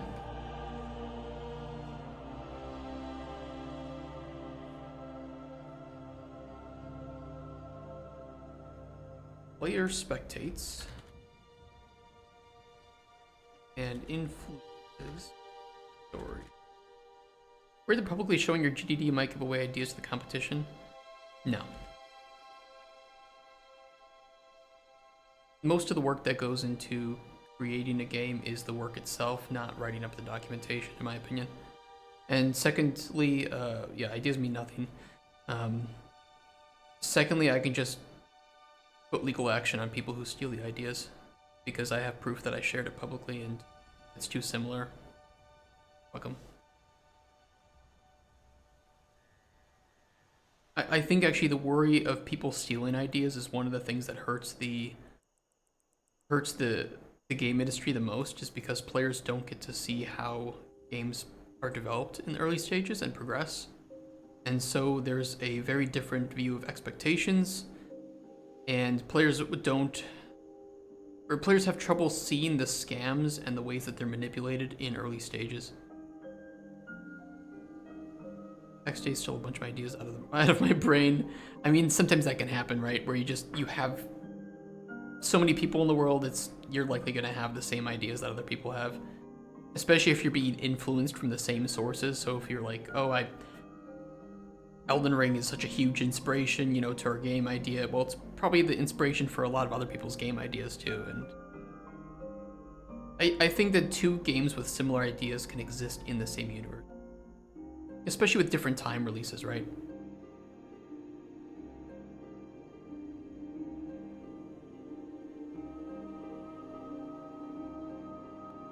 Don't think they're selling point worthy. You might be surprised.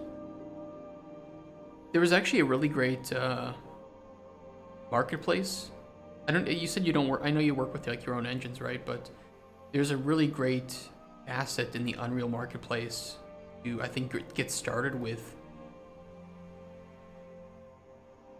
4X stuff. There's an RTS camera system, which thank you. For $20 you can get a full working RTS camera system with a whole bunch of different controls already built in. It's really nice.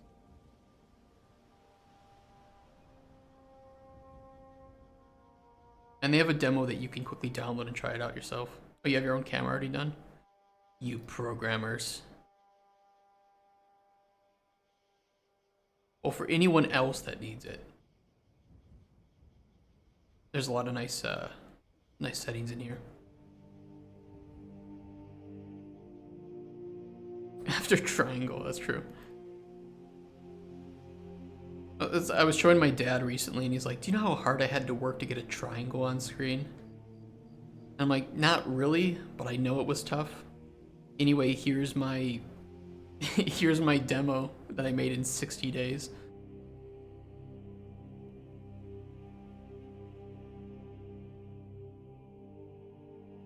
As an alchemist running a small store, you are not the hero. God, what can I type? Hero of the game. You are a bystander and influencer. We're influencers, guys. Bystander and influencer of other heroes and their stories. You are an important stop along their way, providing either life or death in a bottle. While you may not directly influence the world, you influence those who will certainly have effect. Should show your dad the nanite triangle view to I should show him nanite. That's true. I don't think I've showed him nanite yet.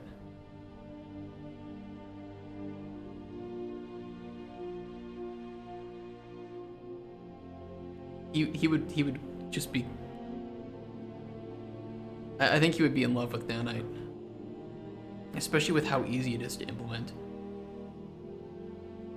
He's of that age where he wanted to be a game developer, but at his time there wasn't any way to really get it off the ground.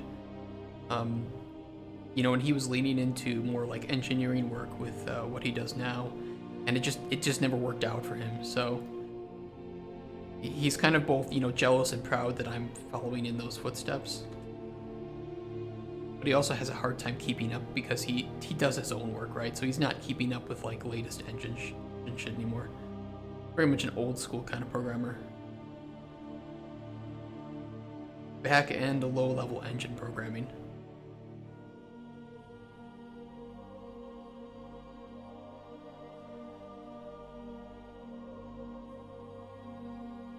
Non-explicit missions that require clarification. They just pay me because they use undefined behavior on the GPU. Do they? They don't, Can't you GPU profile, though? To determine where the workload is being done?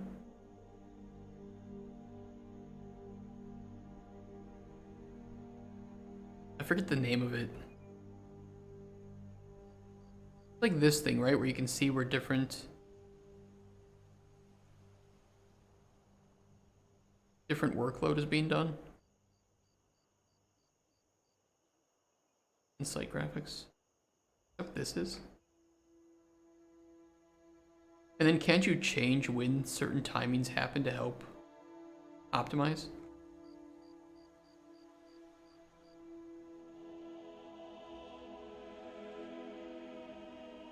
I did see nanite for skeletal meshes. I don't know if that's true. Can you confirm if that was actually confirmed? Because that would be massive. I'm just an artist, I don't have enough brain cells. Yeah, me neither. You beats how nanite works in the first place. Man, I don't know shit. I don't know shit. All I know is that this thing exists. I don't know how to use it. I don't know what to do with the data it shows me. I just know that it exists.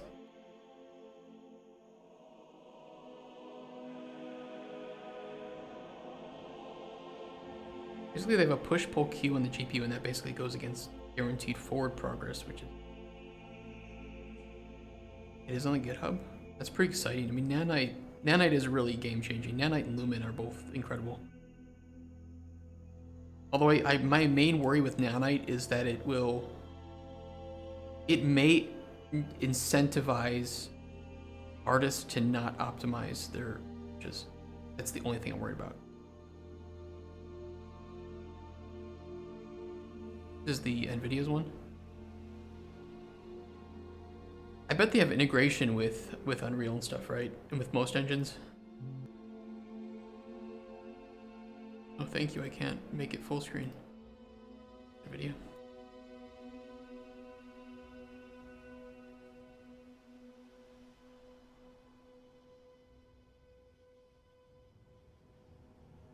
I mean, but is there any way that you can work with this, right? That you can... Let's just use Unreal as an example. Is there any way that you can tell Unreal to move certain parts of the rendering to different timings? So that if something is happening too much on every like second, you can move something to every half second. Just help spread it out to prevent hitching in that case.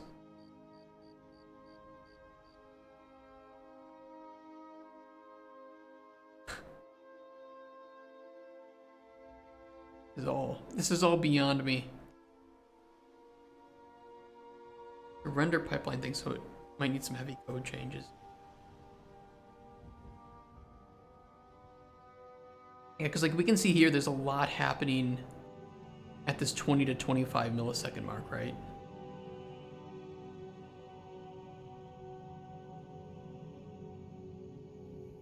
There's some pretty big spikes. I don't really know what this means. I assume that you would want to kind of get everything as even as possible, but that's easier said than done, right?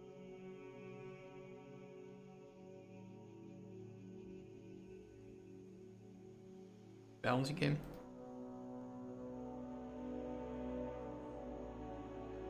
Crazy stuff.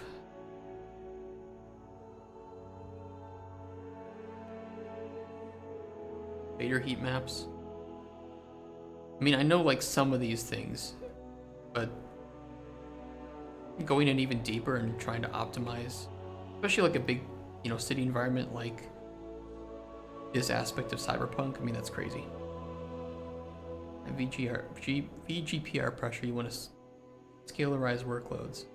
I'm just gonna assume that you know what you're talking about and didn't just make up what you said, because I'd have no idea what the fuck you just said.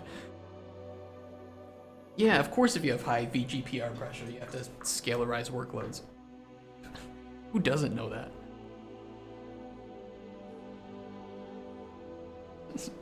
Whatever. I assume that you're right.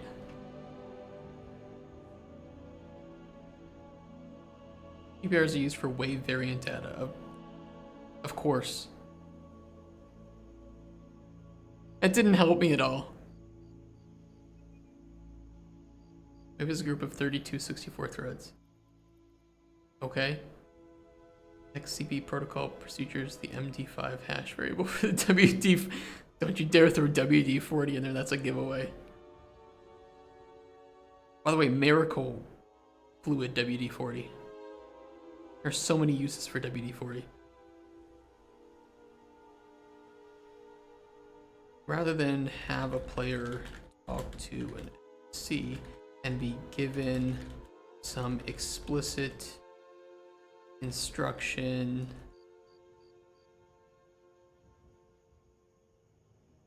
backed up by obvious UI about how to make a potion, we want to let dialogue and narrative interactions speak for themselves. Players will have to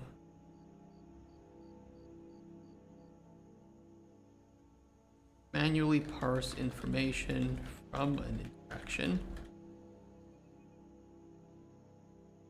and carefully ask relevant questions to determine what exactly the individual is looking for and what want to use it.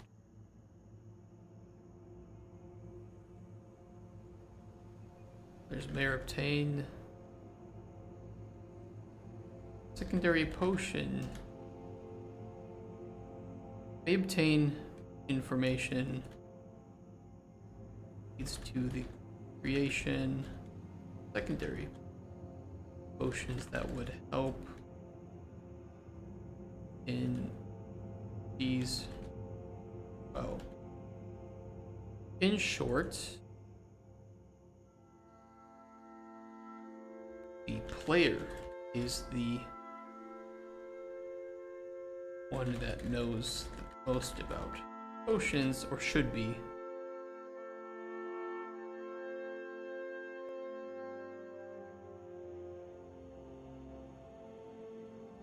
Not the... I'll put this in this. If we need to optimize your graphics workloads, Arc Survival Ascended runs, as well as Stephen Hawking in that prime of his research career.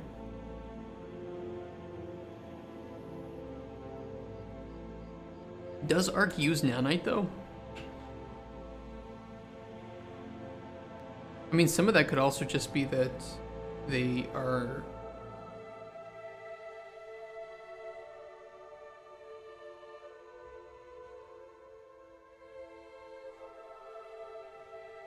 They're bad at determining when things happen, like load distances or LODs. Exactly. Yeah, I mean, especially with nanite only working on certain things. I mean, even certain static meshes that you could apply nanite to, that doesn't even mean that you're going to get any performance boost from applying nanite to that static mesh. It really just depends. And sometimes your static meshes might have good enough LODs that putting nanite on them may not really do shit at all.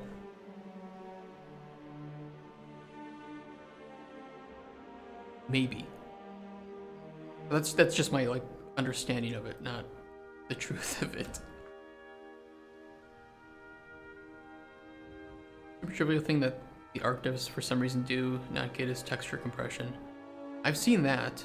I've seen that apparently Arc is just some absurdly large download.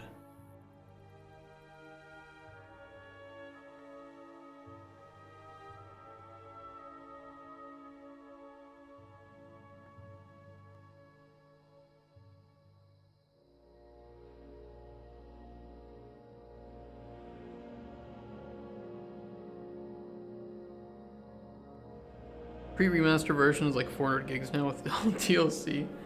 Jesus Christ. Ow. Putting in optimized models compared to unoptimized models, and they actually got a performance boost from the unoptimized models. Yeah. Nanite has really good uses, and I think that the use that they showed in their initial presentation of Nanite were actually the right usages of it. So having multiple high detailed of the same mesh in a scene, number one, and number two, having really high detailed vistas using like photoscan models. It kind of developed right. Yeah, they do.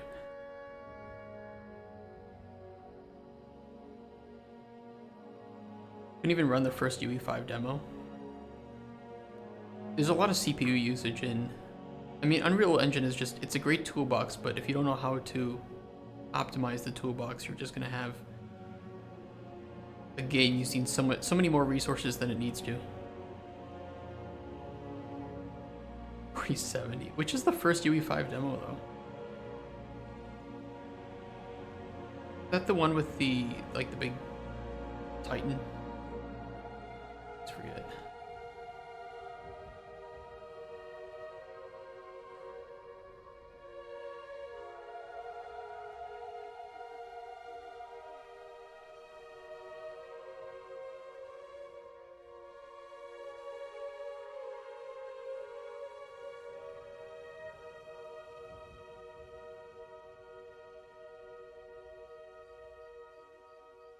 They optimize me neural maps, occlusion deformation.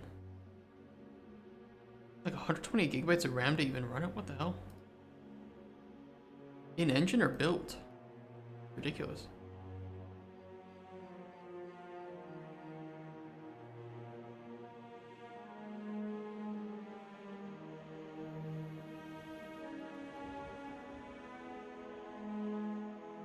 Why do you do this, Midge?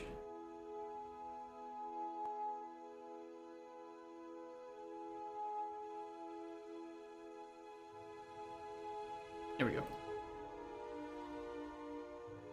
Can't build if I can't load it in. That's true. Fair point. And most games started today or finished 4090s will be budget tier GPUs. I don't know. I don't think 4090s. 2080s are still very, very good. And I don't. How old is that 2080?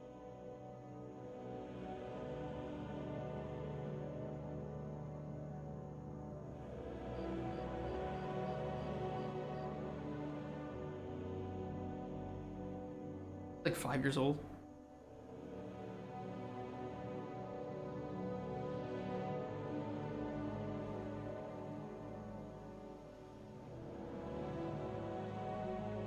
Yeah, 2080s are not budget tier. Yeah, they're not budget tier, but they're still very good.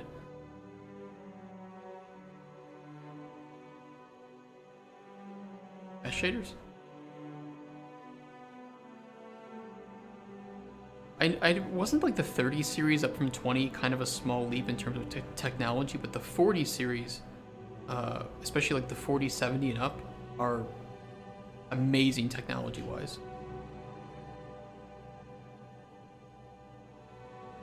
I think it was 4060 and up. It might be 4060 and up. Or the whole 40 series cards. I could be getting that wrong. I have a 4070 and a 4070 Ti. God tier GPUs. They're so good.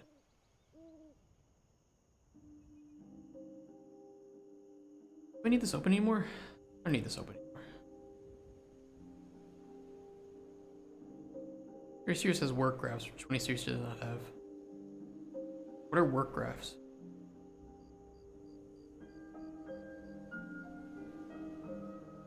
Open world is an important sandbox layer, providing them with multiple activities, interesting places and things to see.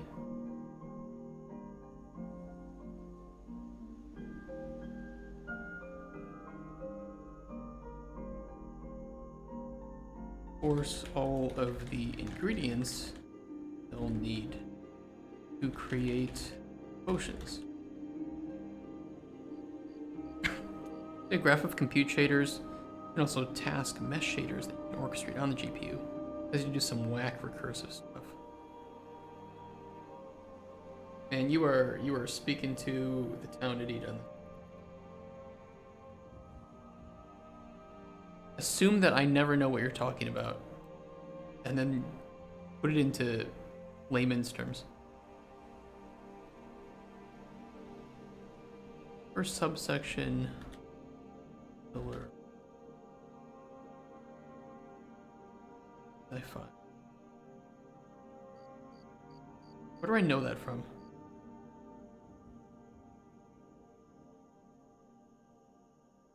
ID.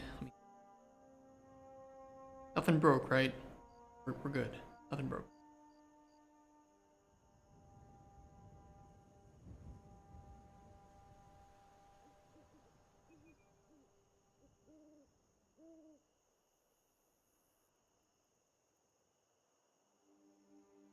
If...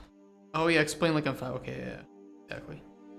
Actually, this is another thing ChatGPT is usually pretty damn good for. I think ChatGPT, the only problem, and it's the problem with everything with ChatGPT, it can lie to you, and you will never know if it's lying to you, unless you know that you already know that it's lying to you. And people often treat ChatGPT like it's some just giant wiki, but the problem is not even Wikipedia is right. Wikipedia is sometimes just a cesspool of ideology and censorship. Holy text wall. What is this? In many GPU workloads, an initial calculation on the GPU determines what subsequent work it needs to do. Okay, this can be accomplished with a round trip back to the CPU to issue the new work, but it's typically better for the GPU to be able to feed itself directly. Execute indirect in D3D12, direct 3D12. DirectX is form of this where the app uses the GPU to record a very constrained command buffer that needs to be serially processed on the GPU to issue new work. Okay. We'll get there, chat. Consider a new option. Suppose shader threads running on the GPU. Producers can request other work to run consumers. Consumers can be producers as well. You can schedule the requested work as soon as the GPU has capacity to run it. The app can also let the system manage memory for the data flowing between tasks. Wouldn't it be better than to have like certain cores of the GPU or a certain chip on the GPU just to handle determining workload? That way the actual main GPU chip and VRAM is just dedicated to, or I mean, I guess that's what the CPU is for, right? It's for helping determine workload.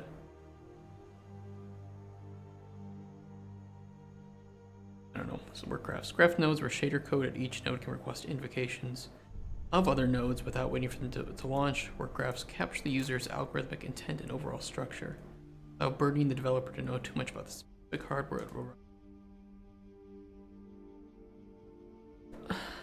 Okay. That sounds cool. I don't know how it works. You're talking to a game designer.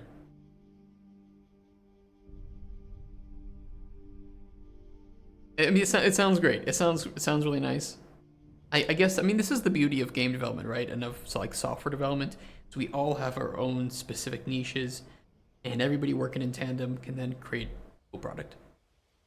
Crazy that electricity flows through chips and circuits and creates pictures on the screen. It really is crazy. It determines what will be worked on. GPU has had only capability to dictate how much will be worked on up. So it's like offloading CPU activities to the GPU to free up the CPU for like mathematic calculations and other like basic, back-end tasks. Throughput and things like that. First from calling on the GPU and then keep the results on the GPU and use it for further draw calls. Okay. If our open world only exists a way for the player to obtain materials, we may as well not have open world at all, and certainly not anything of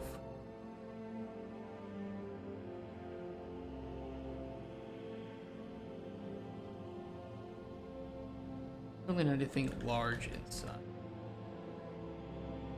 Instead of reading back to CPU to issue draw calls from there. But I mean, if it's all in the same, I mean, isn't that one of the benefits that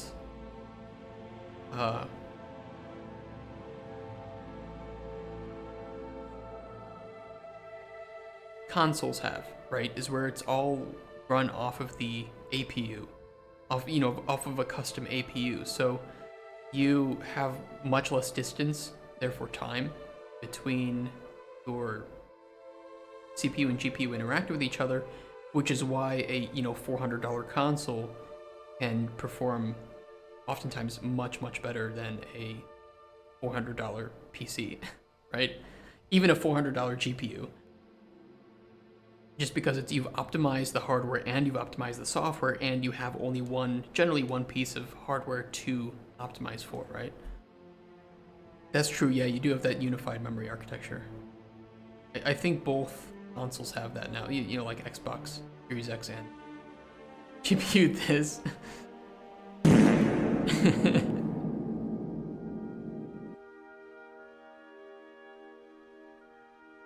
I mean, people really undersell consoles, but console performance is incredible for the price point that it offers.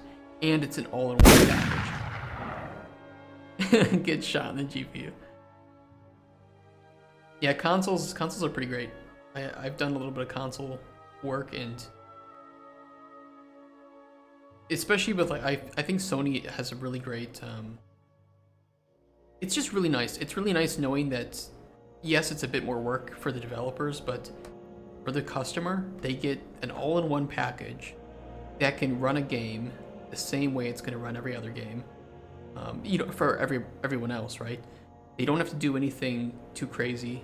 I think there's some, but I'd say this from like a design point of view, right? Like I have to do a lot of work from a designer, like with achievements and stuff, and with localization.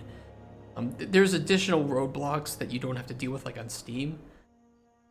But yeah, it's exactly that when you exactly know what you have to optimize for, it's easy to have that repeatable outcome.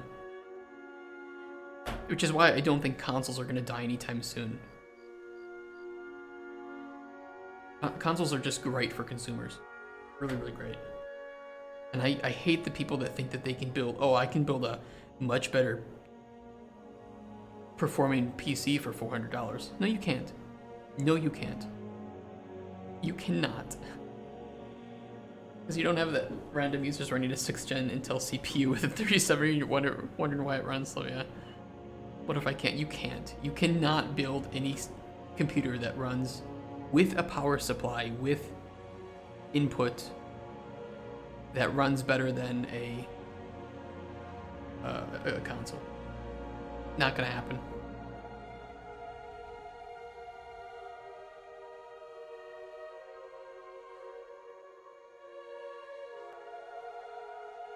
I don't think you can. with software too. Like you would have to buy the software. It means for the same price. What I meant is for the same price. Did it with used parts? I don't know.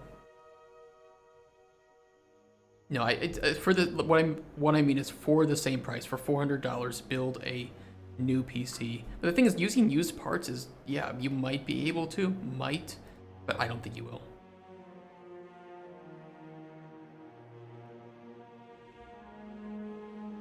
Yeah, but what I exactly mean is the same price. I just I didn't clarify that.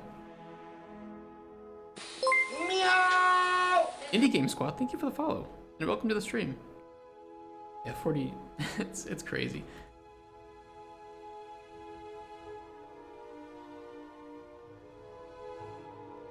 Having a variety of activities in the open world gives the player a lot to do while waiting for customers to show up.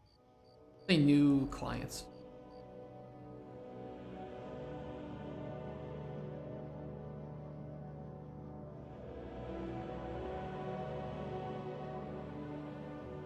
Yeah, probably didn't include price of controller. It may not have included. I don't know. It's like, yeah, but it's like then you're using used parts, so who knows how much, you know, how much electricity has been pumped through, how much lifetime they have left.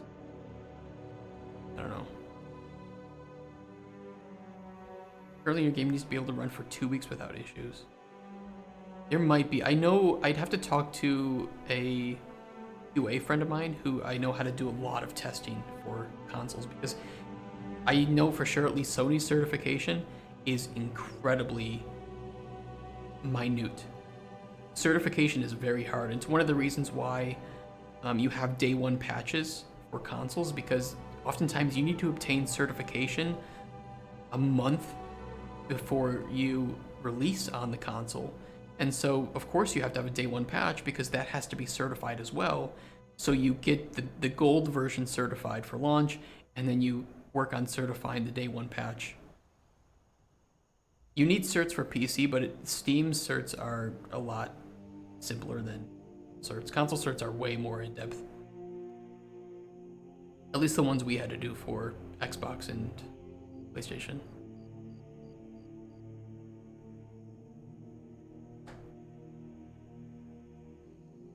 Yeah, I mean, creating a new PC, again with input, you'll have to have the mouse and keyboard.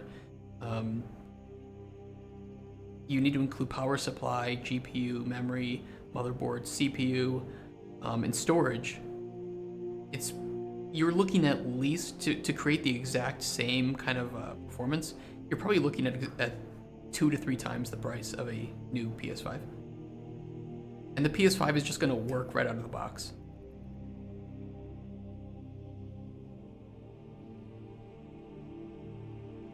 And that's if you build it yourself as well. Which again, PS5, I go to the store, I buy one, I plug it in, turn it on, setup, done.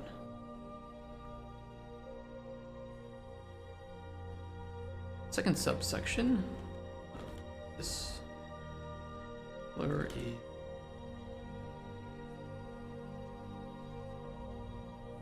mechanically authentic, visually styled.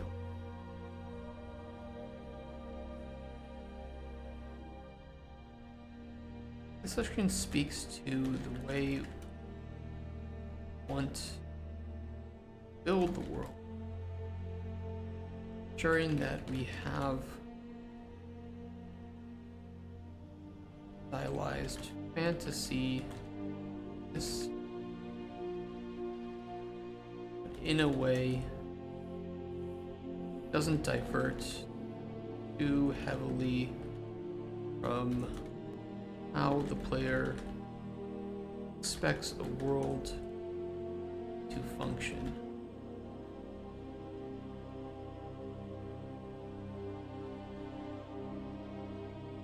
We require RDNA 2 card or NV30 series or higher card to run. PS5 is dirt cheap for the specs you get. Bet you can't install any operating system. Are there no jailbreaks for the PS5?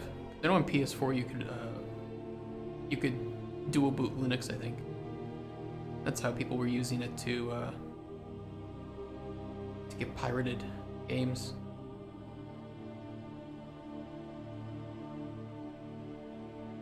I'm sad that I didn't get a Nintendo Switch that had jailbreaking capabilities.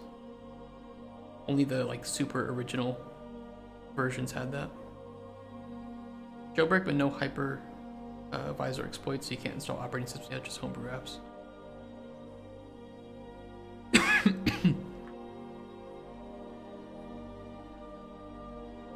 Partially jailbroken.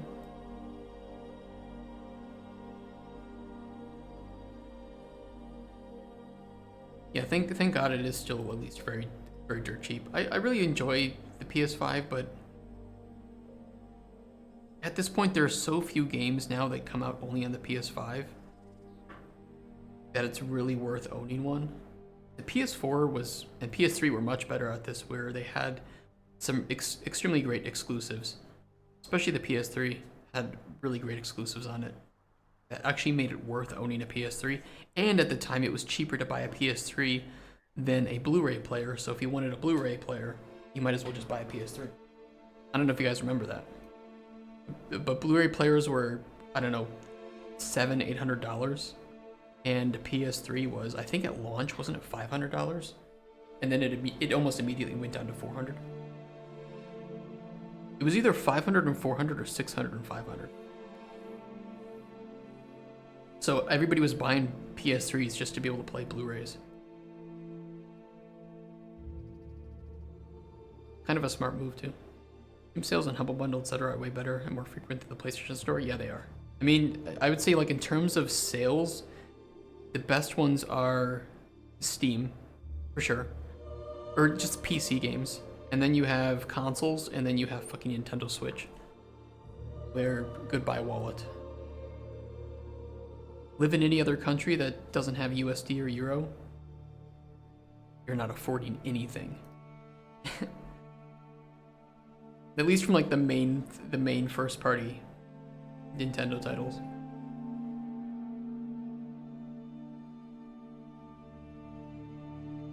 Certain core rules and mechanics of the world, weather, and seasons are consistent, even if some effects and other patterns are not seen in the world.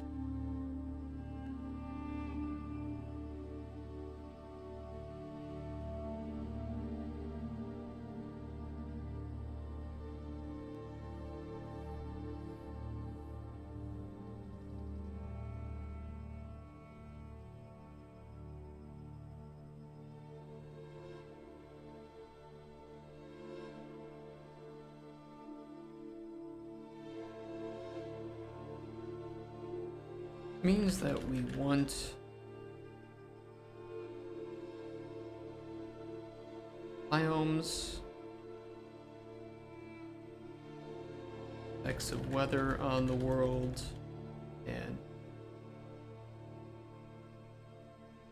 our open world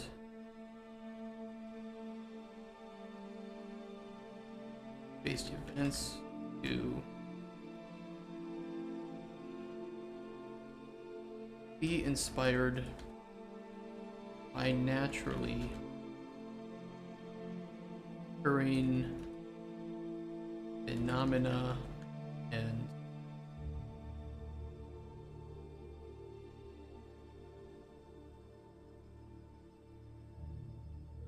geographical wonders, even if we take liberties to expand or change them in interesting and fantastical. Is that a cool alchemy related idea for your game? What is it?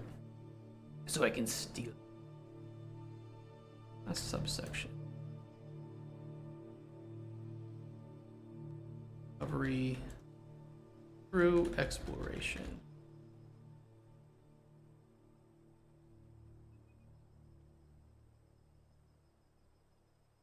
speaks to a design philosophy that open world should exist to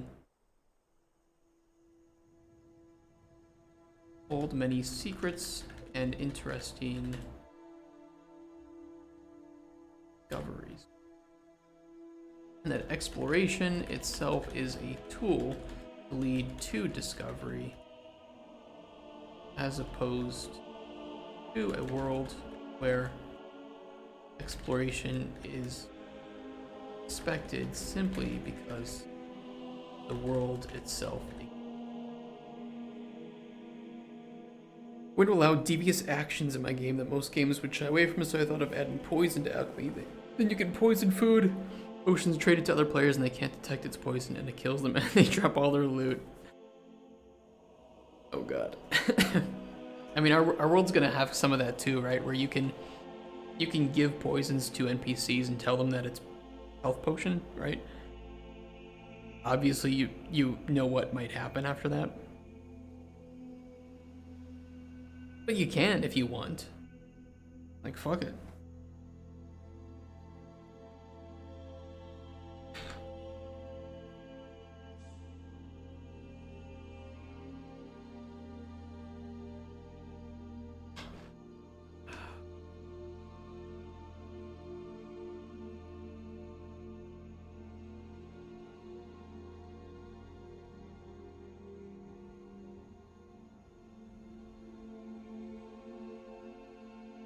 I want to talk more about discovery through exploration.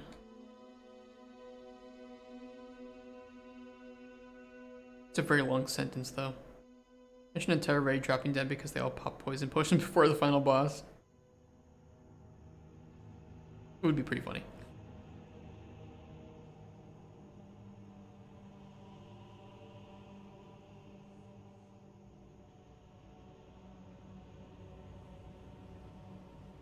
This also means that the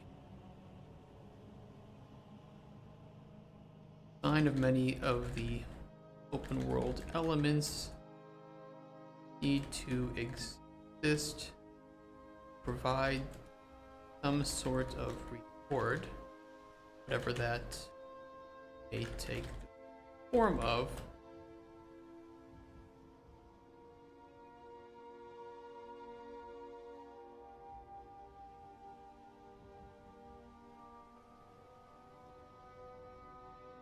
This may break realism, which we're fine with, since it provides our opinion better open world experience and rewards players taking time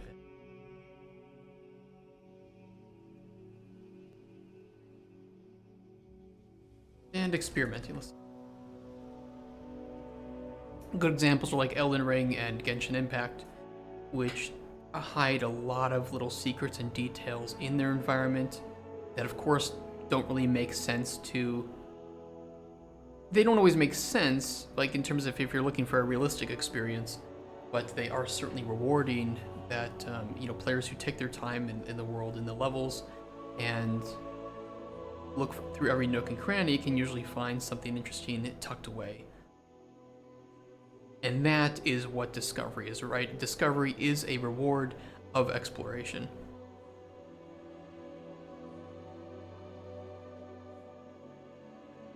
Which is why I always, to me, a red flag is we have a big open world to explore. Great. What's in your open world? What am I exploring for? Because I can go generate a massive 20 kilometer by 20 kilometer landmass in like World Engine, import that height map into Unreal, or make a mesh of it, except there's nothing there. There is nothing to do in your stupid ass, large, boring ass world. I'm ranting. Rantosaurus Rex mode.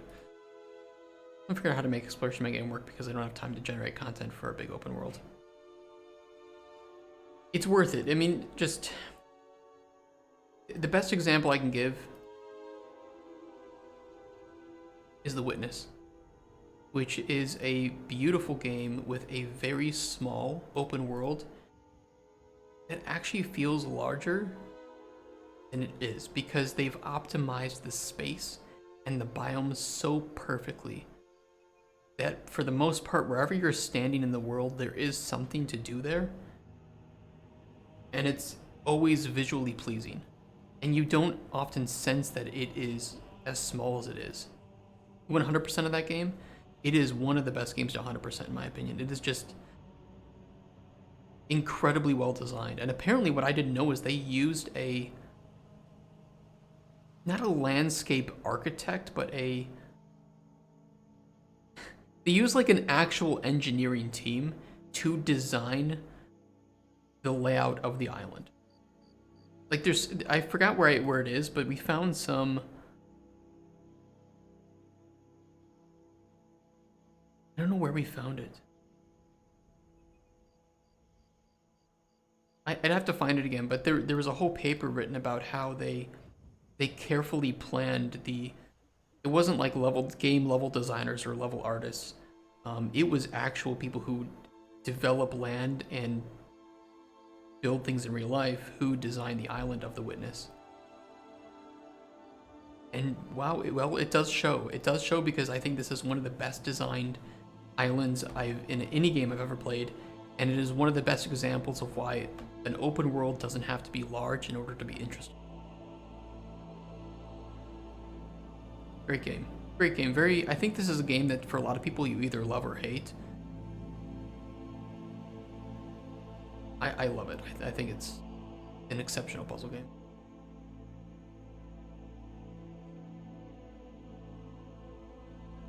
If you can find it.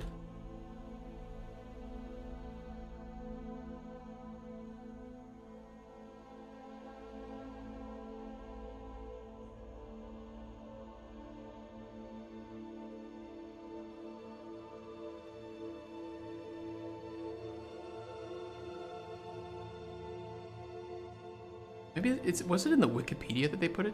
Did you finish TT? Dragon's Dogma?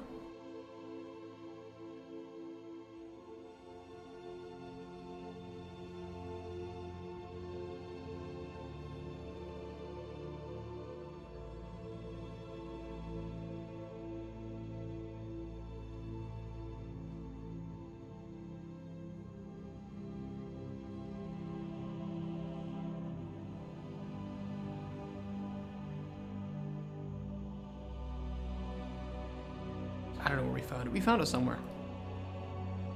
I have not finished Dragon's Dogma 2 yet, but we need to.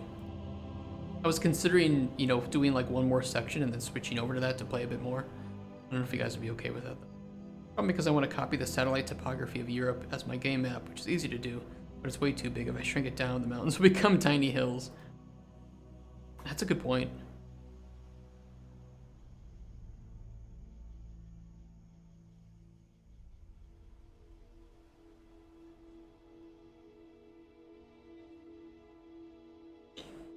I'm gonna fill this section. And then maybe we can switch over to Dragon's Dogma. I gotta play more of that.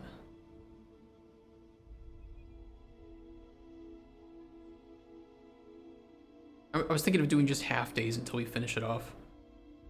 Supported input hardware. Cauldron, Chronicles, support, board, mouse. Let's see. We'll attempt to support all for gamepad inputs throughout all stages of production. I'll put all stages of production so that they're not expecting this in pre-pro. There's an algorithm that can remove some of the size without affecting the overall height. Maybe something with Houdini. There might be something with Houdini.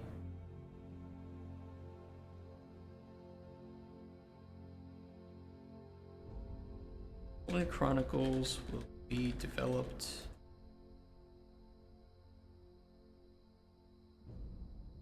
in Unreal Engine 5. Attempting to use latest versions soon as at some point we'll have to cut off I'll put that there. At some point a version cutoff will be, but at least for now we can 100% update to latest engine versions. Rating Cauldron Chronicles attempt. We'll aim for a rating of ESRB T. Let's just do teen. And Peggy. It's gonna be difficult, but I want to explore. It's not gonna be like for blood and gore, but I do want to explore themes and elements that may not be suitable for a younger audience. And I think with our audience trying to,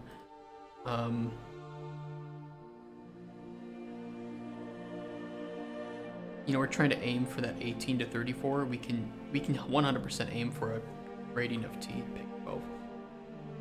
You could make the excuse that if it's 18 to 34, we could aim for mature, but I don't think we'll need to.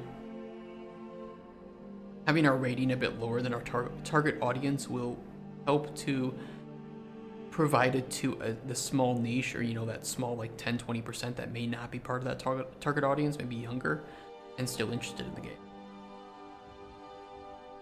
So in my opinion, T and Peggy 12 it's a good aim.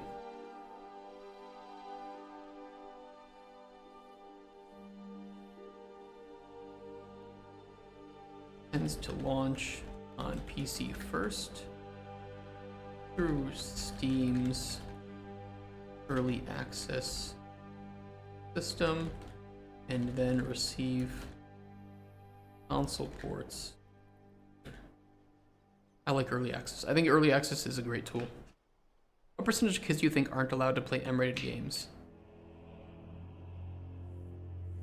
Nowadays? With modern parenting?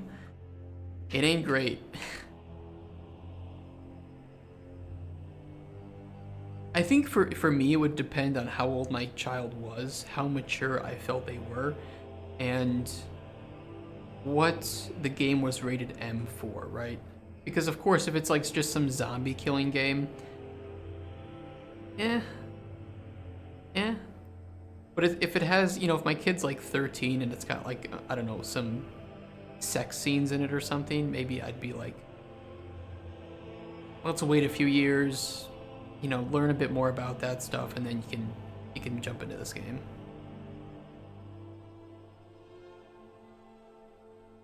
Certainly I'm not I'm a game dev, right? I'm not one of those prudes who thinks that it's going to turn my kid violent, but I think that there's a line that has to be drawn at certain points and with certain features. And if I think that my kid is kind of, I don't know, it just depends on the situation, I think. I can at least say that I'm not going to not care what my child is playing. But some things may come with a, let's see what content's in here first before you jump into it. Or, play it with me. I don't know what it is. I'm not a parent yet. I guess we'll cross that road when we come to it. I just think that parents should be in their children's lives with the content they consume, especially just because the online is such a Wild West kind of place, right? I think there's a lot of pitfalls that kids can have with the internet, and if you aren't keeping track of that, you can have a kid getting too deep into social media, forming addictions, bad health practices with that, doing content that may be unsafe, engaging in content that may be unsafe for them in some way. I think there's a lot of parents right now that are too detached from the lives of their children when it comes to the internet, or use the internet as a form of as a replacement to education, right? Internet and its consequences have been a disaster for the youth. I mean, I could definitely get on board with that. I think, of course, there's nuance to it, right? And I'm not saying that you didn't imply that there's nuance, but I think that there's been some positives and there's definitely been negatives, and we did not prepare for the negatives.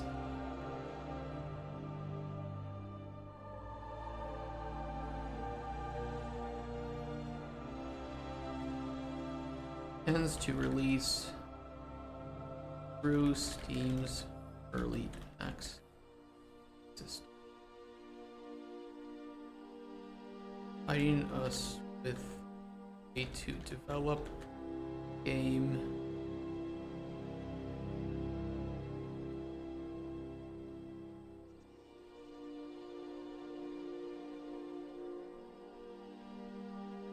beta stages with the community.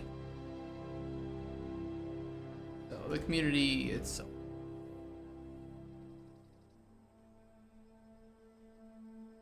Remove the internet right now. You know, I'm somebody that I'm both in support of and kind of against like Florida's plan to ban social media for anyone 18 and under. I think that it is an experiment that needs to be tried. I don't know if it will succeed or if it will have positive effects. I think it's going to be a mix of both positive and negative. I fear that politicians will jump on it to say, oh, it is only negative, or oh, it is only positive, when I think that it will have some positive and negative effects.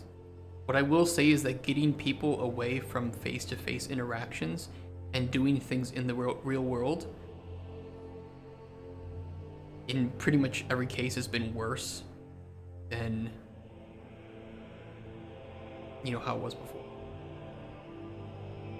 Yeah, I agree. I don't think humans have evolved enough to handle it. About PPU. Or about your PP.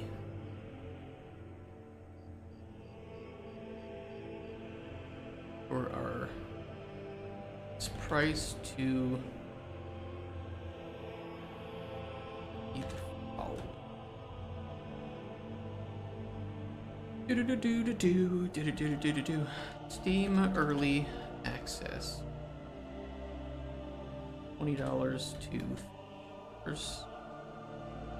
Scaling throughout early access period as milestones are met.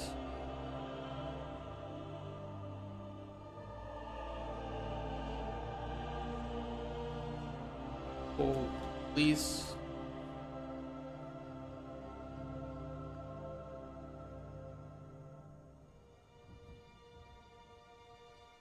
$50.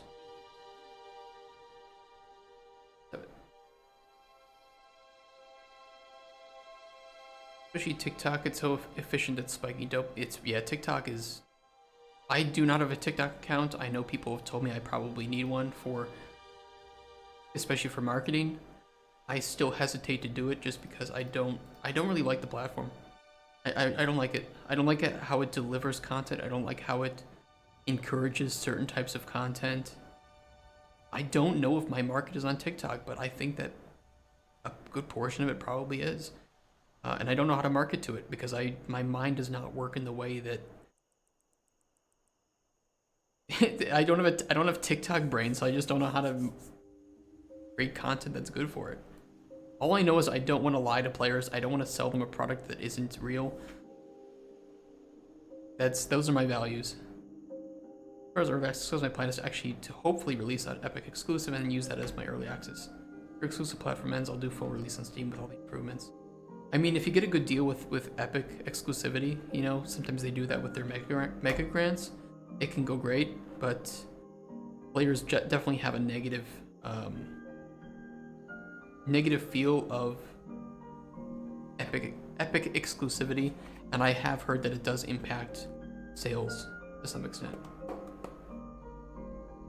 But it is a case-to-case scenario. So I'm a little hesitant. If Epic approached me and offered me money for exclusivity for a year, I'm not sure right now how I would handle it, but I would talk about it with players first. and just see what the player base wants to do.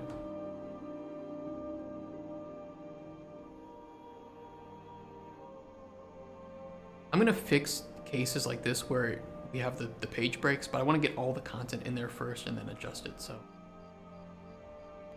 right now we're gonna leave it as is. It does allow for 100% cut, but I've heard that it impacts sales, mainly because of player stigma towards it.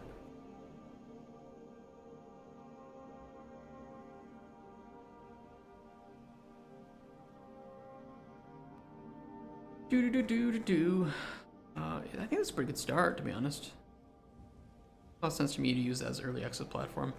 I like both Epic and Steam for early access platform stuff. Really, really small.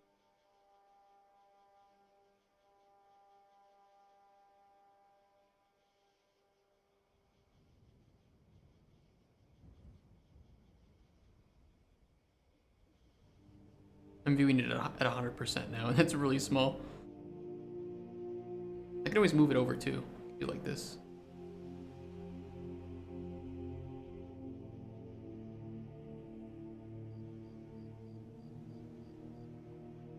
Yeah, I mean the Epic Launcher 2 is also just not very user friendly, especially compared to Steam.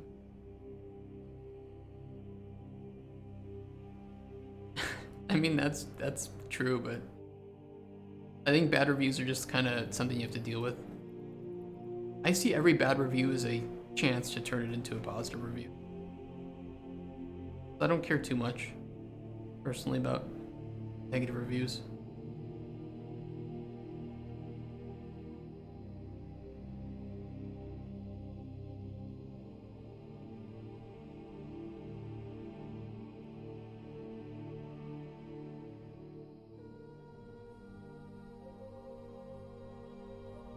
Pretty good.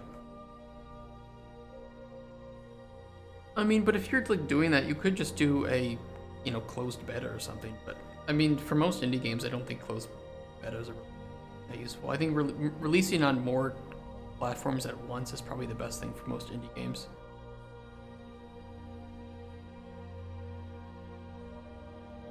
I know, like, the guys for Darkest Dungeon 2, they did a year exclusivity on Steam, and I think what they mentioned was that it just... the money was nice initially from Epic, but it wasn't worth it in the end. But people will still see it as a launch. That's the thing. Despite what you see it as, people will see it. Players will see it differently. And they will rate your game poorly on Steam just because you had that year of exclusivity. They might even refuse to buy it. So like there are positives and negatives to it. We've seen that with pretty much every game that's exclusive for some time on Epic.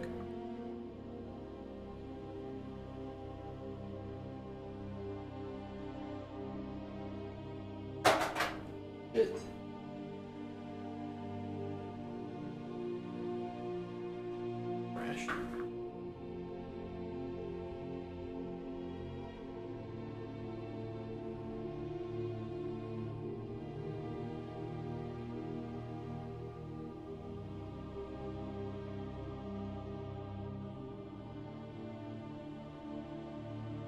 So much of this to write.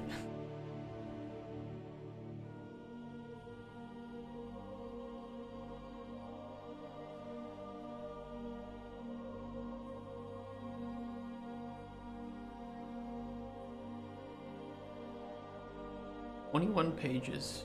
Most of that is empty space. Gonna get long. I think there's just a stigma. Hey, Red Zone. Welcome. Welcome to the stream. I think that the stigma around early access is just early access in general. It just gets clowned on by Steam, but I don't think players see a difference between early access on Epic and Steam, and then you're adding in the stigma of being exclusive on Epic, which pretty much every player thinks is worse than Steam, even though it is better for developers in many ways, especially people developing on Unreal.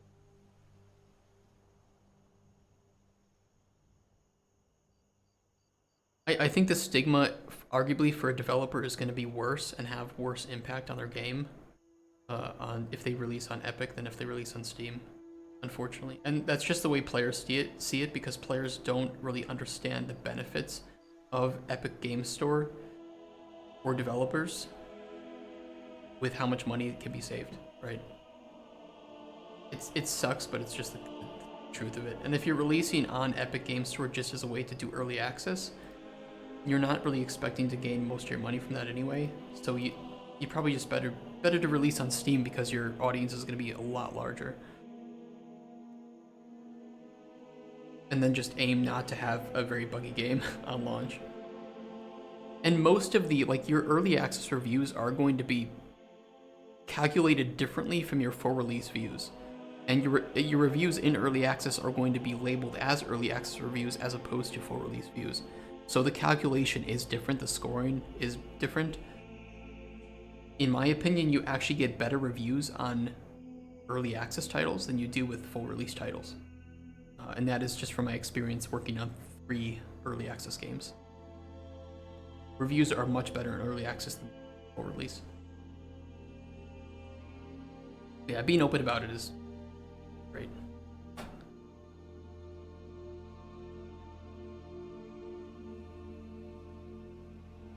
I mean, even so, like, but Borderlands 3 released on Epic exclusivity first, and then came to Steam, and it still is dealing with some of that stigma.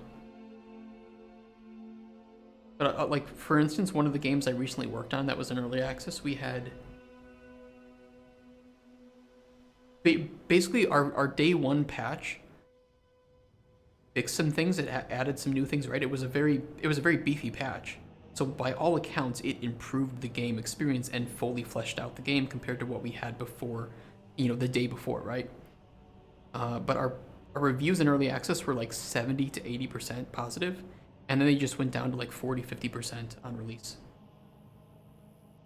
Just because people expected a certain, you know, they expect a certain level of a quality boost when you go full release, but they're very forgiving in early access. We're like, oh, it's early access, I can be forgiving. You don't get any of that forgiveness when you release fully. Yeah, that's true. I mean, I don't know what Epic does to determine that. But again, it's really hard if they come to you and say, okay, we like your game, here's $500,000.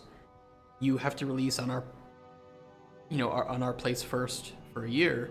At a certain point, you may say, well, 1 year on Epic plus $500,000 and no 30% being taken,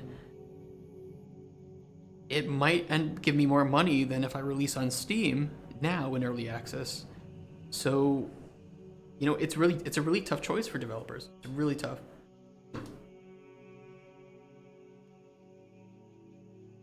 Did they change it to 6 months? Because they used to do 1 full year. I plan to release my game in fully completed and polished state in early access. Funny. I will say, like, the more polished your game is, again, and this depends on like your production methodology, which is one of the reasons we're trying to do a 0 bug policy for our production, which is difficult to do, but it will provide with a game with very stable milestones at all points of release, and should make the early access experience a little bit longer than you would see with games that are constantly putting in new updates, but our updates will be stable. Which I think is, to me, is more important for gamers nowadays. Obviously, that doesn't mean we want to be in early access for like 10 years, right?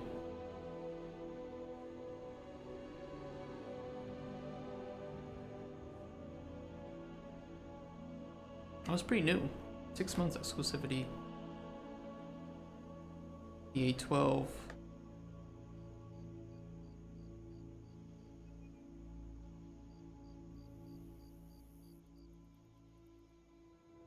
$68 million monthly active users, but how many of those are just people playing Fortnite? That's what I want to know. Steam monthly users. Curious, 120.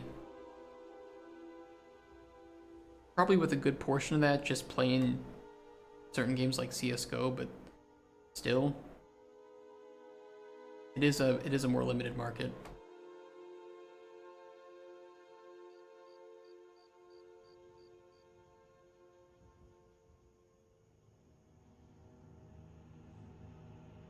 I mean, maybe.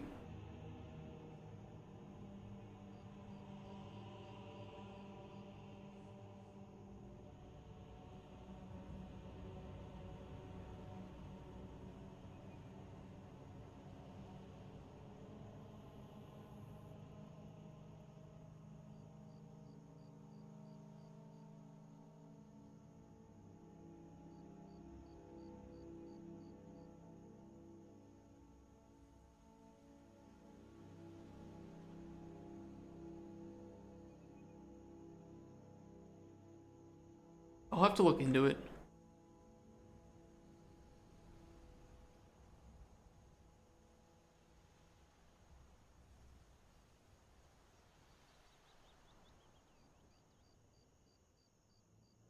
Again, I would have to, I guess, especially if I have a publisher, I would need to determine that with them.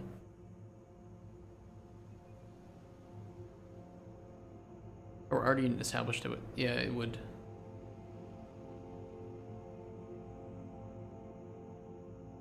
I'll have to think about it. I mean, obviously, yes, the pricing is so much better, especially if you're making a game in Unreal 5.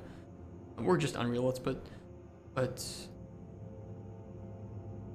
I have no idea how it would impact bottom line. I mean, it could be too that it's like if our game is primarily female audience, what's the percentage of users on Steam versus Epic that are, female, and what about a casual and mid-core audience? You see more of them on Steam or more of them on Epic? I don't know. I don't know those numbers. Or at least the game unless you have at least 50,000 wish lists. Yeah, there are certain counts like that where if you don't have those wish lists, you're not going to get that money to come back. I mean, a lot of games, especially a lot of indie developers, just don't do marketing. Or like, like we talked about during the... I don't want to call people out on Twitter. But I'm going to call people out on Twitter, I'm sorry. Doing, like, indie stuff, hashtag indie dev, game dev, Mobile Mondays, Trailer Tuesday, Screenshot Saturday. These aren't being marketed to players. They're only to other developers. So, if you do marketing, you have to do marketing right. You have to do it right. And having that established publisher that you can work off of, you only want indie devs to buy your game. I mean, fair, if that's it. So that's what you want. It's like working with a publisher can provide you with that net of people who like other games from them, who follow them, and you can really piggyback off of that. But if you're just casting the net to other developers, which I see a lot of indie devs do, it ain't working. I mean, that's one of the reasons we're building this audience here, right? And of course, there are a lot of indie devs who watch me, a lot of other developers. I get it, but there are also just a lot of gamers too. I'd say probably 30% of our audience on here are gamers, or people who I would be pretty sure might be interested in our game. So, it's metrics are metrics. The indie circle jerk does help, but it's not nearly as much as proper marketing. But it does help.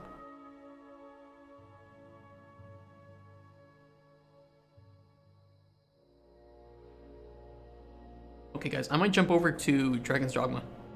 I don't know if you guys are okay with that.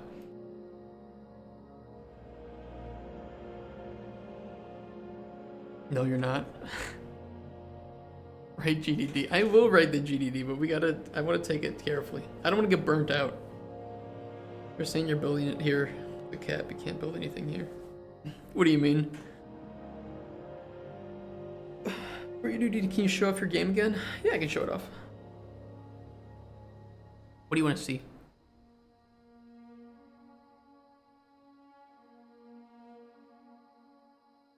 Oh, if you mean it for building a community here? No, we're not really doing that. I will tell you honestly what we're doing Twitch for. It's multi-purpose. Number one, yes, it's a way to build audience, but number two, it's a way to show publishers that I am okay in front of a camera. And so I'm okay with talking to an audience at large. But additionally, it's a way for me to record my development journey, to motivate myself, to not be stuck on places where I might be stuck on if I were developing in a vacuum, to obtain additional help with like design and figuring out what the game is going to be. I mean, there are so many uses for developing live on Twitch that trying to build an audience is not the primary concern, although I think that if I obtain even one purchase of a game of mine by streaming, I'm happy.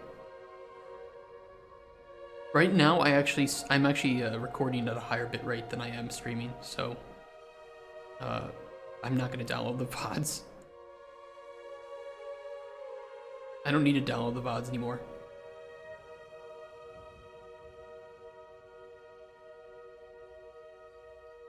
Curious.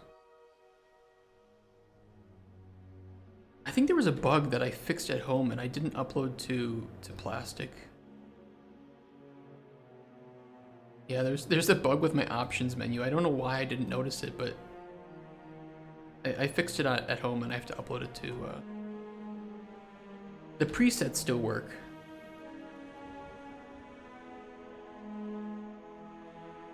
Presets still work, but...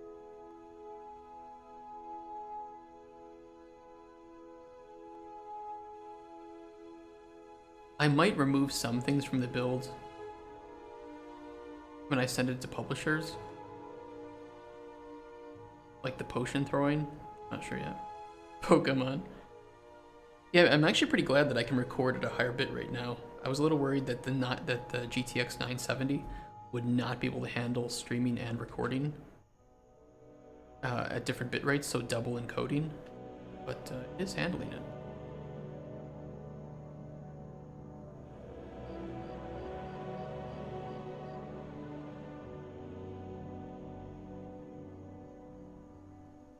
We need sounds too, but I'm not gonna. I have no time to do anything with sounds before. I might have some time to put in like just some background music, some ambient sound effects. Show off the alchemy? I can show off the alchemy.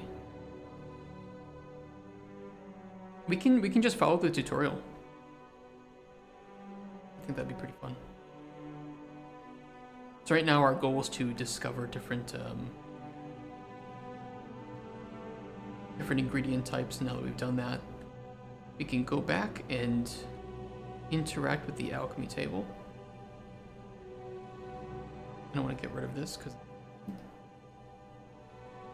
Go away. It's not going away. It's like paused building the navigation because I'm in Play Editor. So we can switch between stations. We have our 3 stations here, the alchemy station, the processing station, and our ingredient shelf with the ingredients that we've discovered. And open up a jar, and it wants to send an ingredient to both the alchemy station and the processing. We can do that. We have our ingredients here, we can manipulate them, throw them in the cauldron, view them.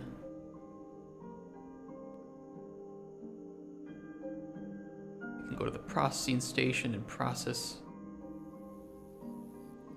and cook this mushroom, getting rid of the damage mana, boosting the regen stamina as well.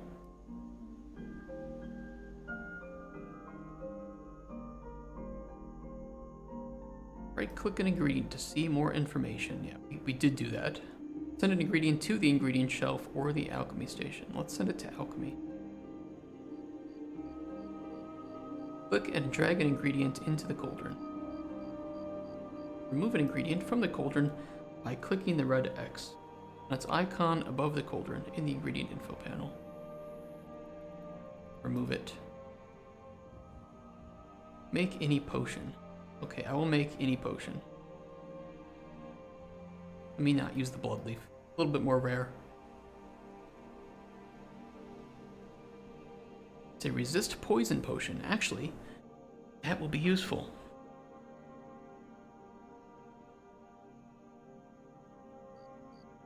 Resist poison 1. Keep exploring and wait for the NPC to arrive at your hut.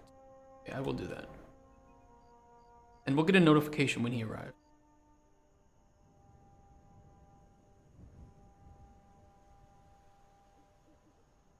You know what you're going to make or do? You have to discover it by randomly throwing ingredients in. So you can determine it, right? So because each ingredient has, let me find one here. Each ingredient has its effects. The effect that will be in the cauldron is the highest common tier of the combined effects from the ingredients. So if we put in another ingredient that has Fortify Health 2, you will get Fortify Health 2 on the resulting potion. If we throw in something with Fortify Health 1, we will only get Fortify Health 1 because that is the highest common ingredient of at least 2 ingredients that are in there. Of course, if we had something with damage stamina regen as well, we would also get that on the resulting potion. So you need to carefully mix ingredients to not have negative effects in there if you want. Or if you want to, if somebody is wanting like a poison that will hurt enemies or apply debuffs, they may want those negative effects. I should note that effects right now are placeholder, just pulled from Elder Scrolls. They are not representative of the effects that would be in the final game. They're just more to test the system. Some Nightshade.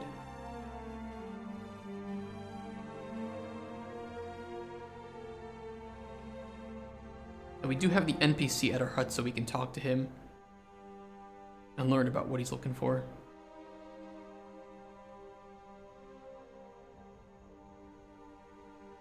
What do you miss? Hello, little piggy. He's scared. So we can talk to him, we can learn about what he wants. He comes seeking a potion. We can be like, hey, what kind of potion are you looking for?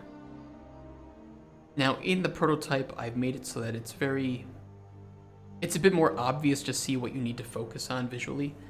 I don't think in the final game I will do this, but there may be a difficulty option where it highlights that for people who need that help.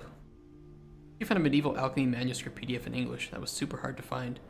I want to read to help inspire my alchemy system. I have some of those too, and they're really cool to see. There's so many like little intricate drawings. They're really cool to read. So he talks about needing some elixir with, nice sweet taste. Replenishes mana and fortifies health, right? So we can go into our ingredients and we can see, do we have anything that fortifies health, for instance? We do. We have Bloodleaf, Pink Flowers, Toadstool. They all have some element of fortify health on them. We can even see their taste here. So like this, Pink Flowers are pretty sweet. They would be a good choice. Toadstool, not so sweet. Bloodleaf is pretty sweet as well. So if we wanted, like, let's say Fortify Health 2, we can send this to Alchemy, send this to Alchemy. And just now we have Fortify Health 2 because both of these ingredients have Fortify Health 2 on them. If I were to process the Toadstool, for instance, into the cooked version, I can get Fortify Health 4 on this. But it does lower the sweetness, I think, even more. Yeah, just a little bit. We can send this over. Again, though, however, we still have Fortify Health 2 because, remember, it is the highest common tier. It has to be a common tier, which is 2 at the moment. So we would have to find something with better than Fortify Health 2. And maybe the Bloodleaf would have that. It'll have Fortify Health 3, but it has Paralysis, which is kind of safe. We don't have Paralysis on any of these ingredients. That is Fortify Health 3 and Regen Health 2. Let's grind it up. Paralysis. But it only has Paralysis if another ingredient has it, right? So now we have Fortify Health 3 because the highest common tier is 3 between these 3 ingredients. And now this, these pink flowers don't really do anything for us, so we could remove them. However, they were adding in some sweetness, right? We can see sweetness on the resulting potion is 0.35. We throw these in, now 0.433. So it is a little bit sweeter. But we can get sweetness up through other means. He also needed regenerate mana. unfortunately, we don't have anything with regen mana, so we might need to do some exploration or see if we can process something into an ingredient with regenerate mana. Well, let's do some more exploration. I know some things that have regen mana. This doesn't.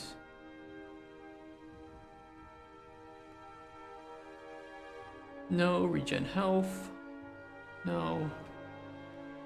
Definitely not. That is all negative effects.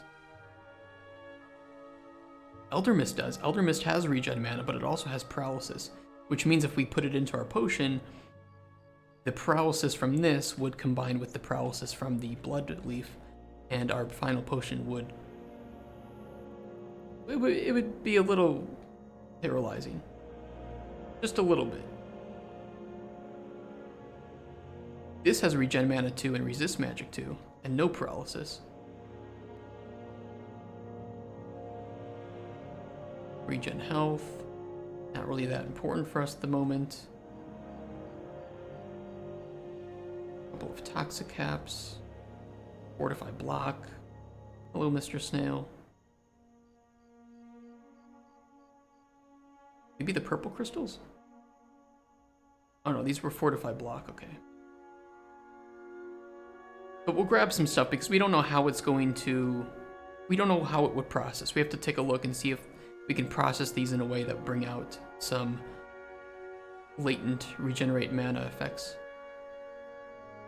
That's for health, that's more blood leaf.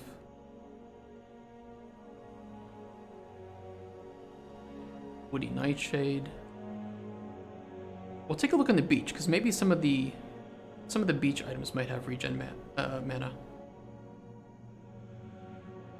Let's go run over there.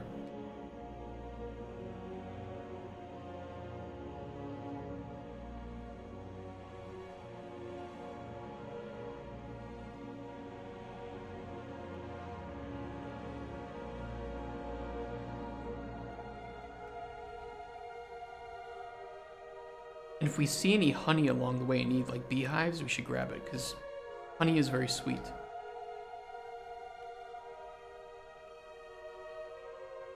If you were curious. Thanks for tuning in to Raptor Facts here at Microraptor Games, where you can learn that honey is in fact sweet.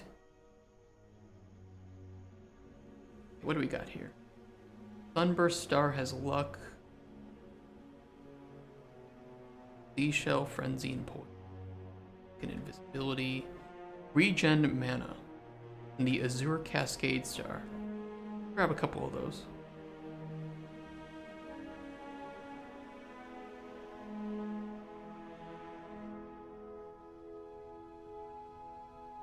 I don't see any honey. I do know where there's a beehive though. One pretty close by.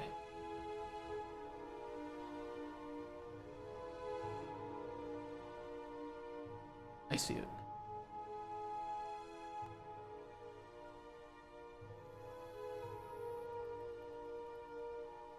I like how the implication is that you are actually just killing the bees, you're grabbing the bees.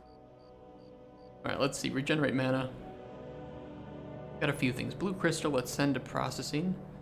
And we'll send this to processing too. We can grind it up for regen mana 3. That sounds good. An Azure Cascade Star. Regen mana 1. That has no regen mana if we ferment it. Cut. Regen mana 1. Let's have regen mana 2. We'll distill it. Send those over. Fortify health, regen mana 2, and let's add some honey, which actually also has regen mana 2.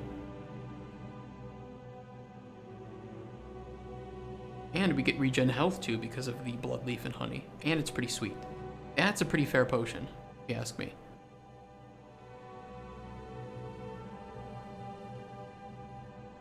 Fortify health and regen mana, health.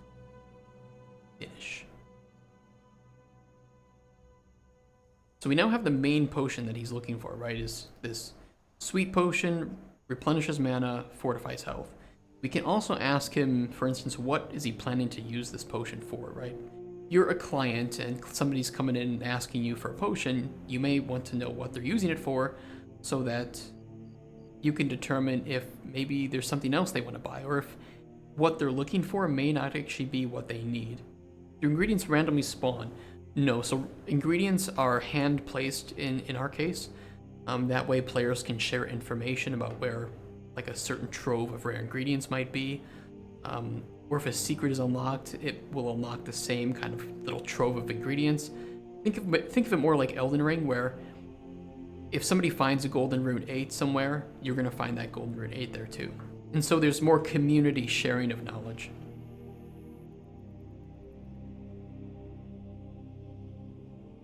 They do respawn though after a certain period of time.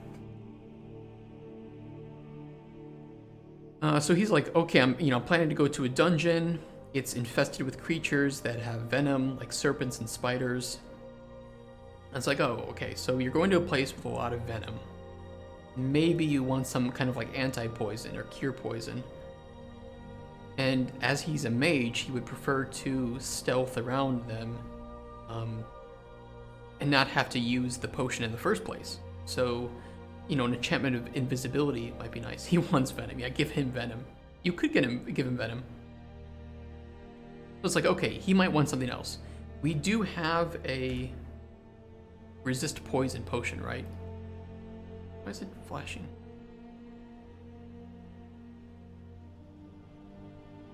We have a resist poison potion. We can give him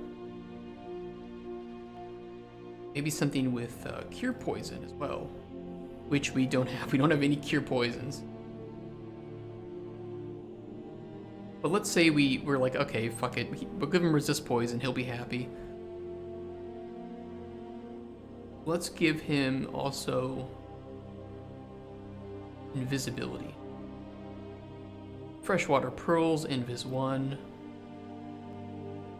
Purple crystal has invis 3.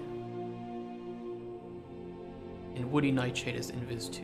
Let's try just these for the moment. That works. They have a lot of negative effects, but none of them were overlapping, so we're pretty safe. Invis 2. We could try to look for cure poison. If I remember correctly, there's one way to process an ingredient that if the ingredient can be processed in that way, it's more likely to have cures. Maybe I can take a look at red teacup to see. Distilled has cured disease, ground, dried. It might be dried. And this is something that the player will learn. Has resist.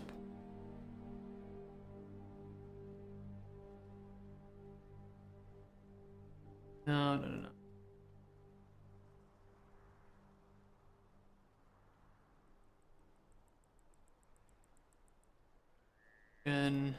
But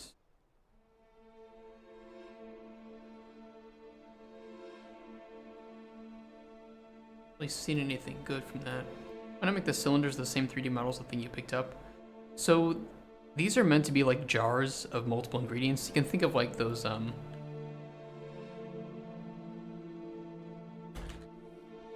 me see if I can find a good one. So think of like a spice jar, right? But one of the ones that's broken up into like different sections. Maybe there's a better way to showcase it too, but at least for the prototype, this is the way that I'm showing it, where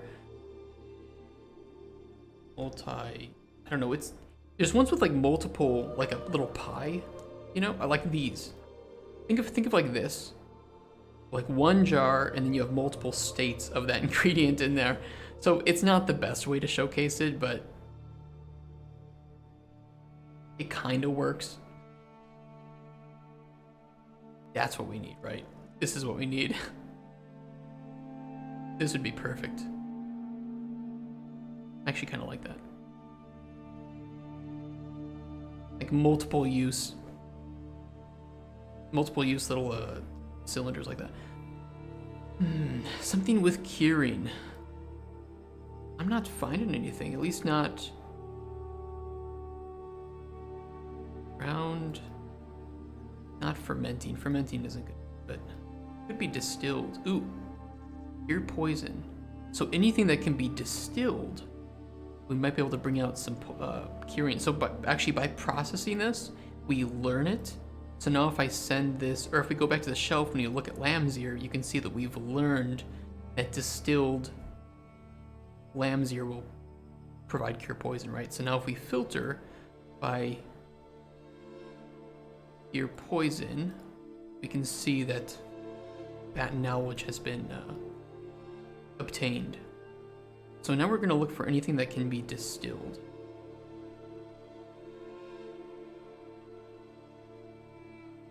Send to alchemy. No, let me send that to processing. Wheat cannot be distilled. Send this to alchemy.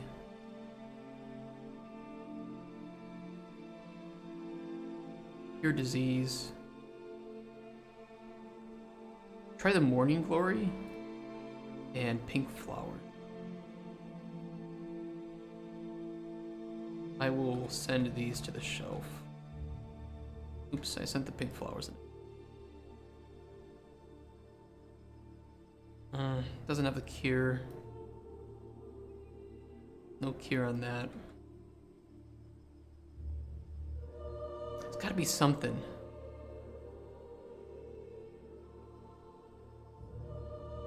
Purple crystals probably can't distill.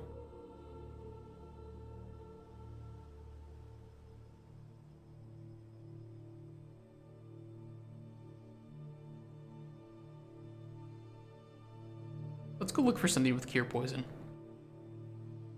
Maybe there's something we haven't discovered yet. We'll look in the desert, because we haven't gone to the desert yet.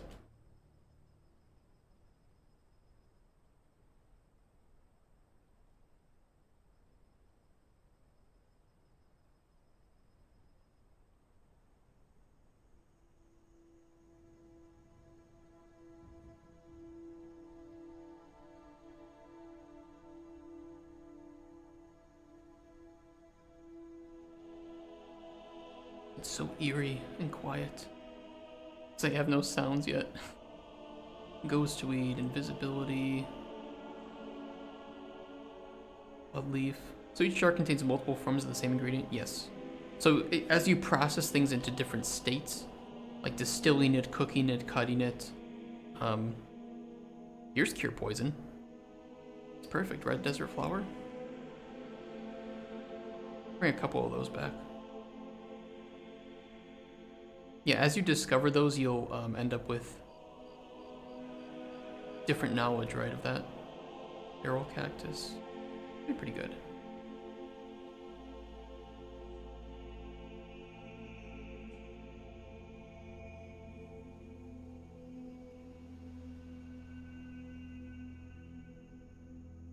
Cure disease. Only discovered a couple things with cure. So once you process an ingredient, you can't unprocess it, correct? And you can't process it again. So if you cut something, you can't then dry it or ferment it. Mainly that's just to make sure that there isn't a cascading number of ingredients that I have to balance, right?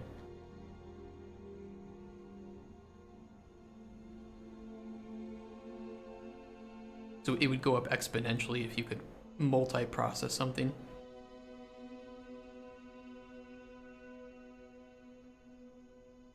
And I think it's better for players too if they don't have so many options that it's kind of near infinite. It's going to be hard to depict a jar with multiple ingredients inside. I think so, yeah. I think it will be. I think there's going to have to be some interesting way that we showcase it. I'm not sure what that is though.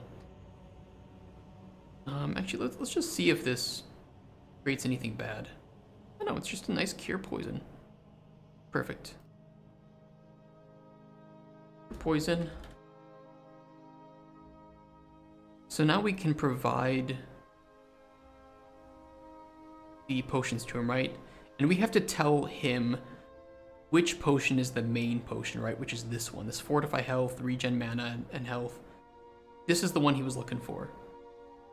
Fortify Health, Regen Mana, Regen Health, which he didn't even need. This is kind of like an extra. He gets a bonus effect on top of it. So we're going to tell him this is your main potion. This fulfills your commission. And we'll see a little M up here. The other ones that we provide him are secondary potions. So these are things that can help solve problems that he may not have known that he needed, right? He said he would rather be invisible and he's going to be around venomous creatures, so we can say, okay, here's the main potion you wanted. Here's some additional things that you might be looking forward to, like the invisibility, the cure poison. Take these, go for it, have fun in your adventure, and come back and let me know how it went. And we cannot undo this. We can't stop him and say, oh wait, I wanted to give you this other thing too. So we give him this, he's going off on his journey. I take the 3D model of the ingredient, shrink it down, and put it in a jar. Yeah, so one of the things we want to do is that on the table you are actually manipulating, something that represents that 3D model, like the blue crystal. Obviously, it might get a little wonky in terms of collision, so for now it's just going to be represented by cubes in the prototype. I think we'll find some interesting way to depict it, but ideally it's in some like 3D way. So now he's going to go off and he's going to adventure. We can roam around and just see what's going on. They say, maybe, try looking at that dead tree outside your hut if you haven't already done so. That's where we would say, oh, you mean this dead tree? Oh yeah, it needs healing. Okay, so it needs a potion with regen health 1 on it. So we can try making that, as we did before, right? Regen health. Honey. There we go.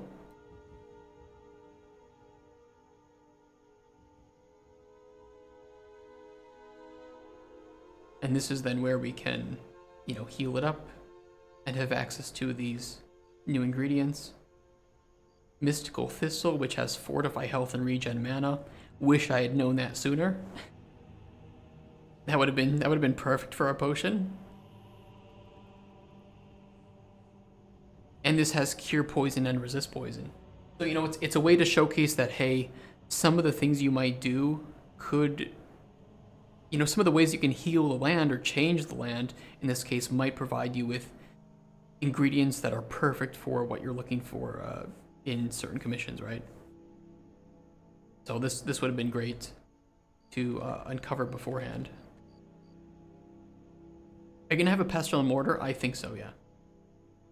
I would like to. That way the player can, especially for like grinding, so the way that you can process ingredients right now are, drying, cutting, grinding, fermenting, cooking, distilling.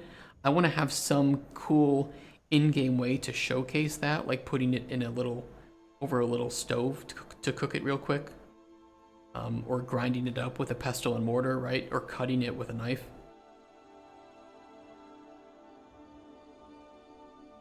Think of it like Harry Potter potion making, right? Where they were like cutting up different ingredients and doing things. Right now it's just represented by those boxes that you put something in and you press a button, but that's just because it's the quickest way for me to showcase what it's the ingredient processing itself. And that's where the GDD would then say, okay, this is how you process ingredients. Here's what we had in the prototype. Here's how it's going to look in the final game. And we have that too in like our game guide, right? So you can see like, processing. And you can read about different things here. A very simple guide I added just to help players if they were getting stuck or wanted to know what we were doing in the future.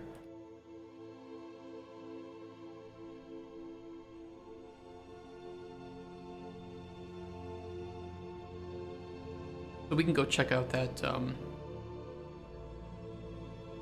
that mine shaft I made a couple weeks ago.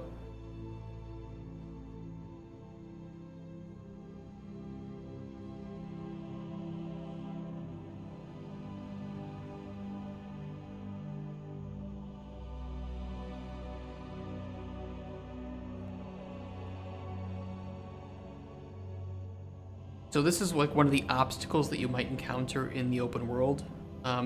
You'll see this thick underbrush covering a obvious entrance. This is a way for the player to see that, okay, I need to do something here.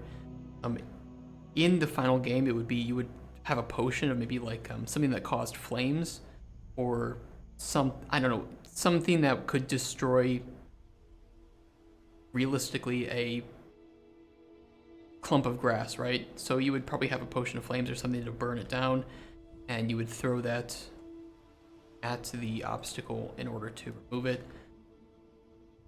So that way the potions you make aren't just used for NPCs, but they're also used in the open world, in the exploration. Of course, you could drink them yourself if maybe you got hurt and you needed to restore your health.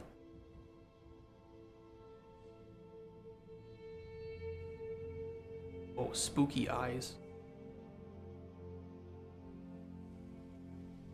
Dumb little thing. Oh, well, it's exactly like that.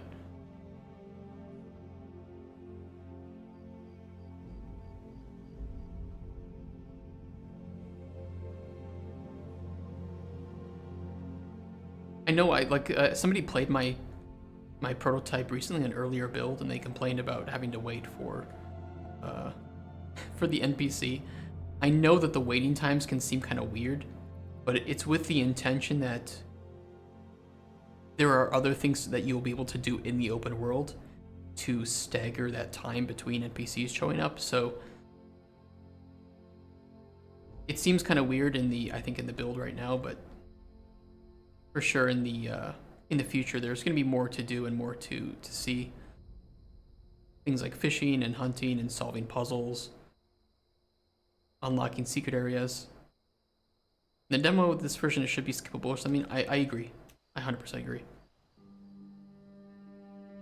I think I'm going to add something like that, especially for publishers who just need to, like, okay, I get it. That kind of thing, right? But I agree with you.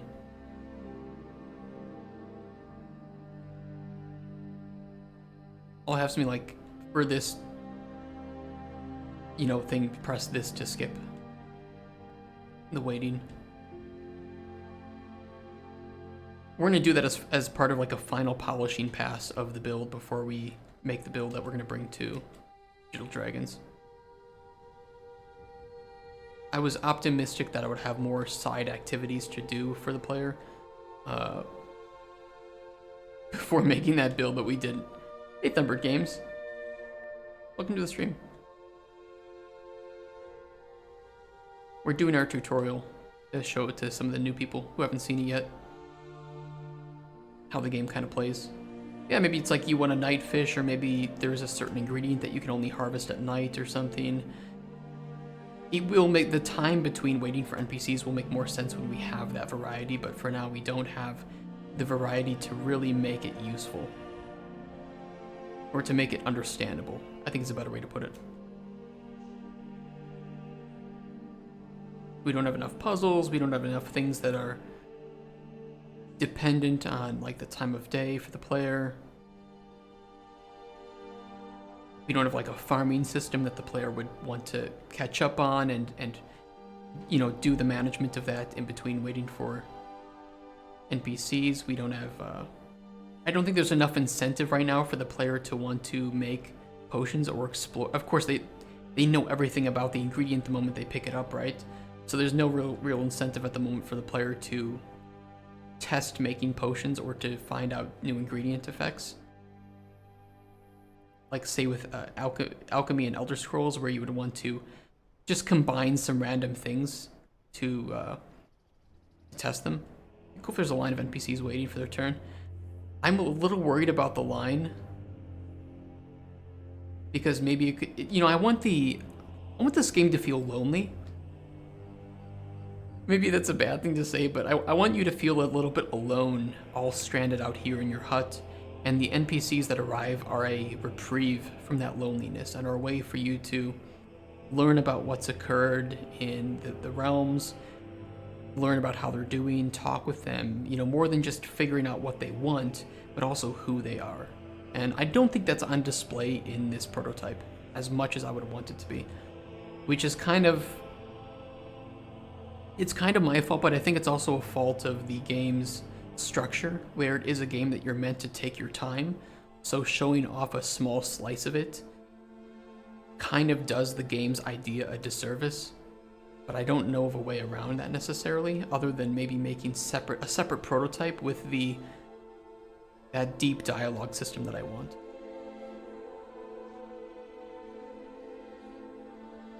Okay, so he's back. So he's, assumedly he's had his adventure, right? So even this is a very scaled down version of him, it probably taking multiple in-game days or even like an in-game week or two before he returns, in which case you would of course have other NPCs showing up.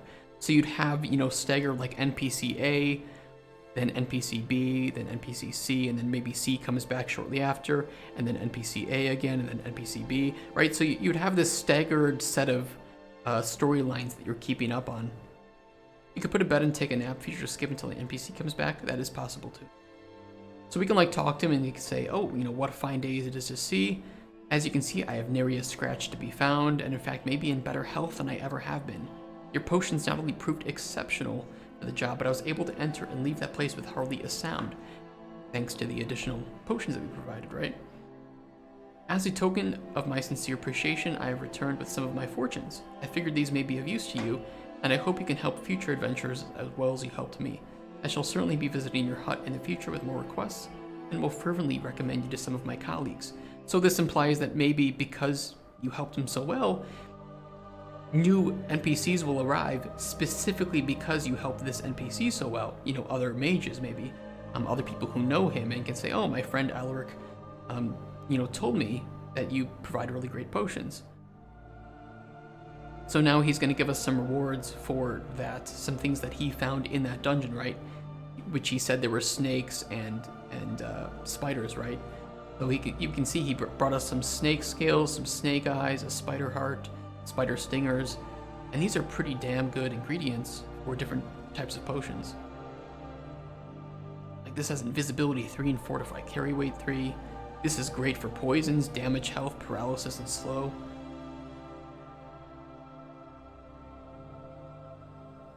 And, conversely, had we just turned him away or provided him with here's a shitty potion, do whatever you want, he may have gotten hurt, he may have gotten killed, he may not bring you anything back. So the better the potion, the better ingredients he gives you. In this case, yes. So the rewards that the NPCs give you for how well you complete their commission may vary. It may be that you unlock new parts of the story that you won't know that you've unlocked until that part of the story happens. It may be that you're given ingredients that they bring back from their journeys. It may be that you trigger some big world event to occur. Like imagine if some guy comes up asking for a poison and he's really shady and looks probably like somebody who knows how to kill with that poison. Helping him, giving him that poison may end up with some high-ranking nobility person dying in a neighboring realm. And now you have this big refugee crisis or power vacuum that you caused because you gave that poison away. How we want to play the story, depending on what the player chooses to do, is up to us, the writers, right? But you can always turn down that person. You can always say, no, I don't want you coming back. Or you can you could give him a health potion instead of poison. In which case, something different might happen.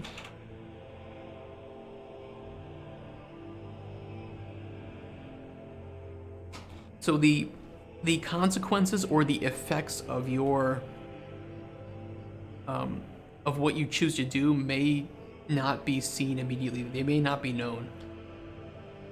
It'd be funny if you turn him down and he pulls out a knife and tries to fight you. I mean, maybe you want to play that like clandestine, morally evil kind of character, right? Where you only want to help the people who are questionable in that way. So helping him, he might recommend you to other thieves or, ne'er-do-wells, other assassins, and you would have a lot of those coming to your hut instead of people looking to do good in the world. Maybe somebody's looking to cure their daughter because they're, some farmer's daughter is sick and you give him poison instead of a health potion. I'm just saying it can be done. If you really want to play that way, that's fine. I want to make sure that the story accepts you playing that way if you want to.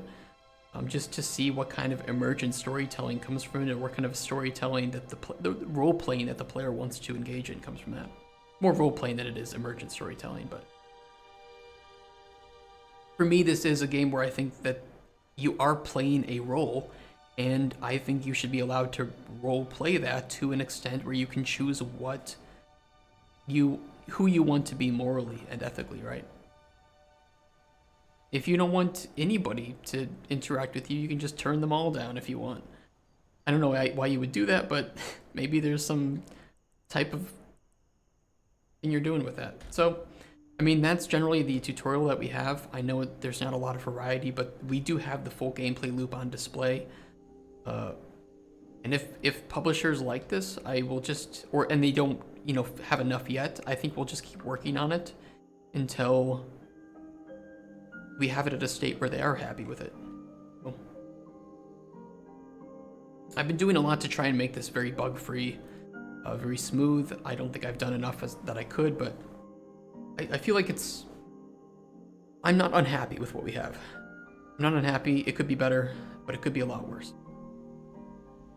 And I think that the art style is generally, it portrays well what we're trying to achieve, especially that I don't have a concept artist or an artist on board yet. We've sourced some pretty good asset packs to help sell the idea.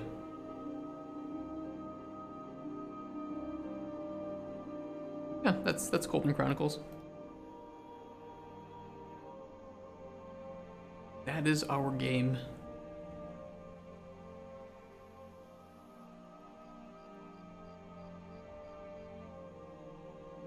And I gotta push my fixes at home so I can make a new build. Very nice job, thank you so much. I really appreciate that. Encore. Yeah, let's play it again. I mean, that's, we're building up the GDD, we're building the pitch. That way we have everything we need to go to publishers and say, hey, this is what we got. Do you like the idea? Do you not like it? Do you like it but want to see more? Where are you sitting on here? Here's our budget. Do you think we should cut the scope so that you can afford it? It's just going to be kind of a back and forth of communication, but mostly if they don't like the idea, we'll know that pretty soon. If they like the idea but they think that the budget is too much, we can adjust. But I don't want to completely destroy the idea by having to adjust the scope too much. We'll see. A lot of things can happen, a lot of possibilities. We need to play it by ear. I think 15 developers is realistic financially.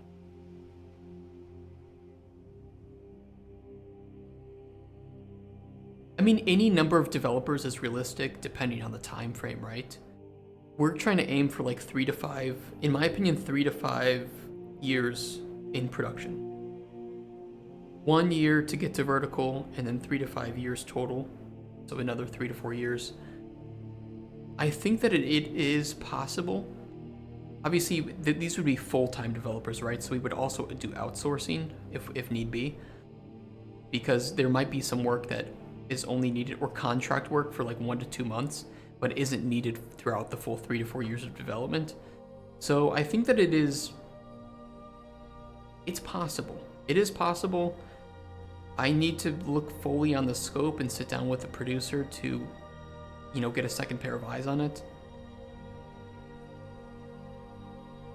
But I think it's possible. I think 15 developers full-time with very intelligent outsourcing and contracting, it could be done.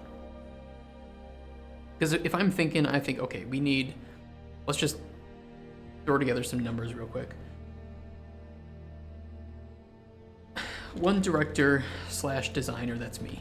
I don't know how much designing I'm doing if I'm directing. I need to be honest about that. Let's say 2 systems.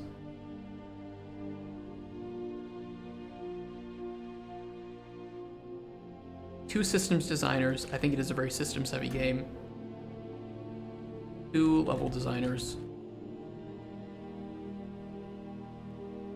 1 sound designer. 2 to 3 3D ED 3D artists. 1 UI designer. There's gonna be some 2D arty, but I think we can get away with 1 2D artist. 1 character artist. I don't have much knowledge of published games, but that sounds like a big risk for publisher to finance something that big and it might flop. I mean, that happens with every game, right? So they just need to see, is the game idea relevant? Is there a market for it? How much are they asking? What are they looking for? I don't think that I think publishers will see the biggest risk in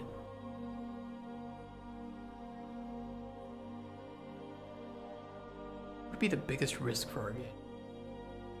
Probably the fact that it's casual mid-core and it needs so much time to work on it. However, the market for casual mid-core games, and especially life simulator games with these kinds of elements, are pretty popular.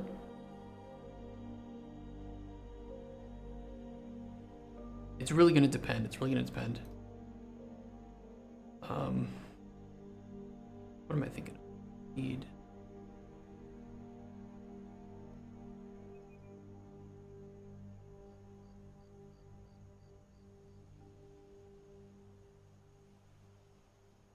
Two gameplay programmers.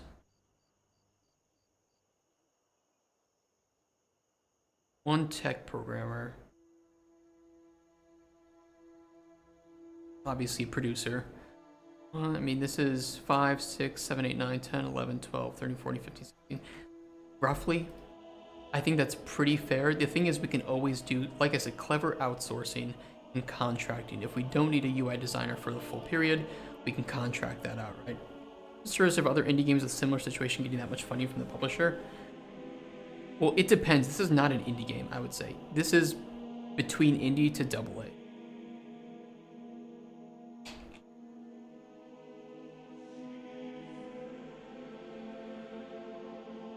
So AA games getting that much funding? Yeah, I've heard of it. I've heard of it for sure.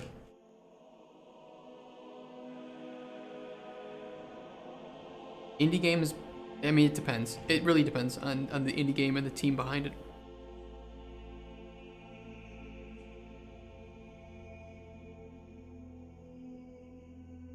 It's really going to depend on vertical slice too. So, you know, vertical slices are our biggest golden ticket to determine whether or not the game is going to be successful. So a lot of publishers will fund a vertical slice as opposed to funding the full development because it's less risky, and they'll have a better idea of whether or not the game will be successful after vertical slice.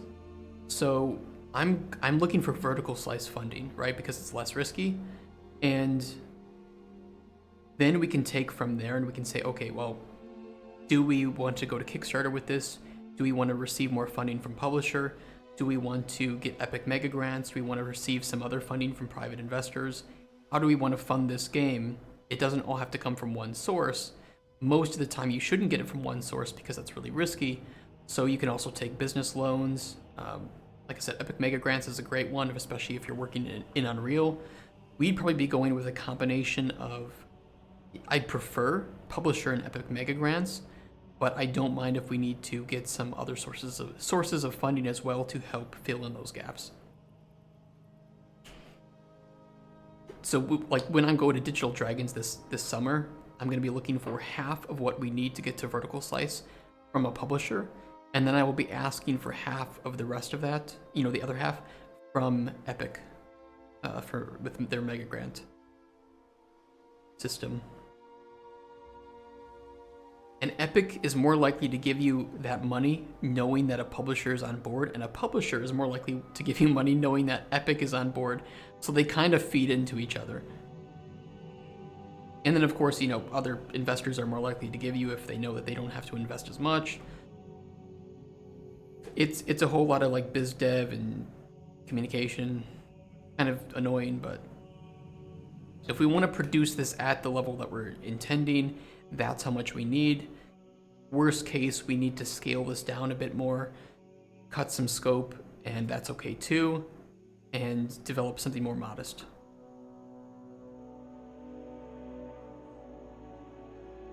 We could probably get away with, if I can just move somebody into, here's the thing, I want to hire people who are experienced. So if I can hire people who have maybe prior production experience or have worked as leads, I don't need to be in a director role, and I can be one of these systems designers, right? We can cut that, and I can just have somebody as part of the business side of things handling the money, the legal stuff, a CFO essentially, CFO and legal. That's all, not development related, that's just business related. 2 systems designers should be able to cover the game for that period of time. I don't see any problem with that. I think level design, you could probably get away with 1 to 2, depending on what the levels look like. Sound designer could be contracted. You may not need a sound designer at all points of development. We also might need a VFX artist. So we could go like 2 3D artists. Probably I would get 1 VFX artist, but again, VFX artist might be contracted. So some of these we may not need for all 3 or 5 years, of course. We might only need them for even 1 year, and therefore we can save a lot of money that way. The only way you can make it, I think, as an indie or AA developer is careful, intelligent use of outsourcing and contractors. It's the only way it can happen. You're not ever going to get enough money to pay for, you'll rarely ever get enough money to pay for a full team, full time. You just have to be honest with yourself and say, look, we don't need a VFX artist for 3 years. We need them for 1 year max.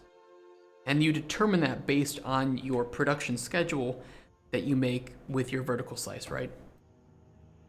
You say, here's how much time it takes to make 1 potion with, this effect, right? With this visual effect, or this one animal with visual effects. You tally it all up. You say, we want this many animals, this many potion effects. It comes out to about 1.5 years of development. You'll say, okay, so we will hire a VFX artist for 1.5 years. You will contract them. But it may be that it's like, okay, this many 3D artists are needed, so we need 2.5 3D artists over the course of 5 years. So we say, okay, let's get 2 artists, and we'll contract somebody out for a couple years. Or we'll scale up the 3D art a little bit, hire 3 artists, scale up the budget. Again, it just depends on what you're kind of aiming to achieve. If that makes sense. Thanks for coming to my TED Talk. That's what I have to say.